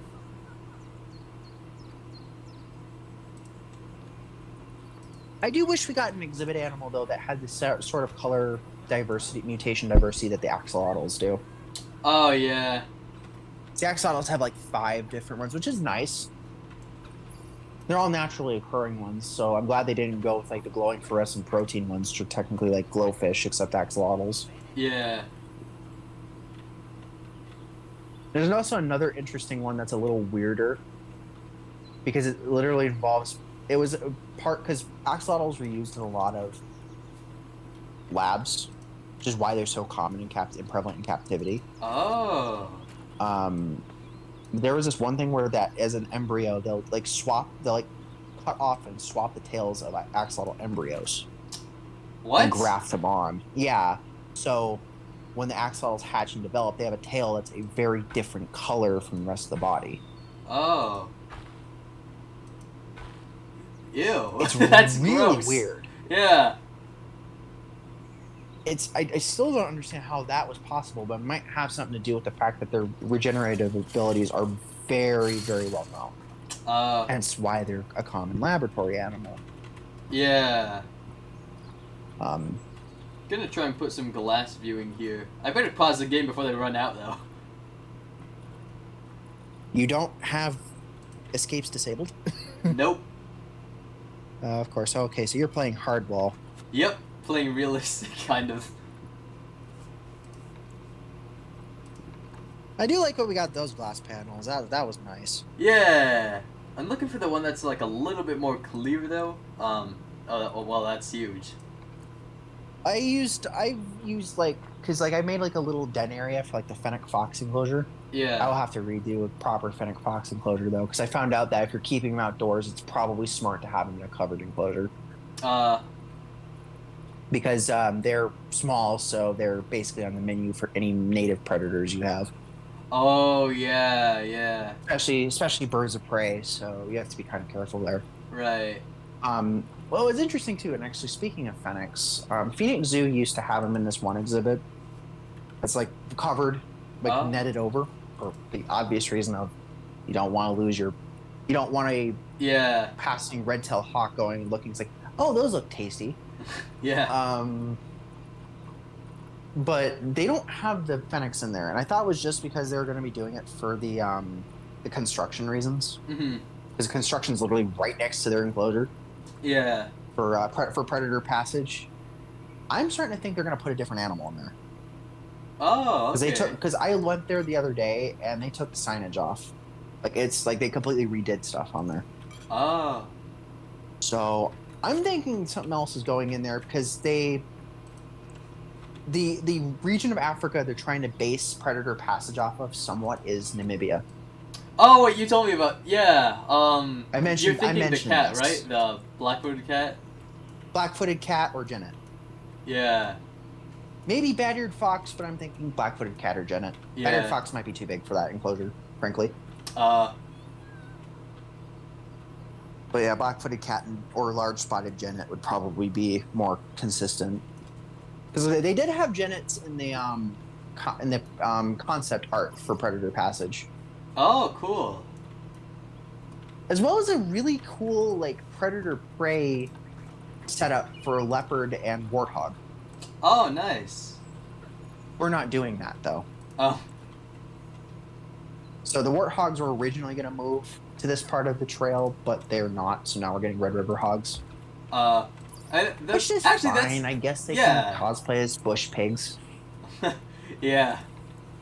'Cause those are present in parts of Namibia, but Yeah. Red River they're hogs not are as up in the common. Congo. yeah. I still hold my breath though that the 0.01% chance that Phoenix Zoo happens to be the first U.S. zoo, AZA zoo with brown hyenas, but you know, Yeah, that'd be once amazing. they move out the male lion from his current enclosure, Yeah, that'd be awesome. because he will be moving, supposedly in fall, he's moving into that current flex exhibit with a new pride. So Yeah. Yeah, I know there's like, some European zoos have brown hyena, and also I know like some Mexico too. Yeah. And also on top There's of two that, zoos in like Mexico. I know some zoos in the US like they'll be like sent stuff from like sanctuaries in like South Africa and stuff. So, yeah, that's like it's not that That's unlikely. where Wildlife World Zoo got both their female white rhinos and their cheetahs. Yeah. And then Zoo Tampa got like African elephants from Kenya. So, yeah. Dallas got some from Swaziland when they rescued some elephants from a call there. Oh, yeah. Yeah. Like a bunch of AZA zoos went together and rescued a bunch of elephants from Swaziland. Why Because they are were you going to do a call to try to keep the numbers down. Which is kind of sad it has to come down to it, because Yeah. elephants are endangered. Yeah. It's just in specific areas, I guess they're, kind of overpopulated because there's not enough land for them. Oh yeah, and there's not really any safe way for them to maintain traditional migration routes because there's vehicles and people. Yep. Yeah. That That's sucks. been the big part of the issue with that. It's been a lot of people, a lot of farmland and a lot of roads. I think that there are occasionally I pity the person who hits an elephant. Oh God, yeah. There have been road collision fatalities from elephants. Ooh. So on elephants, and unfortunately, I think it's both parties Both die. don't look very well in that. It's kind of like what happens if somebody hits a moose, basically, except much larger, Much bigger, much worse. yeah. Oh wow. I'm still kind of curious though. Like, I mean, I know that they can come on an elephant can come out of nowhere, but it's still a large animal. I mean, I guess if you're going past a certain speed, it's kind of you're going faster than the reaction time of either party in that situation. Yep. Yeah, and when I was in Kenya, man, at Amboseli, they came like right up to the vehicles. Like I think they were just curious, but like they can come right up to you. Well, and they're also the largest. There is the point of they're the largest animals in their environment, which means they really don't have to step aside for anything. Yeah. which might be also what leads to collisions with vehicles. Yeah. It's kind of like how large baleen whales are vulnerable to boat strikes, or manatees too. Oh, yeah. Yeah. Because they're the Ooh. largest animals in their environments. They don't have to move for anything. Yeah. That's why, like, especially like gray whales and blue whales tend to be very vulnerable to boat strikes when they go along the Pacific coast because of the fact that they are as large as they are. Yeah. Manatees as well, because manatees in their environments are the largest animals as well. They're also slow too. So, well, mostly slow. Yeah. Manatees can move fast. It's just that they choose not to. Yeah, I've seen them actually, like, at Zoo Tampa. They have a really elaborate, really nice manatee area. That's It's like, I think it's rehab mostly, and yeah. it's like a sanctuary, but yeah, it's really, really nicely done. Most of the zoos in Florida do manatee rehab. Most of the Yeah. zoological facilities, as well as 2 in Ohio, Columbus Zoo and Cincinnati both do. They're the only ex-situ rehab facilities outside of Florida. Well, yeah. from my understanding. So how do they move them back to the wild then? Like that's not near any ocean. Well, they take it's like how moving cetaceans. They, oh, really, YouTube? You're really gonna do this to me now? Oh. Hang on. It's being stupid. I just was out of Instagram again. Yeah, so basically how that works is, yeah, it's gonna... Okay, I'm just gonna do that. So how that works is, basically they just have him in a sling and they put him in a thing full of water on a truck. Oh. That's how I they move see. cetaceans, and that's actually how they move large fish too, like sharks. Right. Pretty simple. Except for sharks is a little more complex because a lot of the sharks that they move that are that size are ones that actually have to keep swimming. Yeah. So reef sharks, bull sharks, things like that. So they have to actually have literally get them intubated to a point where they can actually continuously flow fresh water over their gills. With sharks. I see. I don't know if it's like that with large fish because I think most aquariums that have things like tuna are on the coast. Right. It's like Monterey Bay have tuna. Yeah. Yeah.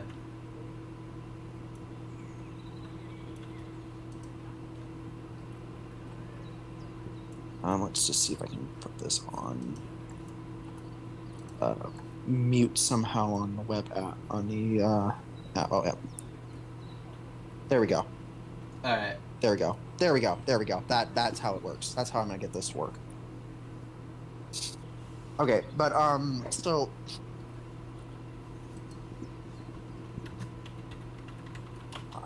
But yeah, it's like yeah,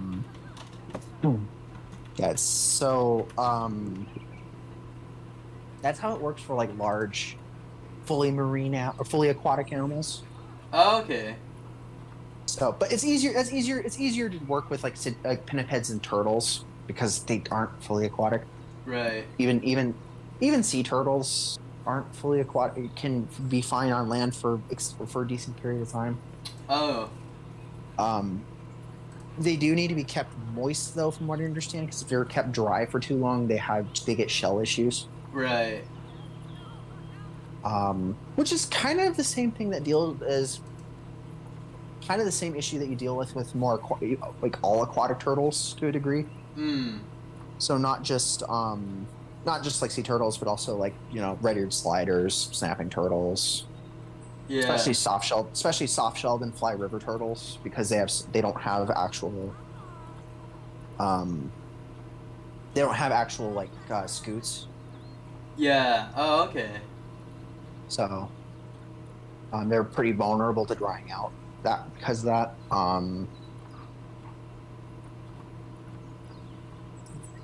That's actually the thing too that I've kind of like debated on too. It's like if they decide to do a large freshwater turtle or like a large aquatic turtle. Mm-hmm.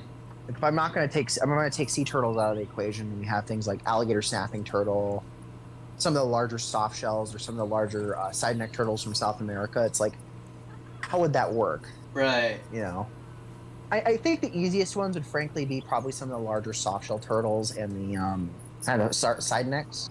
Right. And that's mostly because alligator snapping turtles are sedentary. Oh, okay. So they don't move very much. They do move. I mean they obviously do, but they're ambush predators, so they really, apart from moving between feeding areas, most of their daily activities result of just keeping their mouth open or occasionally going up for air. Here, So I'm they're gonna using upload this water to the where they can Steam just extend their Workshop. head up to drink. Okay. Hey, there we go. Yeah. Still a little frustrated that you can't do pathing. I know. Yeah. I'm actually kind of curious. Do you still have with blueprints? Is there still problems with doing like ones where there's actually actual different terrain changes? I mean, it looks like the dirt actually managed to move very well, which is interesting. Yeah. It seems like it's So, like, working. But, like hills and stuff like that, I could see possibly being an issue. To be honest, I don't know. Thankfully, I kept this one flat though. Yeah, that might be for the best there, because I'm not sure how that would work. How that works. Yeah. But like, And let me just. I'm gonna put this in the zoology Discord and games. yeah, it's good for. That's definitely good for things like the hyenas and the painted dogs for sure. Yeah. I feel like it could work for cheetahs. Cheetahs too, yeah. Yeah. Lion, Cheetahs it might be a probably little wouldn't bit be too fun. small for. I mean, well, I don't know. Lion, it might also be the fencing might also be a little bit too short. Yeah. There's always the issue of them climbing out. Yeah. Actually, let's test that. Let's try. Yeah, let's see. Let's see. some Let's give your guests a heart attack. Let's see Yes.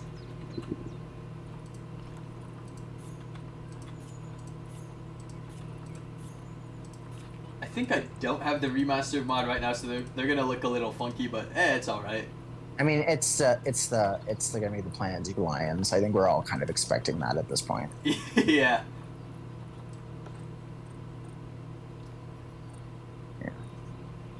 I will. It's 4 meters. I wonder which one's gonna get out first. Is it gonna be the lionesses or the males? Oh yeah. Probably. Realistically, obviously the female, but I mean. Lionesses, realistically, yes. But Yeah. yeah. You might need a staff path there. Oh yeah, Yeah, I put one. Oh, the stream is a little bit delayed, so yeah. Yeah.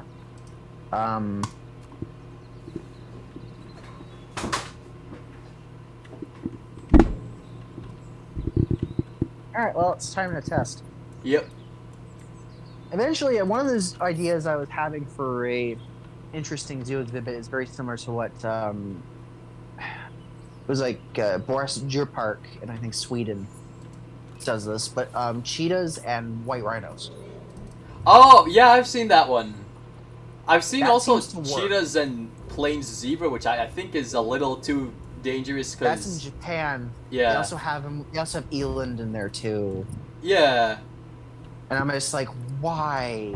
yeah, like Like everyone's gonna be stressed out. yep, You know, I've already seen pictures of like it where you see a lot of antagonistic behavior, especially between the cheetahs and the zebras. yeah, because Like, zebras you are absolutely can tell jerks. it- So yeah, Yeah, you can tell that the zebras want to stomp their lights out. So yeah, it's like,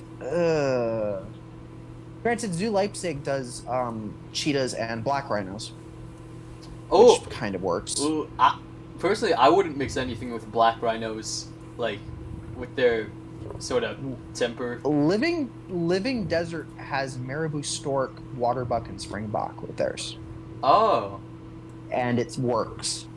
Pelicans too, actually. actually, you know what?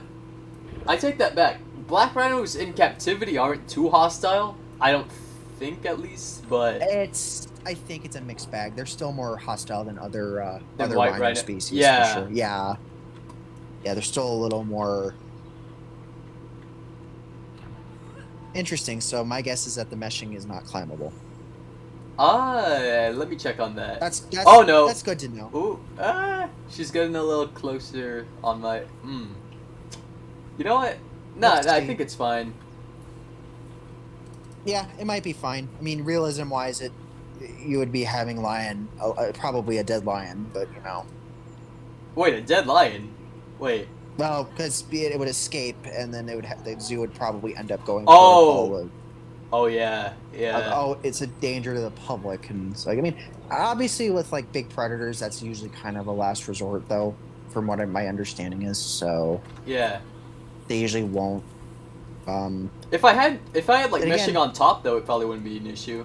Like, Or if you had like slant, like if you saw in the fencing that I sent, like the slanted in, oh yeah, that yeah. like a 45-degree angle seems to work reasonably well. So interesting. So like, interestingly enough, most, not all, but a good portion of large predator escapes in zoos Mhm. are canids Oh, because they figured out a way to climb out. I remember one time, like if you Google it, I think it's still up there.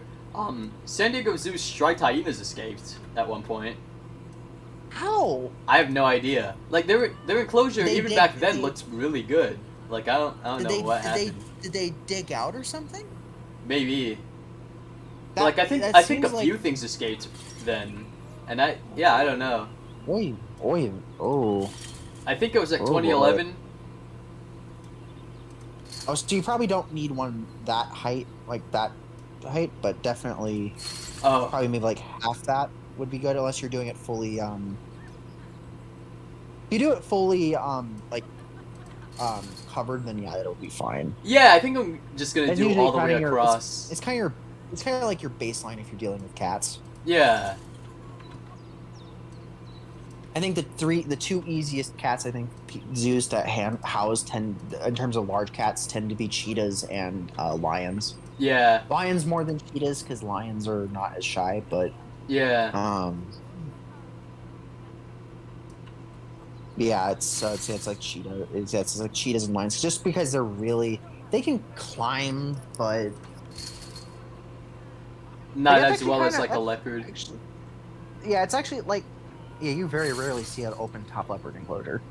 Yeah. You very rarely see an open top jaguar enclosure, but they do exist. Yeah, I think Grumman Zoo Arizona. was like it had some open top parts to it. I think. Arizona has an open top jaguar enclosure, so Mm. and it looks really nice. Like if you look up pictures of it, it's probably one of the best. It's not an accredited zoo, but it's probably one of the best zoological best zoos in regards to a jaguar enclosure in a zoo, basically. I see.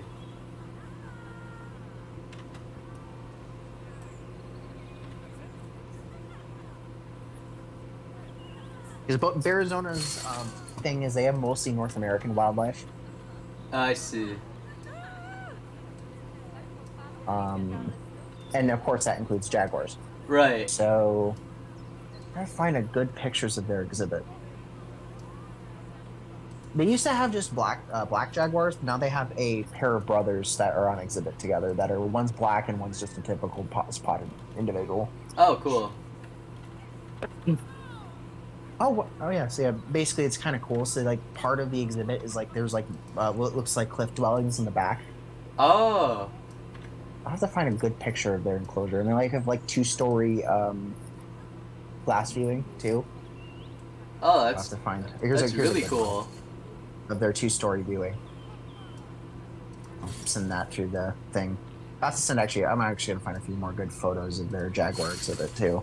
Yeah. It's, like I liked what Panthera sent, like with the leopard enclosure at the Bronx Zoo. Like that's really interesting. Like I've never seen that kind of perspective, if you will.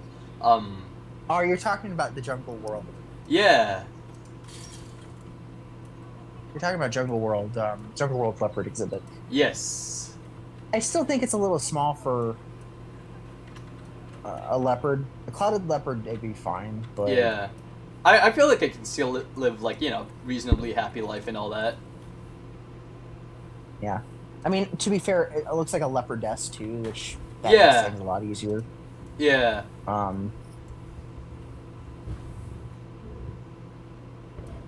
have to find a keeper. It's a really good. It's probably one of the best Jaguar exhibits out there. So I have to for Arizona. I'm trying to find if they got more good pictures of them.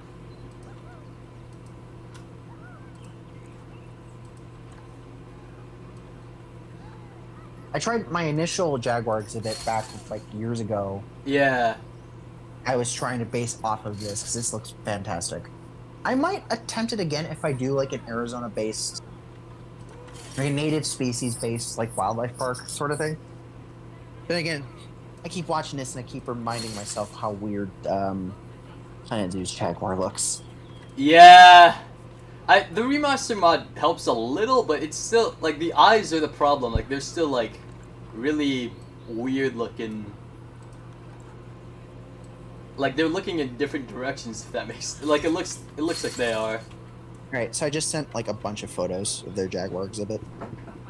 All right, here let me. Yeah, it's believe it or not, it doesn't show it directly, but that is an open top exhibit. Oh wow. It looks like the walls are high enough, so I mean that makes sense. They're very high walls. They're very high walls. So that's and how it works. they definitely don't look climbable at all. No, they're not. It's actually very much why it's. They have like as you see a lot of the walls also have overhangs too. Yeah. But you can see kind of the cool like it looks like there's like cliff dwellings and stuff like that as well. Yeah. Oh, that's kinda cool, That's 'cause- really cool. Yeah, because that's up in Williams, Arizona, near the Grand Canyon. I went to that wildlife park back before they had jaguars and before they had really anything in that regard. Like they just had Jeez, they're pooping all over the place. Like, wow, that's a lot. There's lion poo everywhere. Yeah. What the heck? Oh man. And I can hear them making more. Like, it's not over.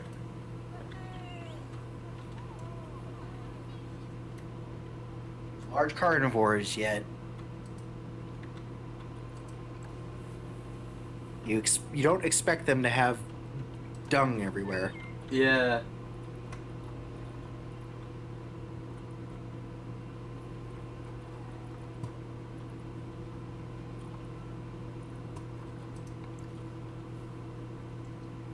Yeah. Yeah, they haven't gotten out, so that's nice. I wonder how their welfare would be in a franchise, though. I'm gonna check on that in just a second. Should be fine though. Like it's actually quite a bit of space. I mean, yeah, because you got two different Yeah. exhibits. If you think about it. Yep. I'm gonna make like a little den here. Yeah, just for them to like sleep, and I guess like if I were to duplicate this for like hyenas, that they would probably like this. So yeah. Oh yeah.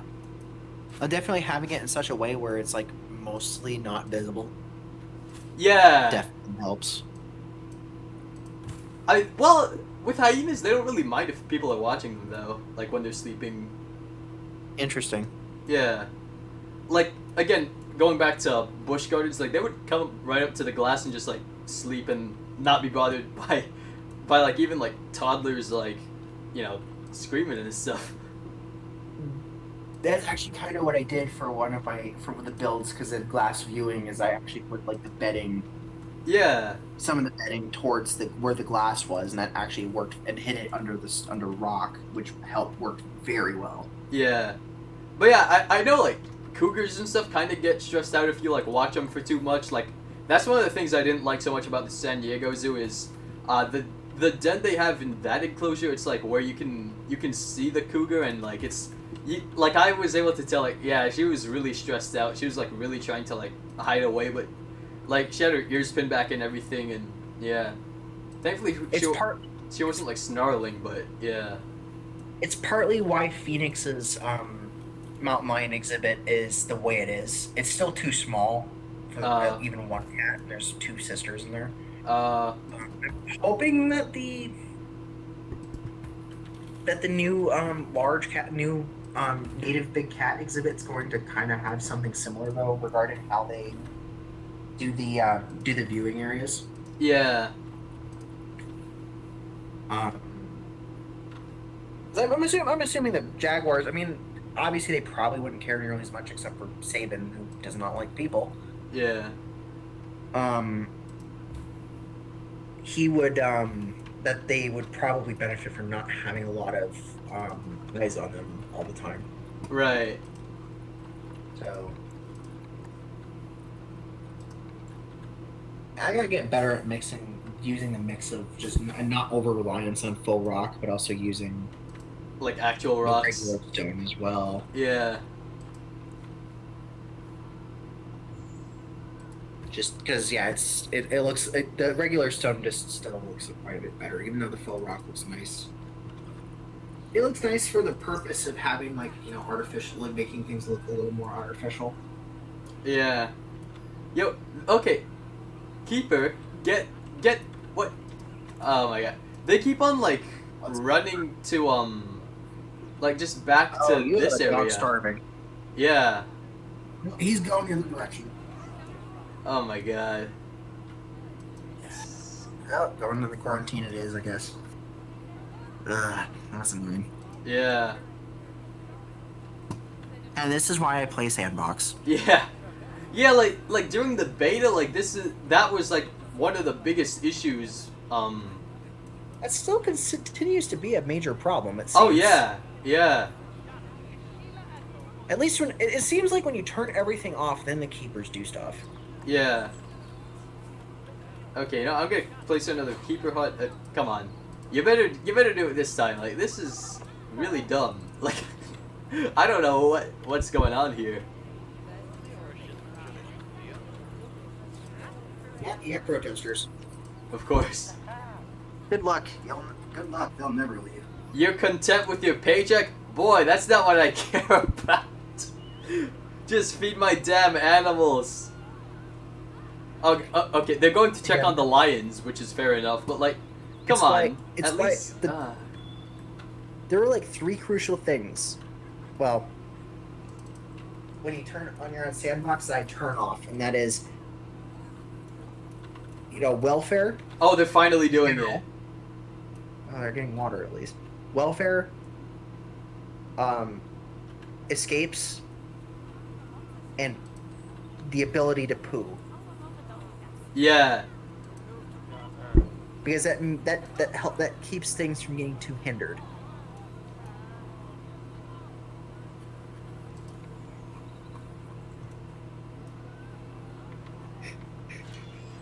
I know he's going bumper car towards the. Yeah.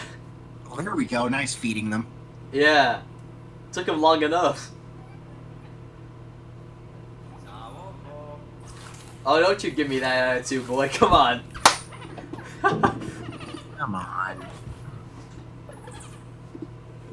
Oh. Is he refilling food nourishment too? Yeah. Okay. That's fine.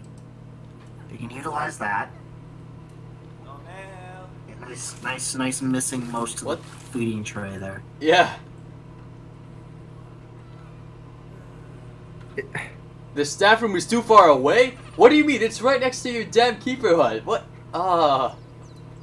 Oh, you know what? I'm an idiot. That's my fault. The keeper hut wasn't pathed to anything. Oh, I see now. Well, oh boy. Whoops. At least I found out eventually. Okay then. But like, it's just one curb. Why can't you just step over that? Like, Like, that's why I hate the pathing system. Pathing system just not fun. Yeah.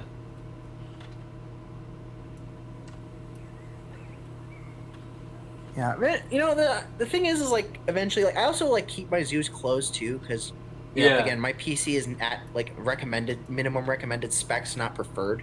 Right. So the computer's GPU thanks me, Yeah. or CPU thanks me. It doesn't hate me for having guests and animals and stuff in the zoo. Yeah. And the lioness does not bother me. Yeah. It's the male lion that bothers me, Yeah. and most of that has to do with his mane. Yeah. Like, I think I mean, some people were saying like face is a the little eyes are. stylized. Yeah. Some people were saying the eyes on the male lion are too big. It's not. Like that's No, how it's fine. that's how their eyes are in fine. real life. Like, yeah. No, it's mostly the mane. Yeah. We're about to have cubs. Yeah, I sure hope so. That'd be. The cub actually does look pretty good. It like the head is a little bit too big, but like it's too Yeah. too tall, if that makes sense. Like from front view, like yeah. Oh, that's what that reminds me of. So, you've heard of Monster Hunter, right? I believe so. Wait, yeah, is There's that the one where they creature- went to find the thylacine, and like No, it's a game where like it's like a weird like parallel universe game where you have like all these like creatures that are based off of different mythologies as like natural animals, so to speak. oh no, sorry, Monster Quest. That's what I was thinking of. That's Monster Quest. Now, Monster Hunter is a game Oh, okay. franchise. So Monster Hunter is a game franchise. They have a creature in there that's really weird looking. That looks, it's a marine reptile, and it's called they call it the Royal Ludroth. Okay. And it has a like weird the dominant individuals, which I'm assuming are males, have a thing that's very similar to that's like this weird like collar of like fleshy things. It reminds me of the mane of these lions, the male lions in this game. That's why it looks so. The mane just sucks because it looks fleshy. Yeah. Hey, you got a remaster mod for the hyenas. Yeah, I made it. So yeah. I'm gonna need a better computer for that.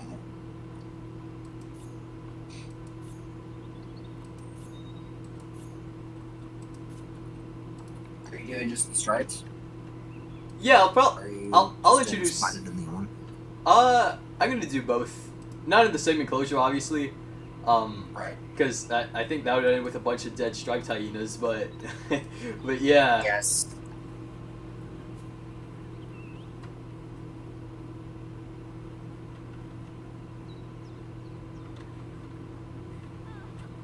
Oh, this is like probably one of the most basic blueprints out there for. Yeah.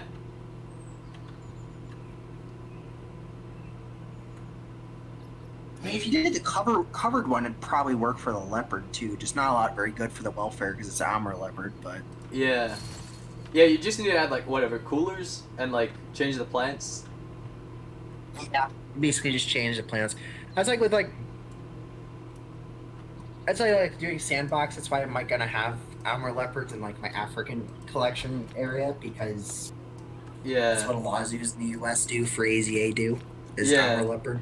So, I mean, Living Desert does it. San Diego does it. Yep. Phoenix is gonna be doing it. Mm. It's funny because it's always like warmer climate zoos that do that though, because like Minnesota Zoo has their armor leopard habitat based off of their native habitat. Mm. So because they have a whole like Russian Far East area. Actually, it's kind of cool. Oh, cool.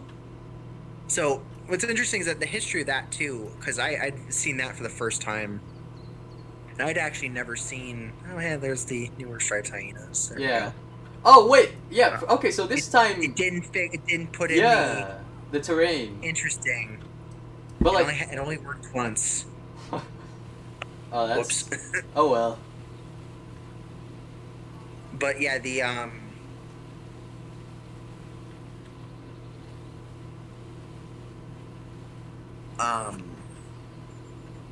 Something about Amur leopards. yeah, the armor leopard. So basically, the originally the only thing that was there was their really good armor tiger exhibit. Mm. which is still there, and it's a fantastic tiger exhibit. It's enormous. It is very large. It is over an acre, actually. Oh wow. Granted, when I was there, they had to temporarily fence it off because they actually had cubs. Oh. So there was mom. I got to have. I think about almost 10 minutes of footage of little. I think it was like almost about 3 to 4 month old tiger cubs playing with each other and mom Oh. when I was there. So they just recently, I guess, removed that barrier fence there because they separated the fencing for them then from the other side of the exhibit, which has a rather deep pool.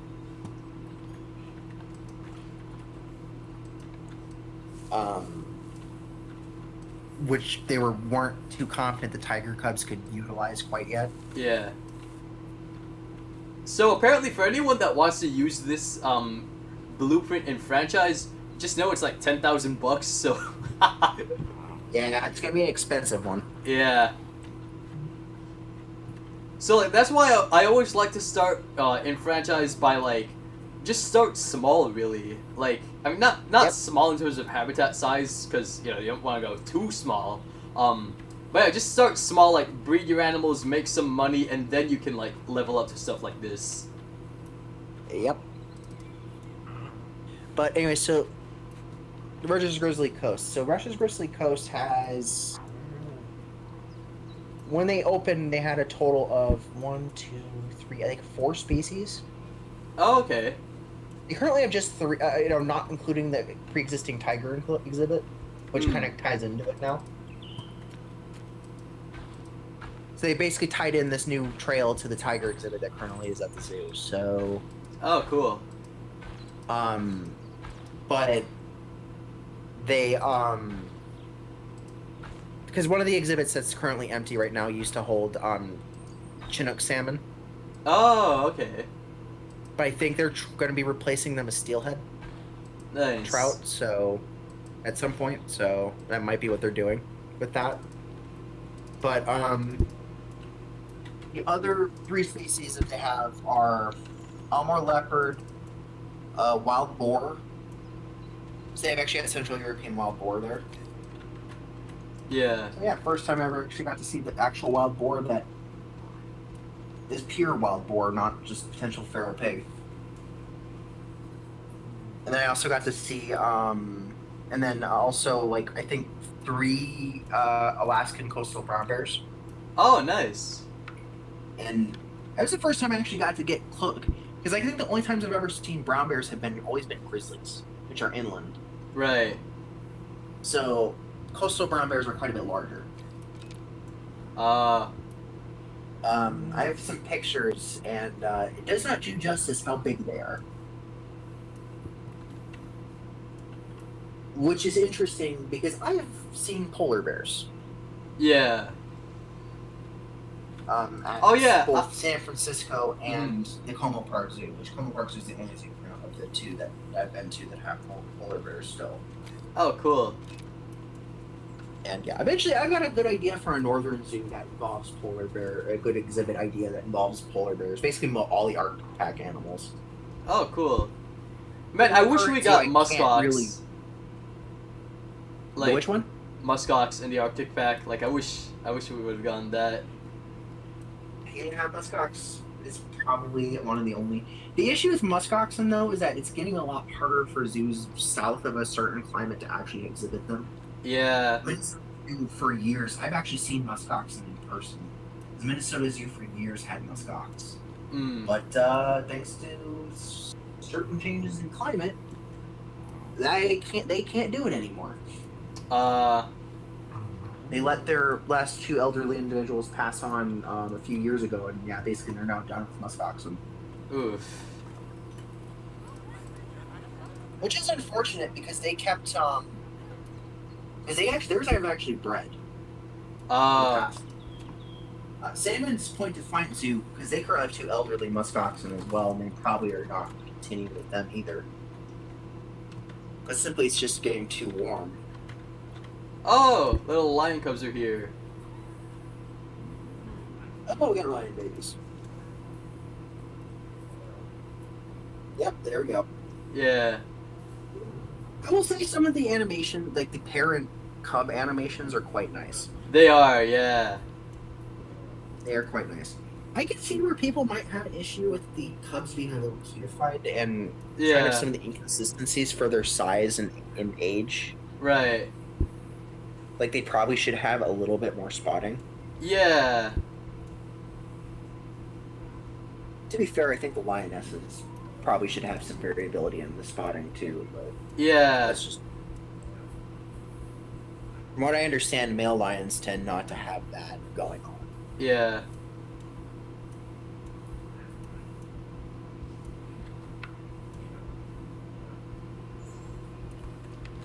I guess the lionesses in game do have some spotting. I mean, it shows on there. Yeah, on their belly and like, ooh, Yep. my new hyenas are spotted hyenas. Oh, excellent. Yeah. So those. Those look so much better. Yeah. I made the torso longer. I was trying to make it a little bit less long than it is right now, but like, for some reason the rig editing is a little weird. Like it only lets you. It makes it a lot. It makes it look a lot more natural in terms of the rig for some reason, even if it is a little choppy. Yeah, like look at how it walks. Like it's actually better. Like But the run is also more of a loping gait than the. yeah. Yeah, that's the issue too. Is like the forearms just go like shove right into the shoulder blades whenever they're walking. Yeah, it's even worse on the striped hyena. Like Strange. That's why it's like it's because they use the cannon rig and it just. yeah, and that's not how hyenas work, basically. And what's weird though is like they don't have a trot animation for their cannons either, Yeah, except for the red fox. The red fox does it. yeah, A very pale hyena. yeah. But yeah, I think I don't all know if the you've actually seen one that pale though. oh yeah, I mean, well, there are some out there. They're highly variable, so it's not necessarily. Yeah, hyenas come in all kinds of different colors. So yeah, They are highly variable. yeah.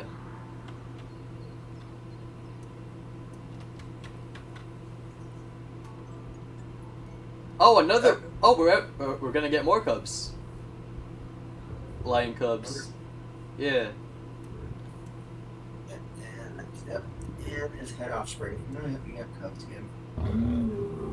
Yeah, it's kind of a good test to figure out how many animals you can have before things go to hell.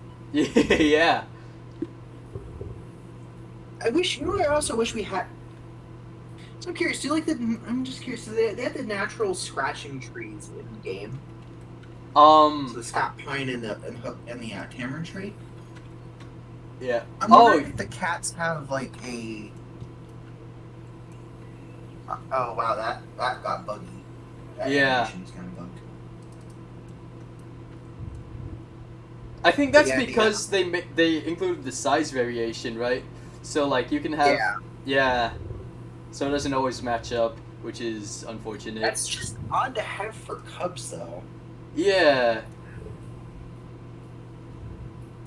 Oh, this lioness only had one cub.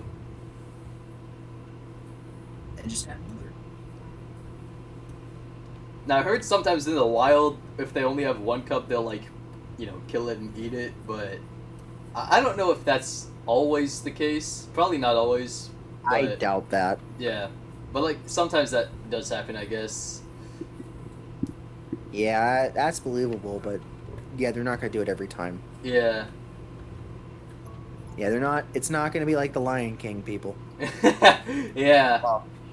Well, Lion King was weird because they almost, until they retconned this Lion King 2 timeline with the Lion Guard, Yeah. which I still have questions regarding that. Yeah. Oh God. Lion They Guard was retconned a something lot there. else. Yeah. Well, it's like people are. I remember like back when that came out, and people were like saying, "Oh, it's like a separate, like not like canon thing for Lion King Yeah. thing." They tied in the last season with basically the plot of Simba's Pride, so it's like no. Yeah. Oh, we had another wild dog pup. Hey, that's probably the one pushing the box and Yep. phasing into. Yep. Yeah, exactly.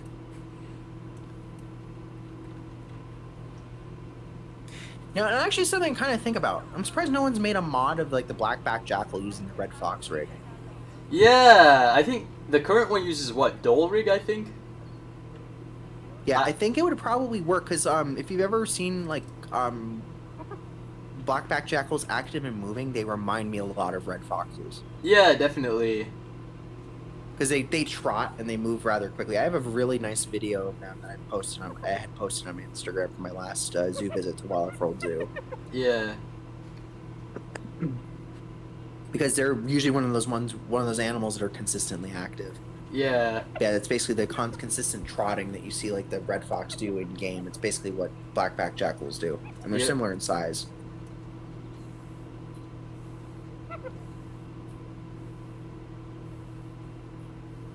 I only say that because I'm not entirely certain blackback jackal would make it into Planet Zoo officially via Frontier. So Yeah. I if hope there's like an a African candidate that's probably going to make it in other than over the blackback jackal, it's probably going to be the bad-eared fox, honestly. yeah.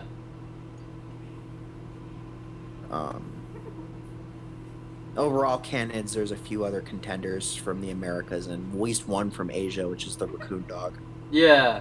Raccoon Dog and Coyote I feel like are the most likely. Raccoon dog, coyote, maybe gray fox, and maybe bush dog, but Yeah.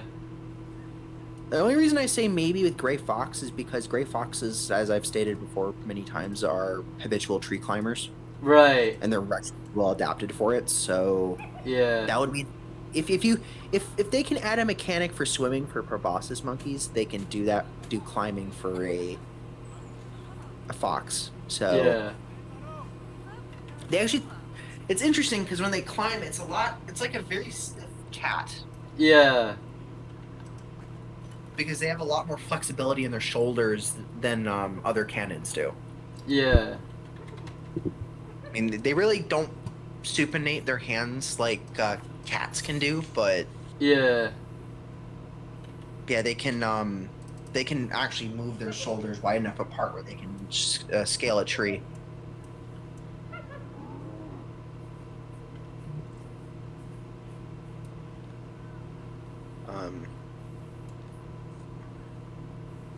Yeah, though that's an animal that I will say that I will like vehemently tell people to knock it off if they decide to try to say clone animal, because I'm like, if they actually implement Yeah. a climbing behavior, it's not going to be a clone animal.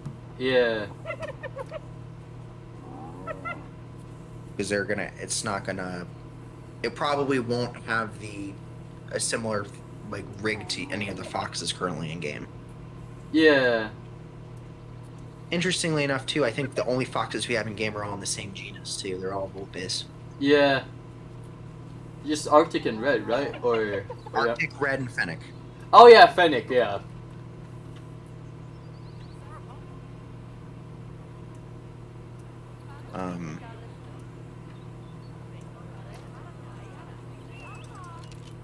I will say I wasn't sure of the red fox when they had announced it for Twilight, but it actually isn't bad. Yeah. It's definitely I have looked at it a stylized. few times. It actually looks quite nice, and the way that it moves and stuff like that. Yeah. Like they do have some animations they share with like the Arctic fox, but like the like a lot of the fact that when they move they don't just like walk like other canids, they actually do a trotting animation. Yeah. Definitely helps it. It definitely sells it as a red fox too.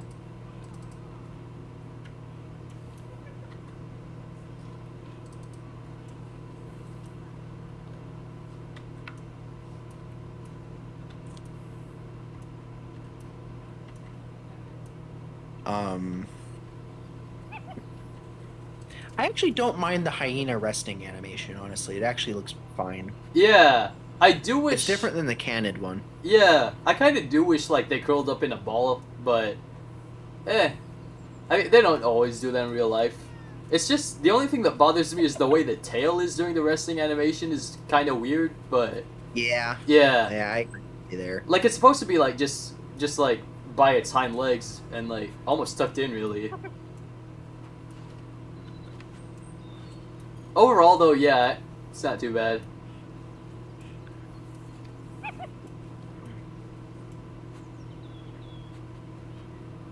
Yeah, the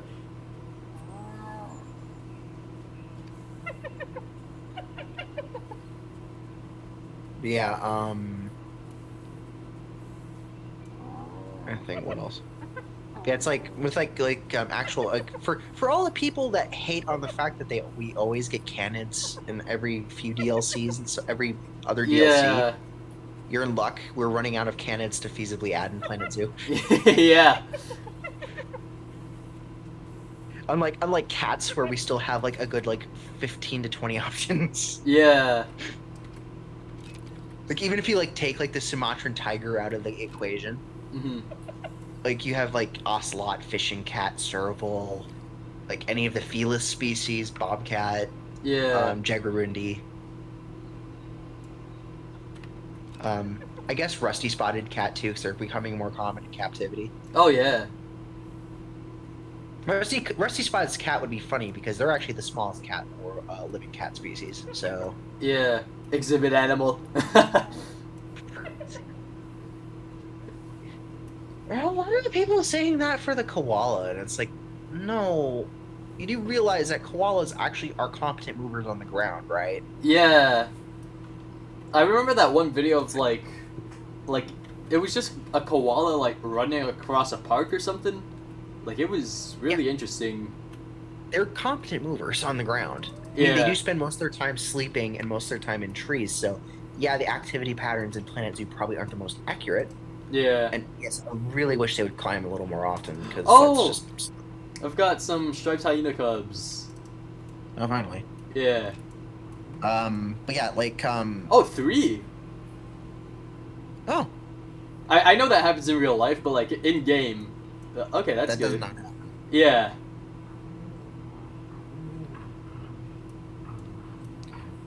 Yeah, I like how the original model, hyena cubs look absolutely fine, but Yeah. when they did it for the adult, it was just It was very strange. yeah. And I'm almost thinking did they just scale up the cub or something? I don't know. It's I'm a little concerned that they were attempting to cutify the hyena. Oh, definitely. It looks like that. Cutify and arguably anthropomorphic. Again, the eyes just look too human. I don't. It, not human, but primate, in a sense. Old Country did actually kind of mention that. They look kind of in game, they look kind of happy, whereas in real life they look more concerned. Yeah.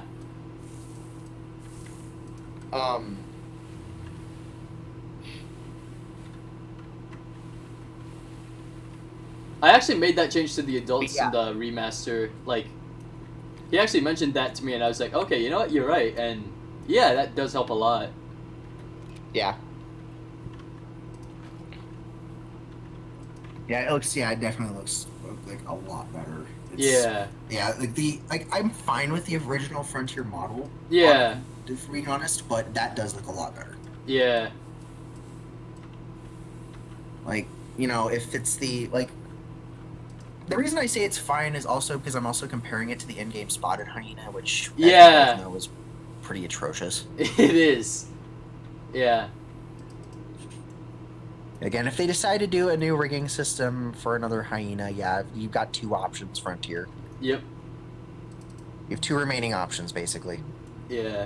Although I don't think it would be a good idea to make a bone crushing hyena using Aardwolf's rig. That might be No, that's a bad problematic. idea. Yeah. No, that's a bad idea, because Aardwolves move more like canids, Yeah. from my memory. Yeah. Phoenix Zoo actually had Aardwolves back in the late 90s, so Oh, cool. yeah, they used to keep theirs with their warthogs, actually. Oh. I guess that worked. Yeah. To be fair, it's also an animal that probably spent most of its time sleeping during the day, so they probably weren't the most entertaining things out there. Yeah.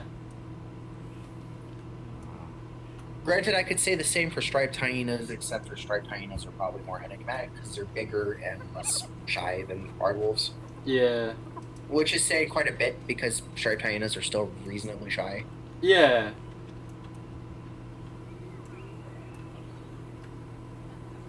Yeah, I remember. I think they actually fixed and I think you could probably see that with the remaster too. Mm-hmm. In the last update with the tropical pack, they fixed the size issue with the hyenas. Yep, they did. They did, yeah. The spotted. They've scaled up both species, and these spotted hyenas are bigger Yeah. than the striped hyenas, which is about correct for them. Yep.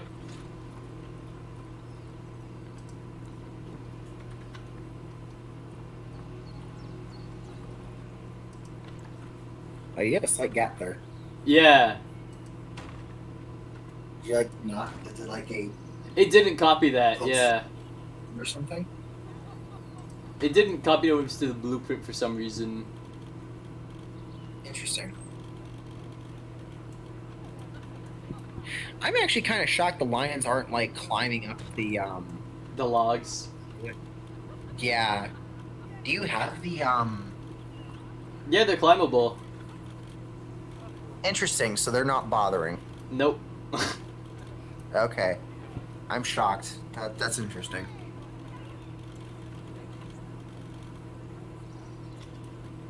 Yeah, I don't remember seeing you toggle those off, so. Yeah, no, I didn't. I never do that.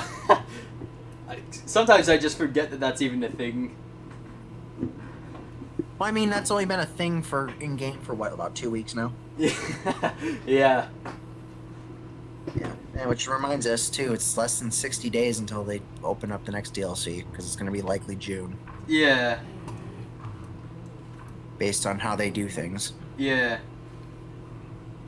Like Sans 2020, I think 2021 and 2022, it's always been consistently late June. Yep. Hey, there's another play animation. Yeah.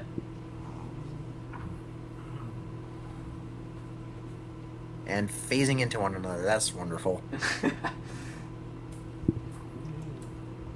I like how the main moves when they run. Like I know it's slightly delayed on the stream, but yeah. I can see, yeah, I've noticed that. I just wish they would raise it, you know, when they're fighting or when they're stressed. But I mean, it's, you know, it's better than nothing.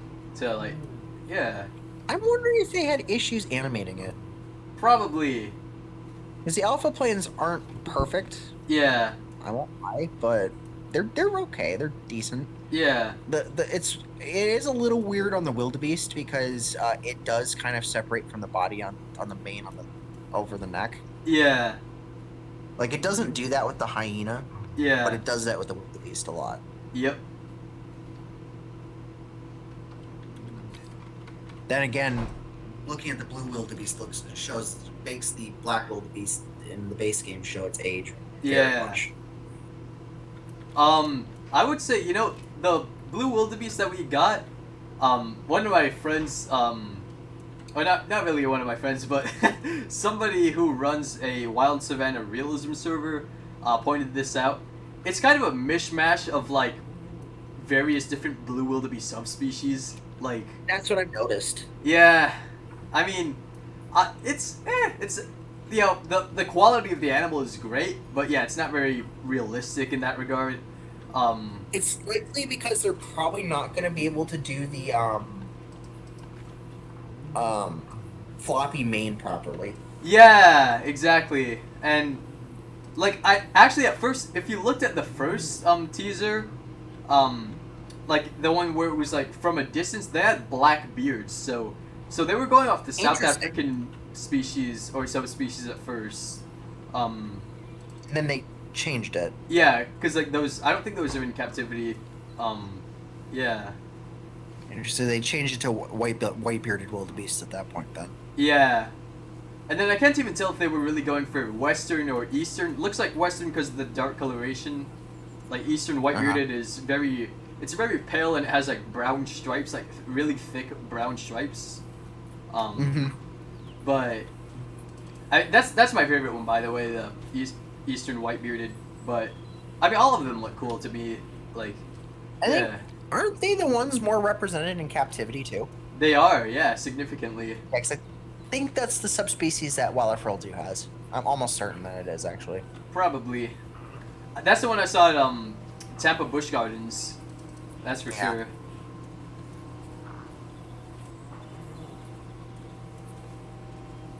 Well, blue wildebeest are going to be the reason in my zoo why the sable antelope have an exhibit on their own.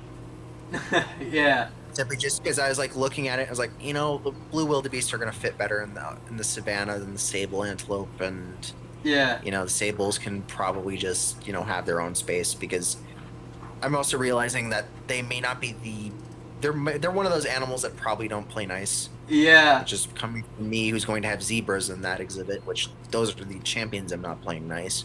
Yeah.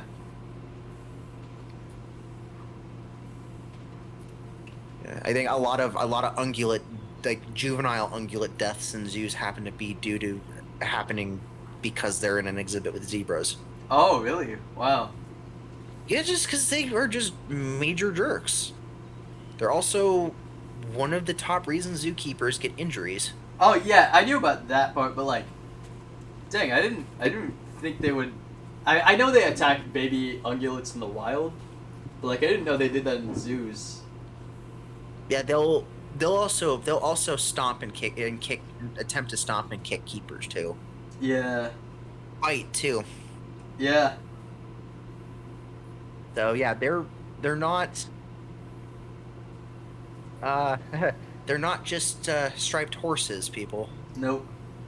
Even though there are people somehow in the private sector that have managed to halter and even saddle break zebras somehow.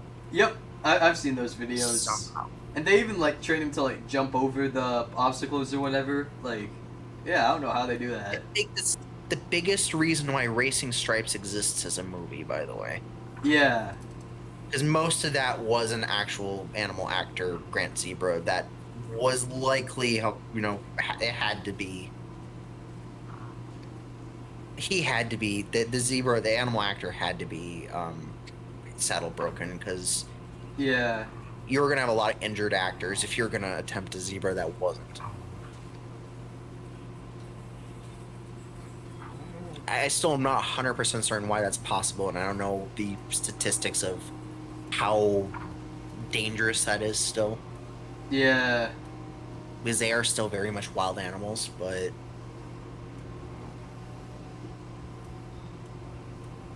yeah, it's yeah, that was, yeah, Racing Stripes was a movie. That's all I'll say. I've never seen it. Like, what's the plot of the movie? It wasn't a completely unrealistic though, if people understand how prevalent Grant zebras are in the private sector. Oh yeah, yeah. Also, apparently in parts of California, there's actually a somewhat wild herd of them, by the way. Oh really? In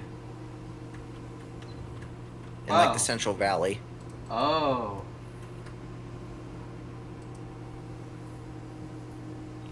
Zebras are Black Force energy, yes. Yep.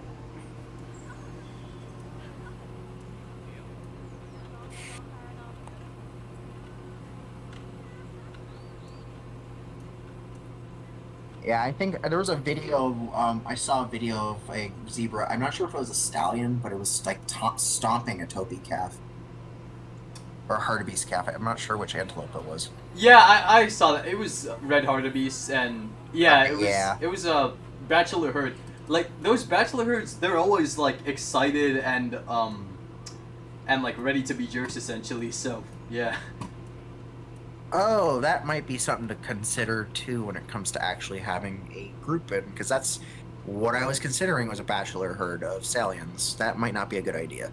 Yeah, no, those ones are especially violent. Especially if it's Thompson, especially if I'm keeping Thompson's gazelles in there, it's probably not a good idea. Oh yeah, yeah.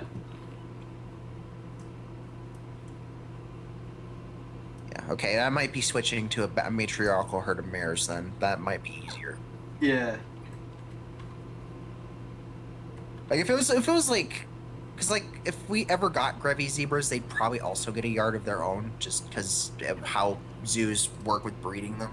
Yeah. Like Phoenix actually rotates the two mares with the stallion, kind of mimicking how they live in the wild. Mm-hmm. I don't know if Since San males Diego. and Grevies tend to live alone or in bachelor herds. Yeah, I don't know if San Diego has like what is it? Like I don't know if they have a mix of the giant eland and the Grevy's zebra, but like I know they're next to each other, and they're in like an older looking enclosure. Like it doesn't look very nice, but it's something. Yeah. They probably don't mix them because they're similar in size. Yeah. Well, similar in size to a point. Giant eland, I think, bull giant eland overall are probably larger. Yep. Yeah. Yeah. They can get like over 2,000 pounds. They're huge. Yeah. Because Grubby Zebra only weigh, I think. Oh yeah, I do like that canted plate animation. That is quite nice. Yeah. Grevy's like maxed out at 1,000, I think. Yeah, I was like, they weigh up to half a ton, so Yeah. the stallions do. So supposedly, let me check the stats on that because I'm actually curious now.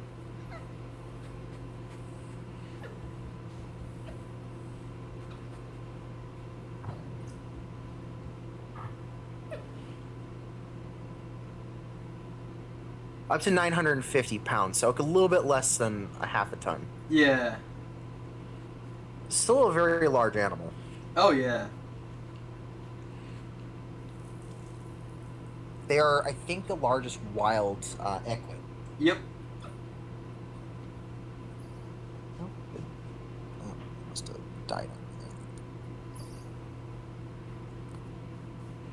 There we go.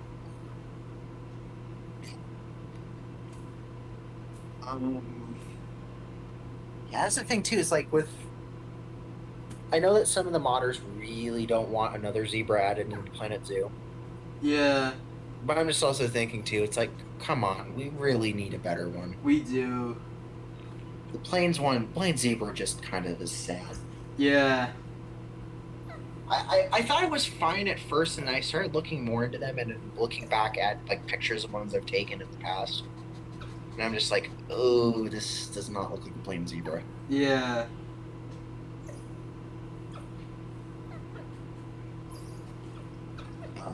And it might be more to do with the head shape than anything else, Yeah. just because the head's really short and boxy, which is not how really any equid I can think of, except aside from maybe some horse breeds are. Yeah. Like it just looks like a fat pony. Like it really does. And not to mention that that was before the current fur shaders, so the tail tuft looks kind of strange. Yeah. And that's also the issue with the black wildebeest. Black wildebeest could definitely just an update to the fur shader on the black wildebeest, and I think it would look fantastic. Yeah. They kind of give it like the similar thing to what the Przewalski's horse has, Yeah. and it would probably look a lot better because it looks like it has a dewlap rather than an actual tuft of fur on the Yeah. chest, which is what they actually have. They did put the tuft of fur above the nose though, which is interesting. Yeah, I've noticed that. Yeah. I've used the black wildebeest more than once. That's actually not bad. Yeah. Yeah, they just need to update the tail tuft and the tuft of fur on the chest. Yeah. Otherwise, it'd be fine. I mean, then again, it comes to also the rarity factor in captivity. I mean, they're not as common in captivity as the other species, so Yeah. I think there's a few facilities in the United States that have them, but most of them are safari parks because they're open range areas. Yeah.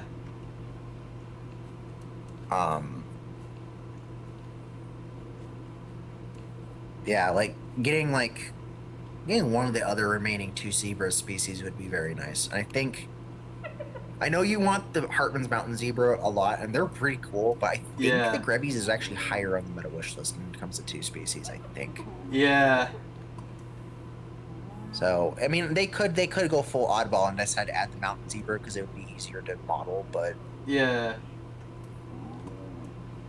because they look semi-similar to a plain zebra in terms of general body shape, except Except the the dewlap, yeah. and, like the bright pattern, of course, but Yeah. Actually, hang on. I'm gonna look on Nexus, see if there's a I know there is a mountain zebra mod, but I want to see how it looks. I haven't seen it in a while. Yeah. They're just gonna... Don't they have a Grevy Zebra mod out there too? They do. That one's, I think, a little harder because they look very different from the other two species of zebras because they look more like a wild ounce than an actual zebra. Yeah. Oh, I think you spelled mountain wrong. Oh. I... M-O-U. Plain Zebra Master Zebra Pack. My guess is this is going to have the several different plain zebra subspecies in a remaster. Yeah. What? Didn't the Zebra Pack have the Grevy Zebra too? I don't know, to be honest. Here, I'm just gonna look for zebra. Plain zebra remaster. Huh. What the? Okay, I wonder what the new variants are like. Yo, wait, they didn't add the Grevies or mounted. What happened to those? What the Interesting. heck? Yeah. Oh, so they have the pseudo-melanistic variant. Yeah. Ooh, Burchell zebra, that looks nice. Burchell's yeah. Project Burchell Zebra. Yep. And then I guess It's a shame those aren't more common. Those are look more interesting in terms of your plain zebra than the Brant zebra is. Yeah. And this project. Yeah. But yeah, look how much better that is. Like that's Yeah, it's a lot better. that's amazing. Yeah. Did they add the new shader to the main? No, but it looks like they did to the tail. Or they used Interesting. alpha planes for the tail, which works. Yeah, they need an alpha plane. Yeah. Do they? I keep forgetting. Do they actually have black and white fur on the tuft? Yes, I think so. Grevy zebras, as far as I know, tend not to. But yeah, I think most of the fur on the tuft is black for the what you call. Yeah. But not that weird stripe thing the old one has. Yeah. Yeah, they made it thinner. They fixed the face, so that's nice. Yep. And then they fixed the mane just a little bit. Yep. What's up? I mean, man, the to be- stripes on the old one are really weird. Like the way they're colored is kind of like I know they can be brown stripes, but like They that. can brown like that too, but I don't think that's frequent. As Yeah, frequent no. as And when they are brown like that, like usually they'll have like whiter, the white areas will be actually like lighter, Planet Zoo's ones is kind of like an off-white gray, if that makes sense, Yeah. Yeah. So, I guess Ghost is not going to let you live down the fact that you fell asleep during your previous stream.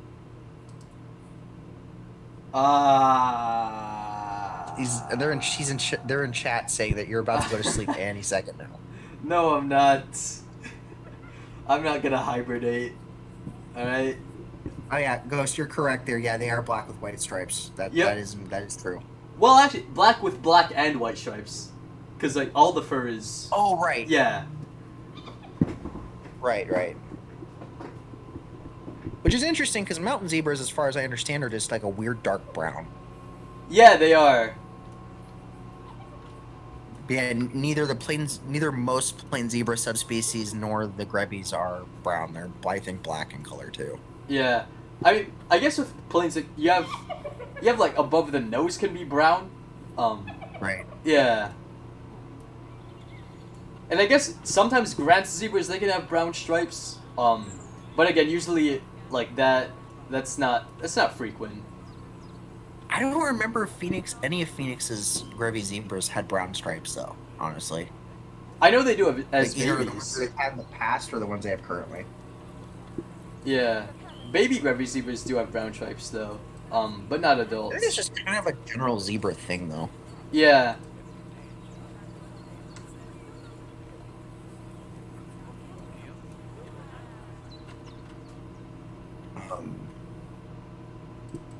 Yeah, so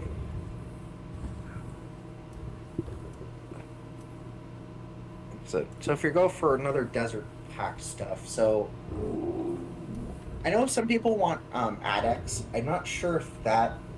I mean, we have the Scimitar Horned Oryx. I mean, I know they're different animals, but Yeah.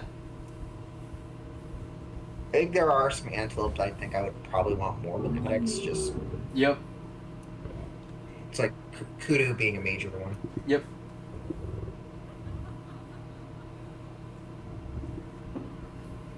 Greater kudu. Kudu. I mean, when it comes to antelope, though, I like or ungulates in general. I want smaller stuff because we really don't have any. Oh, that too. Yeah. Dick. Because like we really just have for smaller ungulates we just have pigs, Yeah. Yeah. and like I said we could have probably smaller antelope and stuff like that if we're doing stuff like that. Yeah. Oh yeah, I've seen the ones where where Casual Geographic just like does not care for zebras. Yeah. It's, Well, then again, he says they're he's like. one of those ones where he's kind of gotten better with the whole the whole dealing with animal misinformation stuff. Yeah, like he actually what's it with the hyena matriarchy thing? Like he actually debunked that, which is accurate. Yeah. Yeah. But yeah, it's one thing I've learned about with spotted hyenas too is like I actually look more towards their when describing how their social structure is. I'm like it's unique, but the basics would be looking at meerkats and Cercopithecine monkeys like macaques. Yeah. Because yeah, meerkats and spotted hyenas have very similar social structures. Yep. In fact, meerkats are actually probably arguably more brutal than spotted hyenas because they will actually straight up kill each other. Yep. I know. Actually, sometimes female spotted hyenas will kill the cubs of other females within their clan if their mother kind of acts out of line. If that makes sense. Yeah, I've heard of that. Yep. Yeah. I've heard of that. I've also heard of fratricide happening between siblings, but I don't know how common that is. That's very, very uncommon. Yeah, it so makes like sense. in like Ngorongoro crater in Tanzania, it's never happened before. In like 24 years of like very closely monitoring them with research teams, yeah, that's never happened. That's because there's plenty of prey in that area. It's there year round, so it's not like seasonal. But in areas with less food, it can happen. That makes sense. Yeah. I know with meerkats, they will if it's a bad year, the dominant female will attack and harass lower ranking females that have pups. Yeah. Possibly even killing their pups too. But yeah, I watch like usually all of forcing those females to babysit the dominant female's pups too. yeah, but yeah, I watch pretty So- much all casual geographic stuff. Like, it's definitely, yeah, it's not super accurate, but it's still very entertaining. And actually, a lot of it is accurate. I somewhat take that back. It's decently entertaining. It's decently accurate, and I can't say the same, sadly, for Tirzu. Yeah, Tirzu kind of started the whole putting animals in a tier list sort of thing, where I've kind of like not a good idea. yeah, and also oh god, I definitely can't say the same for Minute Earth. Ugh, yikes. Yeah, I didn't expect them to change their mind on the spotted hyena thing, honestly. No, and you know what? You know what though? They did something very hypocritical. I think like 2 years after that video was made, they said like, oh yeah, all these YouTubers out there are putting up, videos with false information. They were like, oh, help us stop spreading misinformation. Like that's the most hypocritical thing you could ever say. Yeah. They probably should have cleaned their own closet, at least for their own. Yeah. For that. That's But- not cool. Yeah. Yeah. Yeah. So, with I'm trying to think. Yeah. So, and I also don't like the Ghost. So, Gorilla versus Chimp. Yep. That's happened before. Yep. In real life. It's happened in the wild, and it's always ended with infant gorillas being taken and killed and eaten by chimpanzees Yeah. every time. Yep. Their gorillas are not really built for offense; they are more built for defense. Yeah. So that's kind of the important thing. See, a gorilla versus chimp, who wins? It's generally chimpanzees 99% of the time. Yeah. I think they mean like Based in a on- one-on-one fight, obviously the gorilla, but like, or well, Well, it's the issue in the situations where there have been confrontations between the two species in the wild has been they've been they it's hard it's always been multiple male chimpanzees going after a troop of gorillas. yeah, And since gorillas, since they're a harem types of society with a single silverback, rarely do you have blackbacks in the troop, and those are usually his sons. right, That's not frequent, but generally those are the groups that are targeted by chimpanzees when those interactions happen. I see. So yeah, Ghost. Yeah, they usually, that's what happens. It usually ends up being a predation event regarding the infant gorillas, and that's in those scenarios. Yeah, again, I mentioned this earlier in the stream. This is why I kind of have an issue with them having in Planet Zoo having an interspecies enrichment bonus for between Red River hogs and chimpanzees, because they are actually known to prey on Red River hogs in the wild. Yep. So it's definitely something to consider there.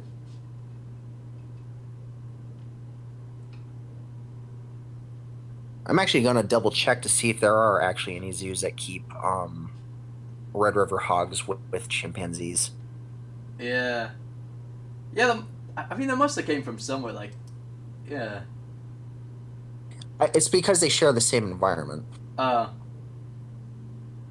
So, okay, so I've seen the one at the Minnesota Zoo regarding Red River hog, Red River hog, DeBrazza's monkey, and black and white colobus at the Minnesota Zoo. But I don't see anything regarding Red River hogs and ooh, here we go. Mixed exhibits with pigs. Zootrope. This is actually probably Zootrope.hu is probably one of the best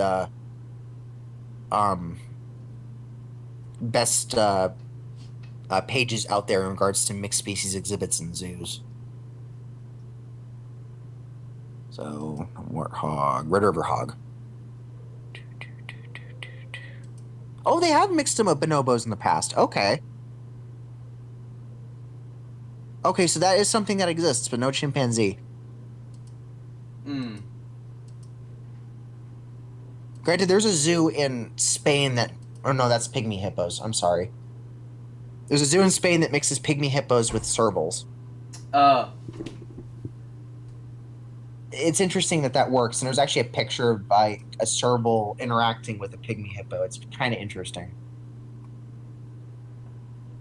It works to a degree. Trying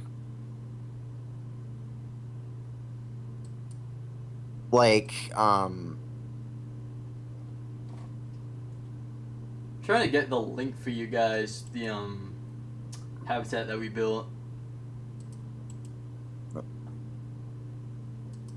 Who's Colossal Ghost?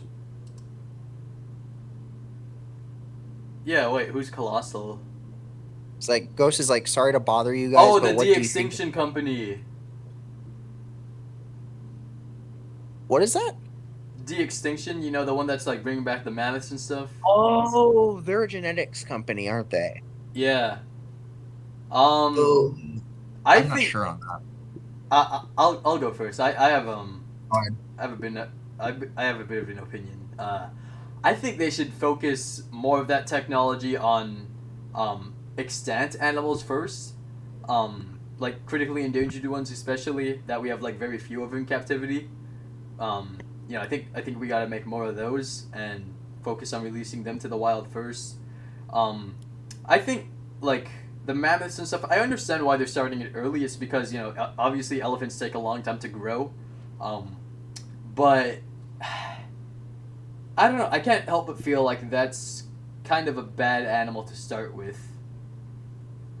Because, again, I understand the longevity. I understand it's popular.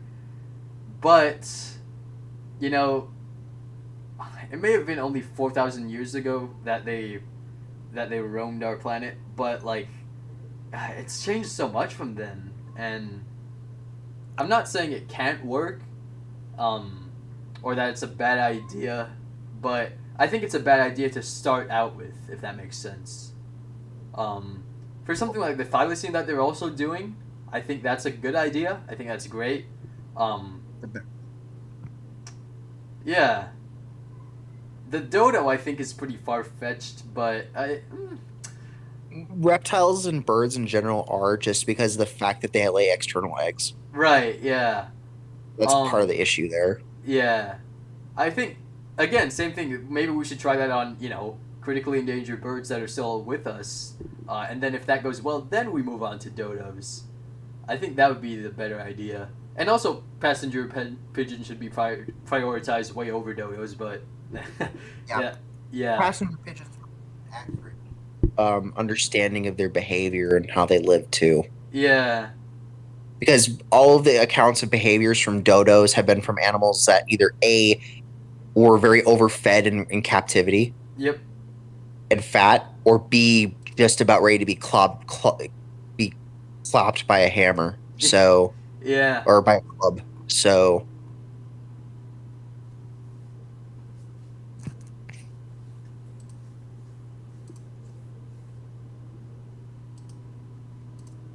a lot of zoos mixed a lot of things with red river hogs. Warthogs seem to be even more animals. Yep, that makes sense. Like pigs. I know we were talking about this earlier. Pigs just can't be bothered. Like, they generally aren't. Yeah. I'm trying to think of what zoo mixed red river hogs with bonobos. Yeah. Because like all the other primate options are either reasonable, I've heard of before, or I've seen in person. It's like the Guerreza, DeBraz's monkey, red river hog mix I've seen in person. Obviously, gorilla and red river hog I've heard of. Yeah. I've heard of the one for mandrill too. And then like Diana monkey and white-naped mangabey makes sense. Right. But yeah, bonobo, which zoos have done that? Hang on. Babirusa, nope. There's a Babirusa with a bonobo? No, I mean, I don't know. I'm going by like the list of pig species. They go by alphabetical order. So there's warthog. There are zoos that have mixed warthogs with red river hogs. Oh, that makes sense. I would be kind of afraid of inbreeding, but not inbreeding, crossbreeding. Yeah. Well, there was an instance in a European zoo, a zoo in Germany, where they put a boar Babirusa with domestic pigs and ended up with hybrids.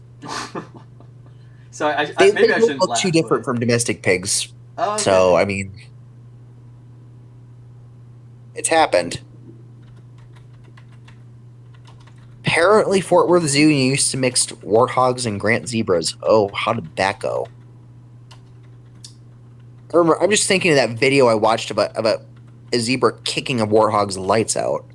Yeah, I don't know if it got up after that or no, probably not. I don't remember if it did or not. Yeah. Like, I know it was, like, on the ground, like, kind of, like, with its legs moving funny. It was stunned for sure. Yeah.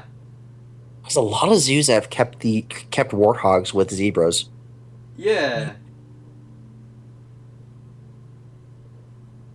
Yeah, Beaksy Berrigan.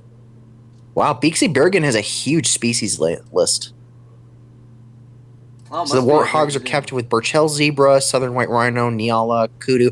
Ooh, Nyala and kudu could interbreed. That's a little... Yeah. I know one time common eland, yeah. bontebok, common impala, springbok, scimitar horned oryx Arabian oryx, okay. Sable antelope, Cape buffalo, Ankle-Watusi, Aoudad, marabou, and Quarry bustard. They must have several exhibits with warthogs then. Yeah. Well, They've that gotta. could all be one. That might be a big question exhibit. for Just Goron, because that's the zoo he's recreating. Yeah, He's recreating Bixie Bergen. I see. So there's a lot of zoos that keep zebras and warthogs together. Mm. So if it's not like apparently Chapman zebra are really common in Europe. I wish they were common in the States, man. They're not. They're most of the ones you see are Grant zebras. Yeah. I've heard of maneless zebras in European zoos too, and apparently, according to somebody on the zoology Discord, there was a single maneless zebra in a herd here in the U.S. But Uh, yeah, they're not common here. Chapman zebras and like all those like zebras with the shadow stripes, like the southern African ones, they're so beautiful. Like, They're much more interesting to look at than the Grant zebras. I won't lie to you there. yeah, totally. Like that's probably why I've drawn a lot to like the Grevy zebra because they have a lot of very narrow stripes. Yeah. Caldwell Zoo used to mix their warthogs with the Grevy zebra too. Interesting. Oh, Well, Caldwell Zoo in Texas had Topi at one point too. Interesting. yeah. I heard Wow. what's it? San Antonio apparently has Topi. Apparently they have Louisville hartebeest too. Oh yeah, yeah, that's right. Wait, what kind It's of still- hartebeest? I'm sorry. The Louisville one. Oh, okay. I thought you said bugle. I was like, wait, aren't those extinct? Wrong one. Yeah. Louisville Okay. hartebeest. I'm trying to think. Where's the Red River Hog one? That's something I could see like being brought back, like the bugle hartebeest. Baton Rouge Zoo has warthog with bongos and impala. Oh, all right, that makes sense. That does make a little bit of sense there. Yeah, like if they're going for like the edge of the forest, like yeah, I can see that. Oh yeah, apparently what I was gonna say is, at one point there was a hybrid between a bongo and a kudu. I've heard of those. Yeah, like in a was that Safari West? Supposedly there's kudu and eland too. Yeah, those are in the wild. Yeah. Yeah. Come on, where's the one? Oh, Bronx Zoo is the one that does Red River Hog and Mandrill. That's where I've heard of it from. I think Panthera's mentioned that a couple of times. They also do Yeah. the Brazos monkey too. Okay. Houston Zoo. Oh, Columbus used to actually. Interesting. Columbus is the one with the bonobo Red River Hog mix, but it's not all the time. Oh. Interesting. I wonder if that's going to be more of a thing now that they're going to be redesigning the bonobo exhibit. Oh, that's cool. Okay. Bixie Berrigan does Red River Hog with banded mongoose. That makes sense.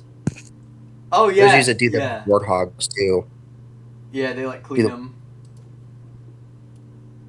Yeah, because they've got the whole symbiotic relationship thing. Yeah. I don't know how common that is in the wild though. Like it happens obviously in the wild, but I don't know if it seems to be like very easily accessible places, Yeah. like near safari lodges apparently. Yeah.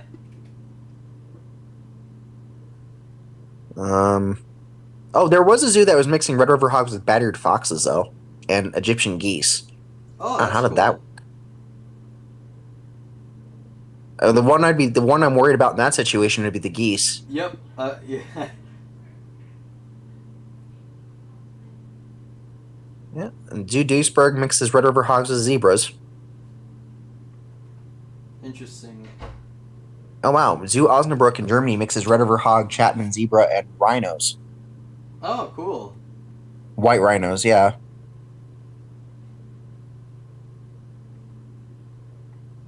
There's a lot of mixing pigs with zebras. That's Yeah.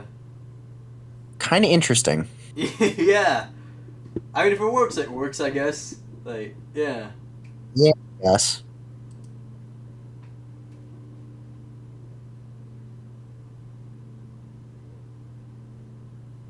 Well, there is a zoo that mixes Red River hogs with pygmy hippos and Nile Leshwe.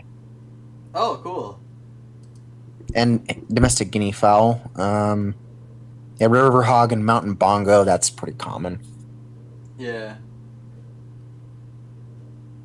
I know that Dallas doesn't mix their Red River hogs with Nyala anymore, though, as far as I understand. Hmm. They did mix them for a while with their Okapi, which sort of worked. I don't think they did it for very long, though.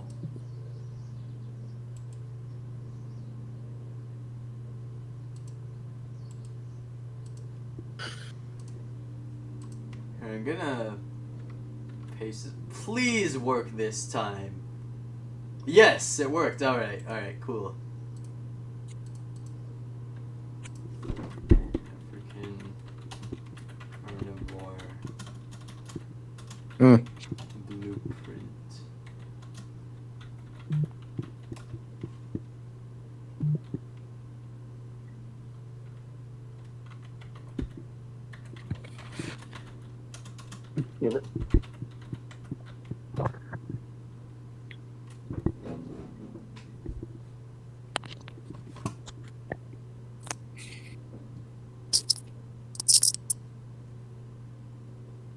It keeps saying 0 view. I don't know. OBS is kind of weird in that regard.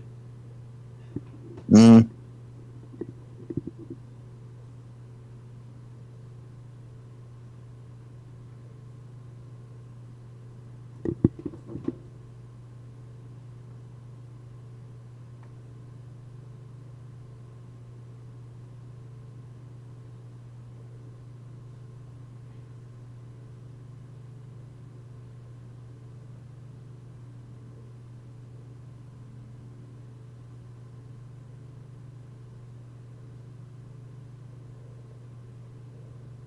See, what do they have all for mixed species? They have. Oh, interesting. They did a recent one for aardvarks. Oh, cool. That's cool. And then, of course, the very first thing is an image of an aardvark with meerkats. Here, I'm gonna send the Strike Hyena remastered pictures in the group chat. Oh, you already saw Yep. it. Cool. Yeah, I see them. I'm looking at them. Yeah, they're quite nice and they look a lot better. Yeah. I still wish that like Jurassic World Evolution 2 has their own photo capture mode. Right. Planet Zoo doesn't have that. You have to rely on Ansel. Yeah. And are the camera in the Xbox game bar too, because it goes either or with my computer. So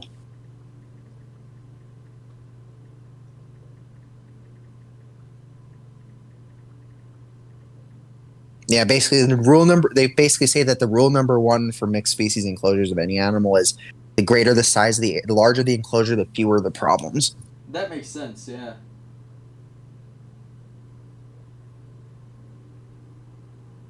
Yeah. I think Old Country might be working though. Oh. Oops. Yeah, he'll see it later. Yeah. Wait, what does he do for a living? I don't know. Yeah. I ask because, like, you know, he always talks about, like, work getting stressful, and yeah, that makes sense. But yeah, I don't know, I was just kind of wondering. Yeah, He said, like, he's on the he's road pretty- a lot or something.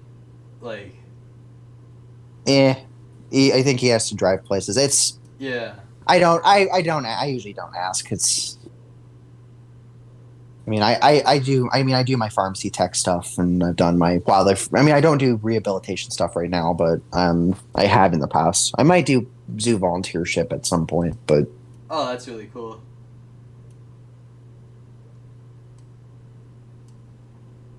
yep.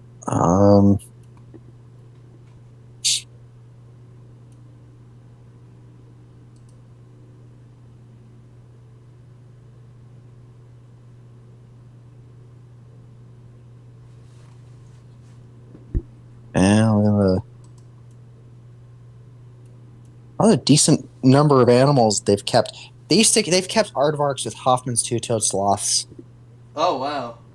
and I guess lemurs kind of make sense if you're talking about Plesioreactioropus because they used to think it was related to aardvarks. It's no longer considered the case. They seem to be related to more closer to Tenrex, which makes more sense. Hmm. Yeah, so yeah, bush babies, guinea pig. Okay. And there's aardwolf, your cat. Oh, cool. Oh yeah, I remember Santa Barbara Zoo keeps aardvarks with their fennec foxes, I think. Oh. Which is an interesting mix because they don't actually overlap in range. Yeah, that's right. Like all the other, like the three species of mongoose I see on here, which is the meerkat, the dwarf mongoose, and the kuzamance, all overlap in range with them for sure. Hmm. They also mix them with aardwolves too. Oh, nice. Wait, what zoo's that? I'm gonna see which one because Yeah. Hyraxes. Pittsburgh Zoo apparently mixes aardvark, rock hyrax, West African potto, thick-tailed greater galago, and fennec fox in the same enclosure, which makes no sense.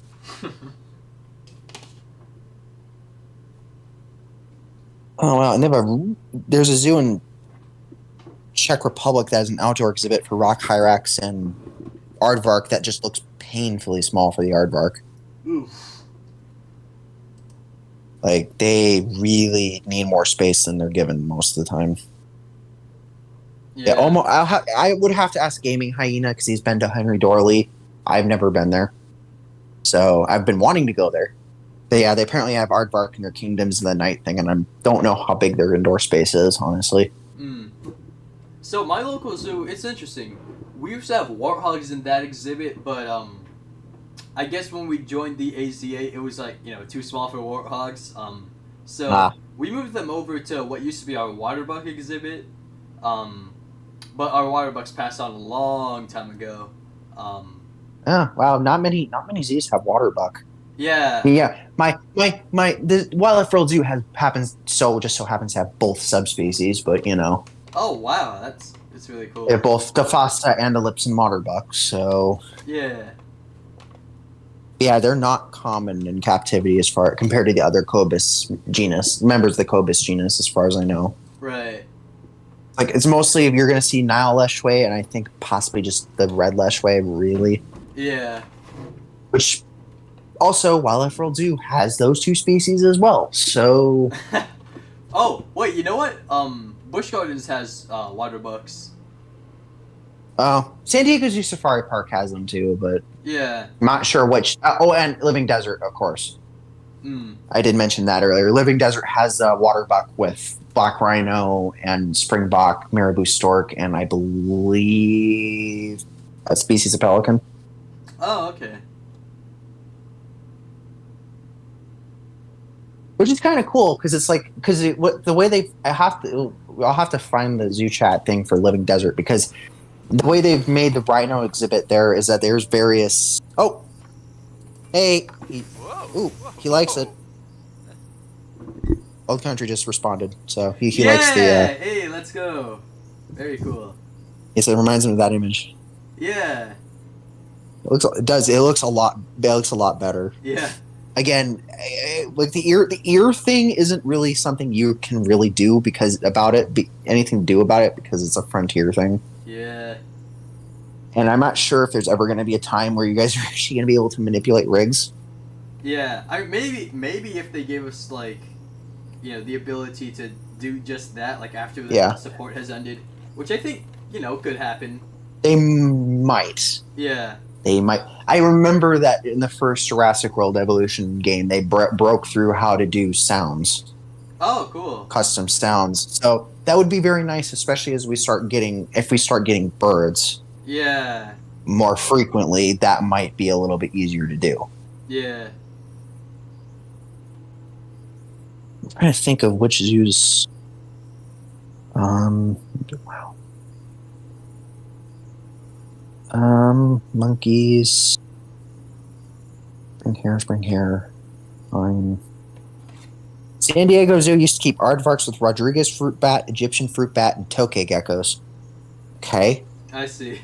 I mean, those wouldn't really That's- bother each other at all. The So fruit- yeah. No, not at all. But it's still an weird mix because I mean, yes, the fruit bats would probably be around the aardvarks, living in the same areas as the aardvarks. That's fine. I mean, they're in the same environments. Rodriguez fruit bat, I guess it's fine even if they're an island animal. But tokay gecko is an Asian animal. Yeah. Granted, it's like because also I don't think Southern California has an introduced tokay population. Florida does.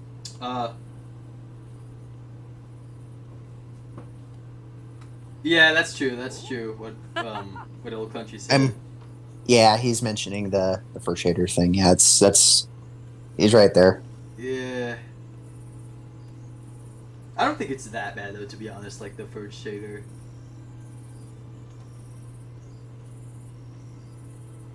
Like ear placement too. Yeah. It's like because the way the ears go all the way to the side Yeah. is Yeah, it should be, like, a little when they more when they centered. walk.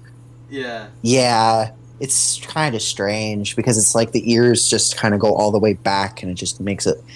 I guess it looks fine, like when you look at directly head on. Yep. But when you look at it from the profile view, then it just looks bizarre. Very bizarre. The spotted hyena has a similar problem, so Yeah. trying to see. Oh, Zoo Frankfurt has Aardwolf and Aardvark, as well as pearl spotted owlet and tawny frogmouth. What zoos have pearl spotted owlets? Holy crap, that's interesting. So they're, I think you probably know those are technically an owl. The owlets. I thought So they're, owl was just what you call a baby owl. That is, but they're called also owlets. They're in the same genus as the pygmy owls we have here in North America. Oh. In the Glossidium genus. Okay. They're just called owlets outside of the Americas, Yeah. or probably even Okay. outside of North America, to be honest. Because we have two species of pygmy owls here in the Arizona, especially. We have the Ferruginous pygmy owl and the northern pygmy owl. Oh, okay. Northern pygmy owl. The northern pygmy owl is the only one I've directly interacted with in wildlife rehabilitation, as we've gotten them in on occasion, and we have one in had one in education. Oh, cool. But Phoenix recently put one of their breeding pairs of Cactus ferruginous pygmy owls on exhibit. They've had them off exhibit for years as part of a breeding program, but they're testing something, and it seems to be working because their breeding pair on exhibit is actually breeding actively. Yeah. They had a fledgling there the last time I visited, like a couple weeks ago. So yeah, their ferruginous pygmy owl, Cactus ferruginous pygmy owls had a little owlet, little fledgling. Yeah, aardvark and meerkat is like in is in a lot of different zoos. Minnesota Zoo used to do that. Oh. Minnesota Zoo had meerkats until I was like 7 or 8 years old. They don't anymore. They used to. Like just like a random, like they don't have no major African exhibit aside from a small section of the Tropics Trail. Hmm. And then occasionally they used to do summer exhibits for the mixed savanna. That was just summer only. On occasion they don't do that anymore. Oh, okay. But they year round they had a meerkat exhibit there year round. Hmm. I didn't know they used to have aardvarks too. That's interesting. They must have gotten rid of their aardvarks prior to me being born. Because up until I was like 6 or like 7 or 8 years old, they had an outdoor meerkat exhibit at the Minnesota Zoo. They don't have it anymore.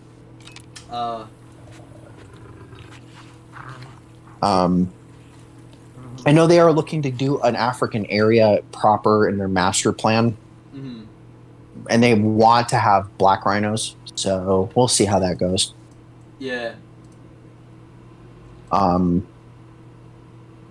I do know they want to do a Himalayan area and where they can, not have red pandas in their tropics trail anymore. They don't have any right now because their last red panda passed away a little bit ago. But I think that particular individual had problems, had dermatitis related problems being held outdoors for some reason, which I still find odd because Minnesota's climate is not terribly similar to or not terribly different from the climates in the parts of China and the Himalayas that these guys are from. So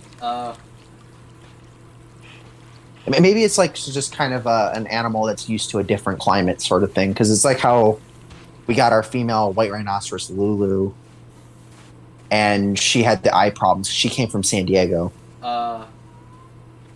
And then here to Phoenix, and then she started getting an allergic form of conjunctivitis. So yeah, it might have been something related to that, honestly, because Red River Zoo in Fargo, North Dakota, has a breeding program for red pandas, and they keep theirs outdoors year round.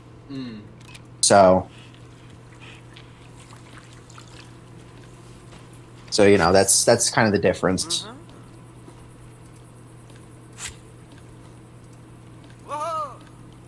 Red River Zoo is a nice little AZA accredited zoo in North Dakota. They used to have some rare stuff there. Like they used to have white-lipped deer. They don't anymore.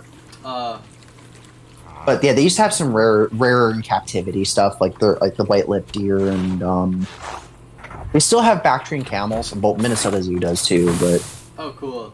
Bactrian camels are not hard to come by because they're the ones that you get in zoos are domesticated. So yeah, I think I saw just like the ones in Planet Zoo itself, which again I still wish they fixed the face on. Yeah.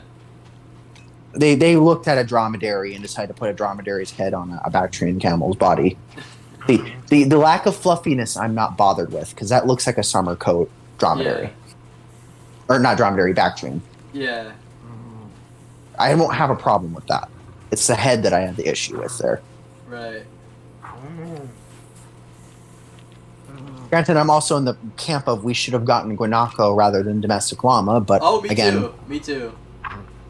I mean, I guess I can't get terribly mad because llamas are in zoos. Yeah. But it's still kind of weird that we still have only 2 domestic animals. Yeah.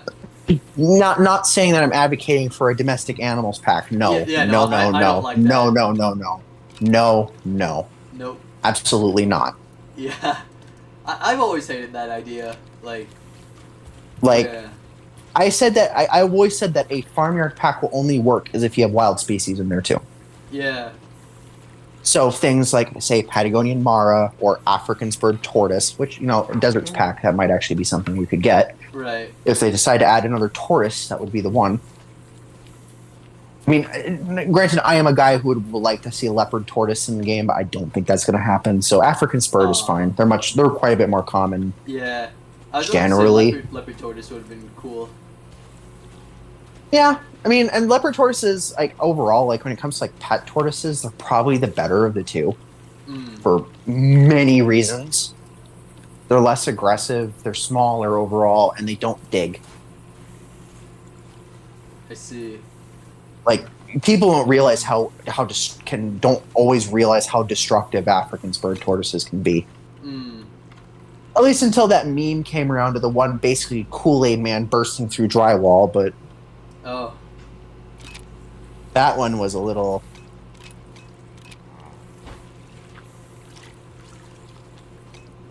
bizarre. Yeah.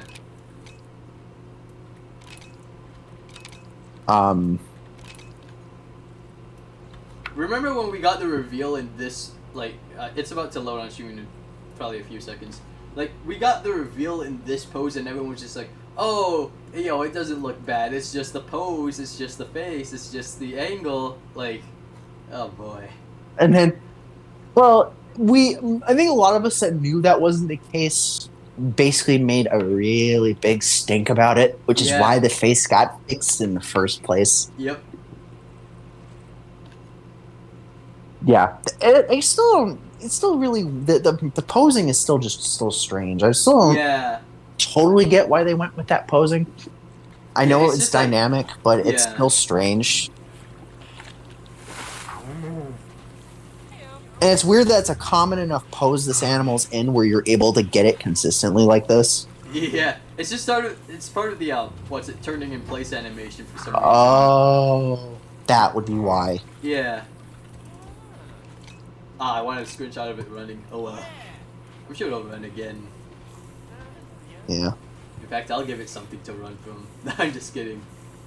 And no lions, no spotted hyenas. How about a tiger? No, I'm just kidding. Oh yeah, forgot 2 continents. Yeah.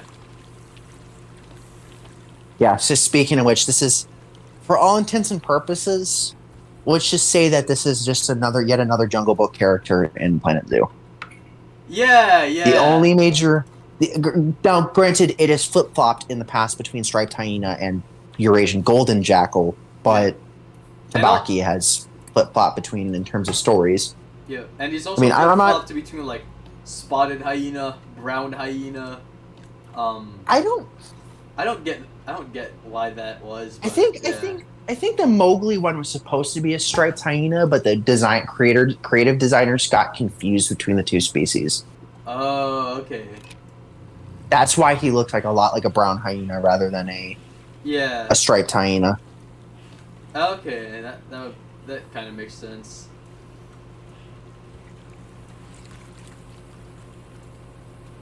Yeah, it's like really, really odd. Yeah, because like at least spotted hyena used to be in India, right? Brown hyena Yeah, well, is like very restricted to Well, southwestern Plio- Africa right now. You know what? Interesting thing is we have brown hyena remains from the Pleistocene of Spain, so they did have a broader range at one point. Oh, okay. I still don't get how that happened. Like, why Yeah. the hell is there an early Pleistocene site with brown hyenas in Spain? Right. I'm still not totally understanding that. I mean, it could very well be those are hyena prisca, or possibly Pleocrocuta, Yeah. because those are a thing in that range. And Pleocrocuta seem to be very similar to brown hyenas, from what my understanding is. Oh, okay. Pachycrocuta was to a degree too, to the point where they did try merging brown hyenas into that genus, but yeah. that didn't work. That didn't work, so Yeah. that would have been really weird. Yeah. But I can understand where that I mean- was coming from. If it were accurate, that'd be very interesting on how to do reconstructions of that genus. Yeah. But again, that doesn't seem to be the case. No.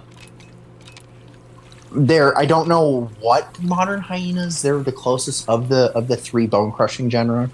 I don't know what they're closest to. People are saying it's brown hyena. I'm still not sure on it. I would say, yeah, probably brown. Like, seems Yeah. to be the most similar. Again, it's probably jaw because I've shape never- and, like skull, like the teeth structure. Like, Makes sense. yeah. And Pachycrocuta was a Pachy. This the irony is the funny that the Pleistocene was just like a succession of hyenas. Yeah. It's like when Pachycrocuta bit the dust, then Crocuta moved into Eurasia. Then when they bit the dust, and striped hyenas moved in. Yeah. So now, granted, hyena prisca is another one that I kind of, with the ones in Europe at least, Mhm. I'm still not certain on, because it's like I don't know. I don't see a lot of literature on them. That's yeah. Hyena prisca is, I think, the Mobash hyena is what they're called, Okay. or European striped hyena. They were considered conspecific with the modern species, but now they're considered different. Okay. I think they bounced between being subsumed with modern striped hyenas, subsumed with cave hyenas, and then realizing they're not Crocuta, and then back into the same genus, but distinct from the modern species. Yeah, Hodari Nundu did a really good rendition of a hyena prisca hunting great ox. Oh yeah, I remember that. That was a pretty cool one. I don't remember what I don't know what he based that off of entirely, like off of modern, because I don't know if brown hyenas hunt penguins. Honestly. I don't know. Like, I think They hunt fur seals. Yeah. I mean, I They don't see all- why some- they wouldn't. Like, I mean, some- other than some- like not overlapping with them, maybe. They do overlap in range, though. That's why I'm kind of Oh. thinking. Penguins do range into from south of the Cape to Namibia. So Oh, interesting. yeah, it's because of the fact that the ocean is cold basically throughout the southern part of Africa. Right. Is from the Antarctica. It's why the Galapagos penguins are still able, and Humboldt penguins are still able to live where they live in South America. Is because of the Antarctic currents. Mm. Trust me, that part of the Pacific is really cold. Even though you're on the tropics, it's really cold. Yeah, I'm in the It's tropics. really weird. It's bizarre because it's like there are also parts where there's lagoons where they're rather warm. Yeah. But it's weird because like all the ones in the parts of the Pacific that basically everywhere from like Southern California down to Peru have very similar fauna and in terms of fish and with some different exceptions like there's like from like Baja California south you have white-tip reef sharks which are mostly tropical. Okay. But other than that, you get like Cortez rainbow wrasses, you get Pacific Sergeant majors, and a few other fish that are just very hardy but seem to be tropical in origin, at least. Okay. They're they're part of genera that occur in more tropical areas but seem to do just fine in cooler water. It's really strange because you wouldn't expect it with as cold as the water is around most of the Galapagos Islands.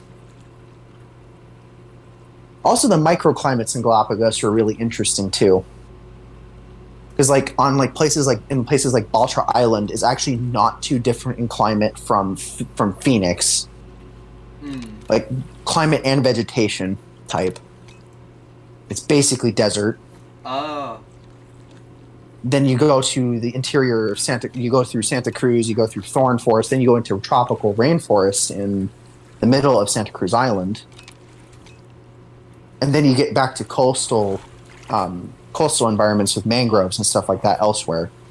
Really Galapagos is really just a weird place. You basically have like a million different habitat types in one area. One condensed area. It was just so strange. Yeah. Um, God, it's that pose again. it's the turning. Oh, yeah, he's jumping. Yeah. Every time. Yeah. It doesn't ever stop. Nope. No. I mean, of course. Imagine if they revealed it in that pose. Or... Oh no. Everyone would be just like, what?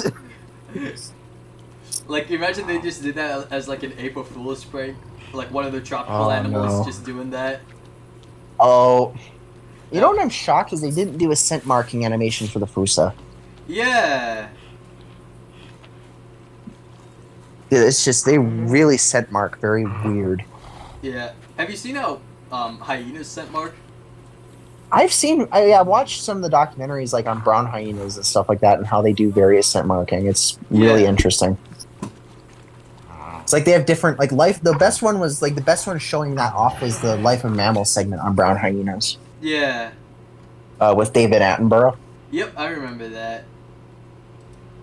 He literally walked up to a patch of grass that was used as a pasting spot. Yeah. For them, and then kind of showed the different types of scent marks that the hyenas would be using. Yeah. And their purposes. It was really interesting. Was that the one And where I we think called them dogs though? Like.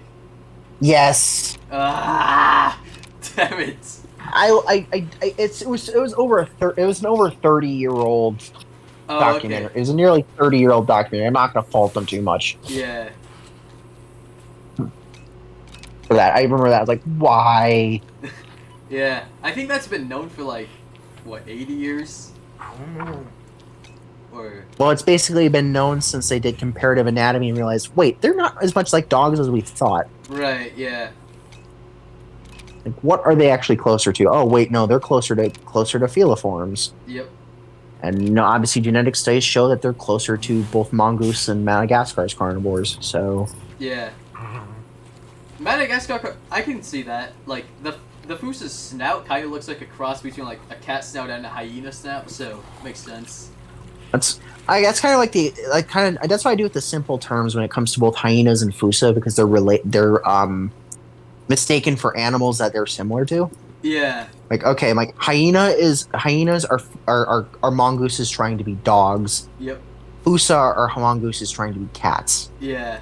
So, and for both, they do reasonably well at it. Now, Fusa, again, I've mentioned this before earlier in the stream. Fusas are basically mongoose trying to be cats, trying to be lemurs. So Yeah.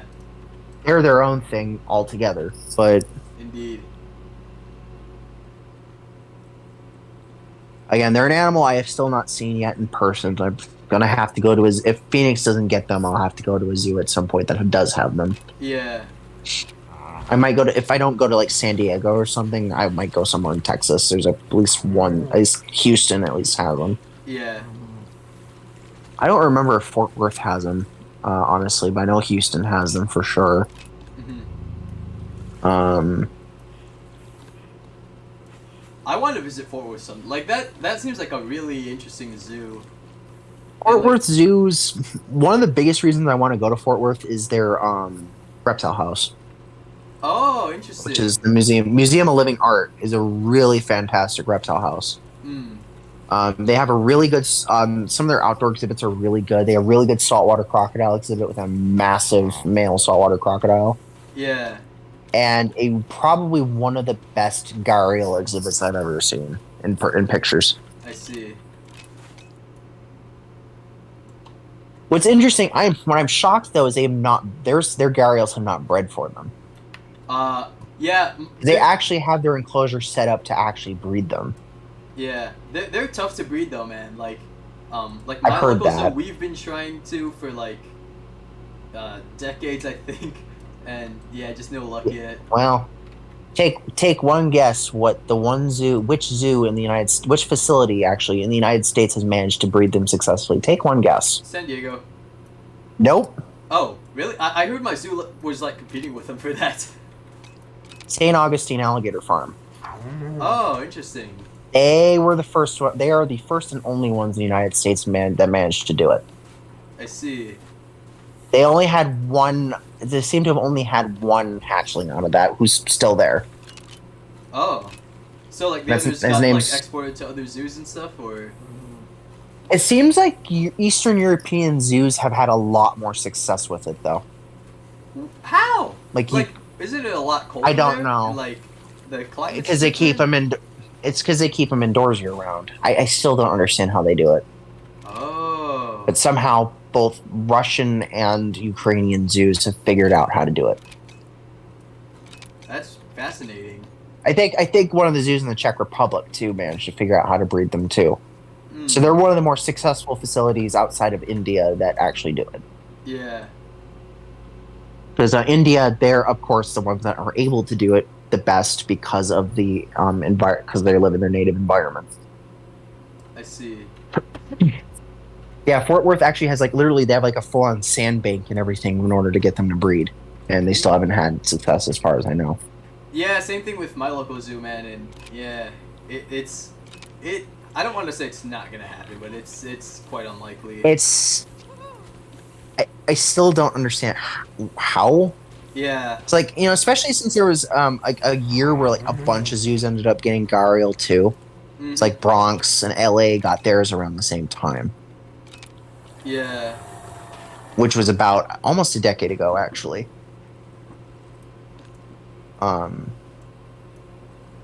Okay, this size seems about right for a striped hyena.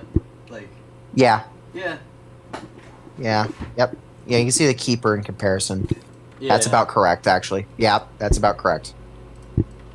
Seeing I was about less than 3 feet from the two at the zoo, yeah, that's about correct. They definitely fixed the size on it for sure. Yeah.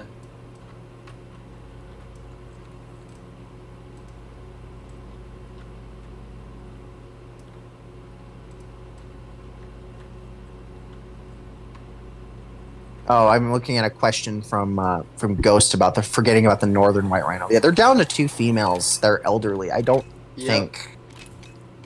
I I think it they're was done. one. Like I think, feel they might be done. I think it's one now. Really? Oh, I did one heard of that them somewhere. pass? I'm not. Is one of Don't the- quote me on that, but like, yeah, you can double check, I guess. But yeah, I'm pretty sure Oh it's one now. no. Oh, that's a shame. Yeah, so we're really gonna have to rely on that artificial stuff. They did that. They did a artific. They did With the southern. Yeah, they did at San Diego, and that was successful too, which was pretty cool. Yeah.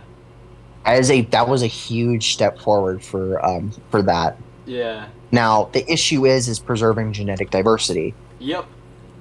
That's going to be the big problem because, as far as I know, most of the genetic material is from those 3 individuals. Yeah. And only one of them is a male, so is from the male. Yeah. Oh well, actually, So no, that's that's not quite not- true. There is. Really? Yeah. So there was San Diego. They had preserved some other ones that they had. Oh in right, The past. they had some. I Yep. forgot. So yeah, I mean it's still pretty low, but it's not. Yeah. It's not all doom and gloom, I guess. I keep forgetting that the safari park was the only zoo that had them outside of Africa prior to their last one's death. Yeah. I forgot that one.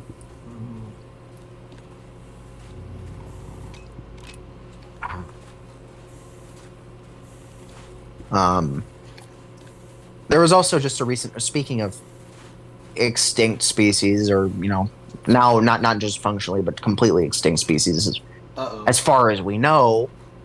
Mhm. There is a study that suggested that thylacines may have actually survived in Tasmania for decades longer than Yeah, into the 2000s. in the right? last. Yep, I believe which that. is it makes sense. They were probably in very small numbers though, and if they're, Yeah. I don't even know if they would be still present on the island. As people have stated before, I think their best hope for thylacines is New Guinea. Definitely, yeah. Papua New Guinea. I think that's a solid chance. Like, I'm not gonna say like, oh. Well, it's we certain. have caves. We have caves in New Guinea that have. Now, granted, these are also 4,000 to 5,000 years old, so they're reasonably old. But we have remains from thylacines from New Guinea. So, historically, Holocene-wise, they were certainly present. Yeah. Now, are they still present in New Guinea? That I can't be certain of because New Yeah. Guinea is notoriously problematic. Yep. Going Lots to. of undiscovered diseases and stuff. It's just And- really dangerous to go there. People and the hospitality there from the people isn't the greatest either for many reasons. Yeah. I mean, not to mention the story, the interesting and pretty wild story Forrest Galante shared about what happened at Port Moresby. Yeah. Is also the fact that there are still uncontacted tribes there that do practice ritualized cannibalism. So Yeah. that is a thing.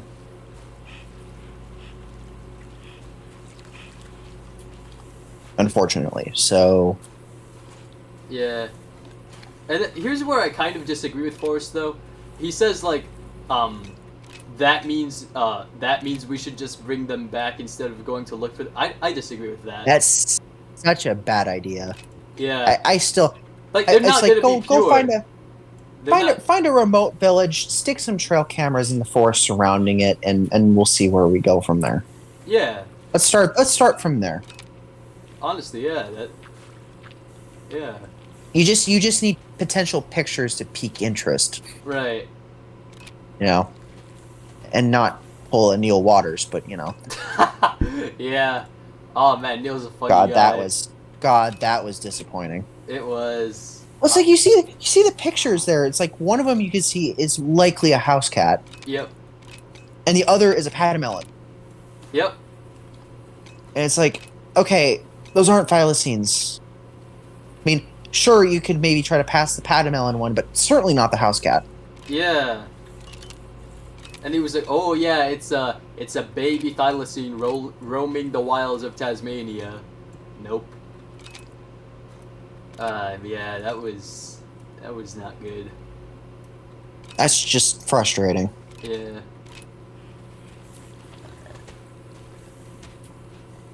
Because it's like, we don't know enough about how...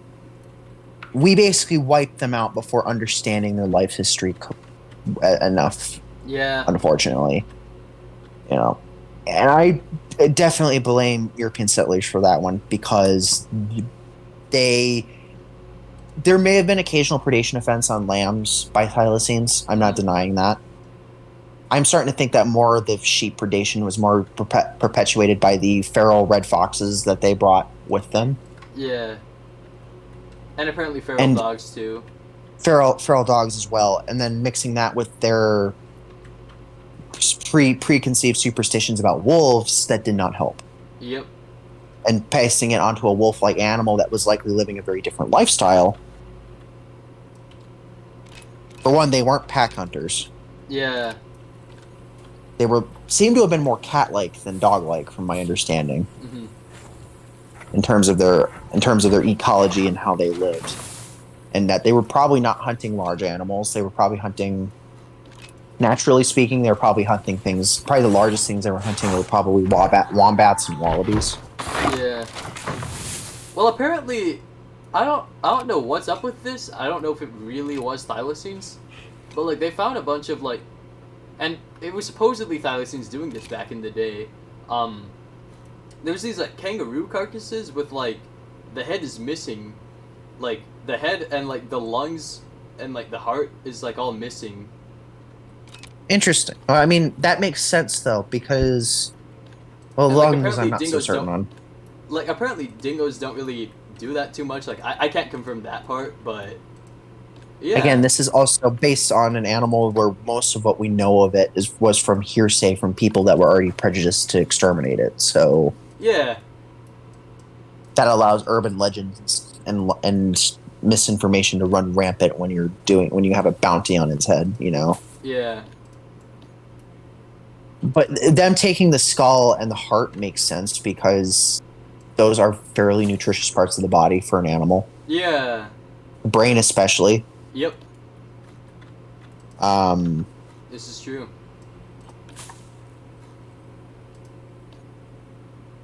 but yeah, they that definitely makes sense. Yeah, we don't know, and we know that they were hunting, that one of their major prey items on Tasmania were wallabies Mm-hmm. and patamelons. I don't know if they were taking gray kangaroos, but Yeah. I wouldn't put it past them to attempt it. Yeah. Especially older joeys that have already left the pouch. Yep. Would make sense. But yeah, again, it's an animal that we just don't know enough on the life history of. There was like rumors that these animals were like chupacabras and would suck the blood of their prey, Yeah. which I don't think was going on there. Not quite. No. No. There was actually, interestingly enough, there was a TV series called it's like Expedition like Mongo or something like that. It was based off one of the cameramen for Man vs. Wild. Oh, okay. But it was like the cameraman was looking for cryptids and evidence of them. Right. And what's interesting is it was an interesting light where when it was revealed what the animal likely was, Mm-hmm. if it wasn't a cryptid and there's a potential natural explanation, Yeah. he explained it pretty well. One of them was called and this is literally what they called it because it was a relatively recent animal, Mm-hmm. the Namibian pig-headed dog monster. Oh. It's Namibia, and it has dog and pig, and I think you probably know what the likely culprit was. Brown hyena. Brown hyena. Yeah. Except for a couple of reports what happened. One was a kid that was attacked and had died from an unknown illness. Turns out was likely rabies, and the assailant was likely a honey badger, Oh yeah. which is unfortunate. Yeah. But they didn't have an inkling of the symptoms for rabies. The community, so that was really unfortunate. Oh no. So, and then a lot of the livestock killings may have been attributed to large cats like leopards and cheetahs. Yeah. because they were bites that were more. And then of course, then the hyenas would come around and take the heads of the carcasses Yeah. afterwards. Because most of the animals that they'd like livestock they'd find headless, and like the blood was gone. Yeah. But what they're thinking had happened was that a cat had grabbed and killed, or had potentially started surplus killing animals. Oh yeah, they do that. Yeah. And again, that happens a lot with livestock. Yep. And then hyena had come in later, smelling food, and basically took the skull and left with it. That would make sense. Yeah, because they were looking, they saw like a weird it's funny, you have those ones where they have like they know what the animal is. They like put like a weird like mysterious like camera trap of like because the animal gets too close to the trail cam. Yeah. They did that because they had one of those trail cam pictures and they're like, oh, what is that? And then they show up and it's a brown hyena. Yeah, that makes sense. I'm like, well, that's kind of cool because that's a rather rare carnivore, but Very that rare. explains some things. Yeah. Explains some of the sightings of the animal. Yeah. I mean, dog and pig in Namibia, yeah, it's a brown hyena. Yeah. Like I remember when they were talking about that, and it's like I already knew for a fact what it was going to be when I was like the start of the episode. I'm like, that's a brown hyena. Yeah. That can't be anything else. Like, Yeah. if that's, it makes sense that people are. It's because it's at night, likely at night when they're seeing it, or in that very very like late dusk, Yeah. and they're rare. Yeah, you don't see them often. They're rare, so it's like I can see people seeing an animal that's not quite as big as a spotted hyena, but pretty close, Yeah. and is shaggy Yep. and dark colored, Yeah. and they have very very similar ears to striped hyenas, Mhm.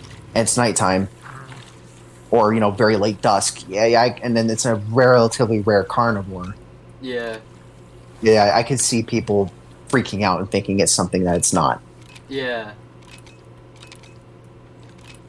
It's the same thing with like people seeing like Bigfoot sounds, and I'm starting to think that some of those are hoaxes. Yeah. I mean, some of them are primate sounds, so I mean, and in nature, but we're primates, so it's like I don't know. Mhm. They might be just some idiots in the woods, Yeah. but like some of them too. Also, like we don't have interactions with animals like bobcats or mountain lions enough. Yeah. And like a mountain lion in estrus sounds fucking terrifying. Oh. Like they sound like a woman getting murdered. Oh. And bobcats are actually no different. Oh. So, and then of course you got red foxes. You got red foxes, which make a lot of different sounds. Yeah, they do. I think one of my favorite cryptid series, though, like wasn't actually like a documentary, but like was like it wasn't like staged. It was like a hypothetical Mm-hmm. that wasn't lost tapes, quality weird. Was Cryptid the Swamp Beast. Okay. I've actually got like the whole season on YouTube because it was on YouTube for sale. Oh yeah, I'm gonna buy like probably all the Extinct or Alive stuff because why not? Like. I think I have all the Extinct Tribe. I also have the other series that Forrest Galante did on Mysterious wildlife. Creatures. Yes, I have that one too. I'm gonna. Yeah. I have that one too. That's a good one. I saw Yeah. like the full episode of the Red Wolf one. That was a good one. Yeah. Dude, that was so funny. They met like the guy in the woods that did the howling.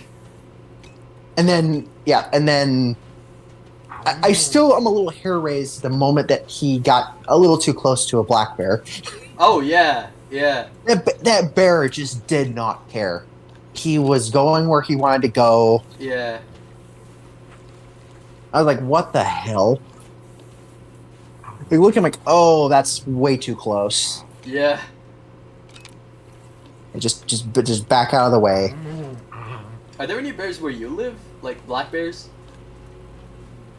Yes and no. In the desert proper, no. But they do Yeah. occur in the mountains. on the mountains around me. They Uh, do occasionally pop up in the Phoenix area from time to time. oh god. Yeah, there was one back in 2018 that managed to get in the middle of downtown Mesa, which is about half an hour east of the Phoenix Metro. Hmm. So there was one that moved basically 40 miles from just outside Prescott down to Anthem, which is in the far North Valley, about 45 minutes from where I live Hmm. in Phoenix. So, yeah, they do come here from time to time. I see. It's rare, but it happens.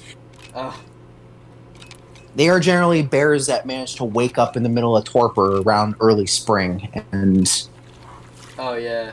are confused, absolutely confused as to what's going on. Though it seems like the bear that ended up in Anthem was a nuisance bear that ended up getting euthanized Hmm. because he was already trapped in Prescott for raiding garbage cans, and he was moved about 30 miles from Prescott. Wow. Then and he was also tagged, of course, for that reason. He managed to move from that location all the way down to Anthem, which is over almost 100 miles away, to far northern valley, and that's how we ended up. Yes, random. We're still streaming. Yep. I'm gonna go get lunch soon, but I'll probably come back Yeah. after that. Yeah, I'll have to get dinner too because it's like 5:47 evening my time. Oh, you know, I haven't checked the clock in a while. It's probably like, let me see, 2:47 where I am. Yeah, PM. you're only a couple hours behind me, and then Yeah. yeah. Funnily enough, you're like further ahead. You're like closer in my terms of my time than I am currently to like Old Country because he has daylight savings time to contend with. Oh, interesting. Wait, So so he's like, I think he's like 3 hours ahead of me. oh wow. Yeah. Wow. Indeed. All right. Yeah, Yeah. well, all right. Well, I guess Take gonna take a let's little take break. let's take a hiatus. Yeah. Here, I'll get something food wise. You get something food wise. Indeed. Figure out from there.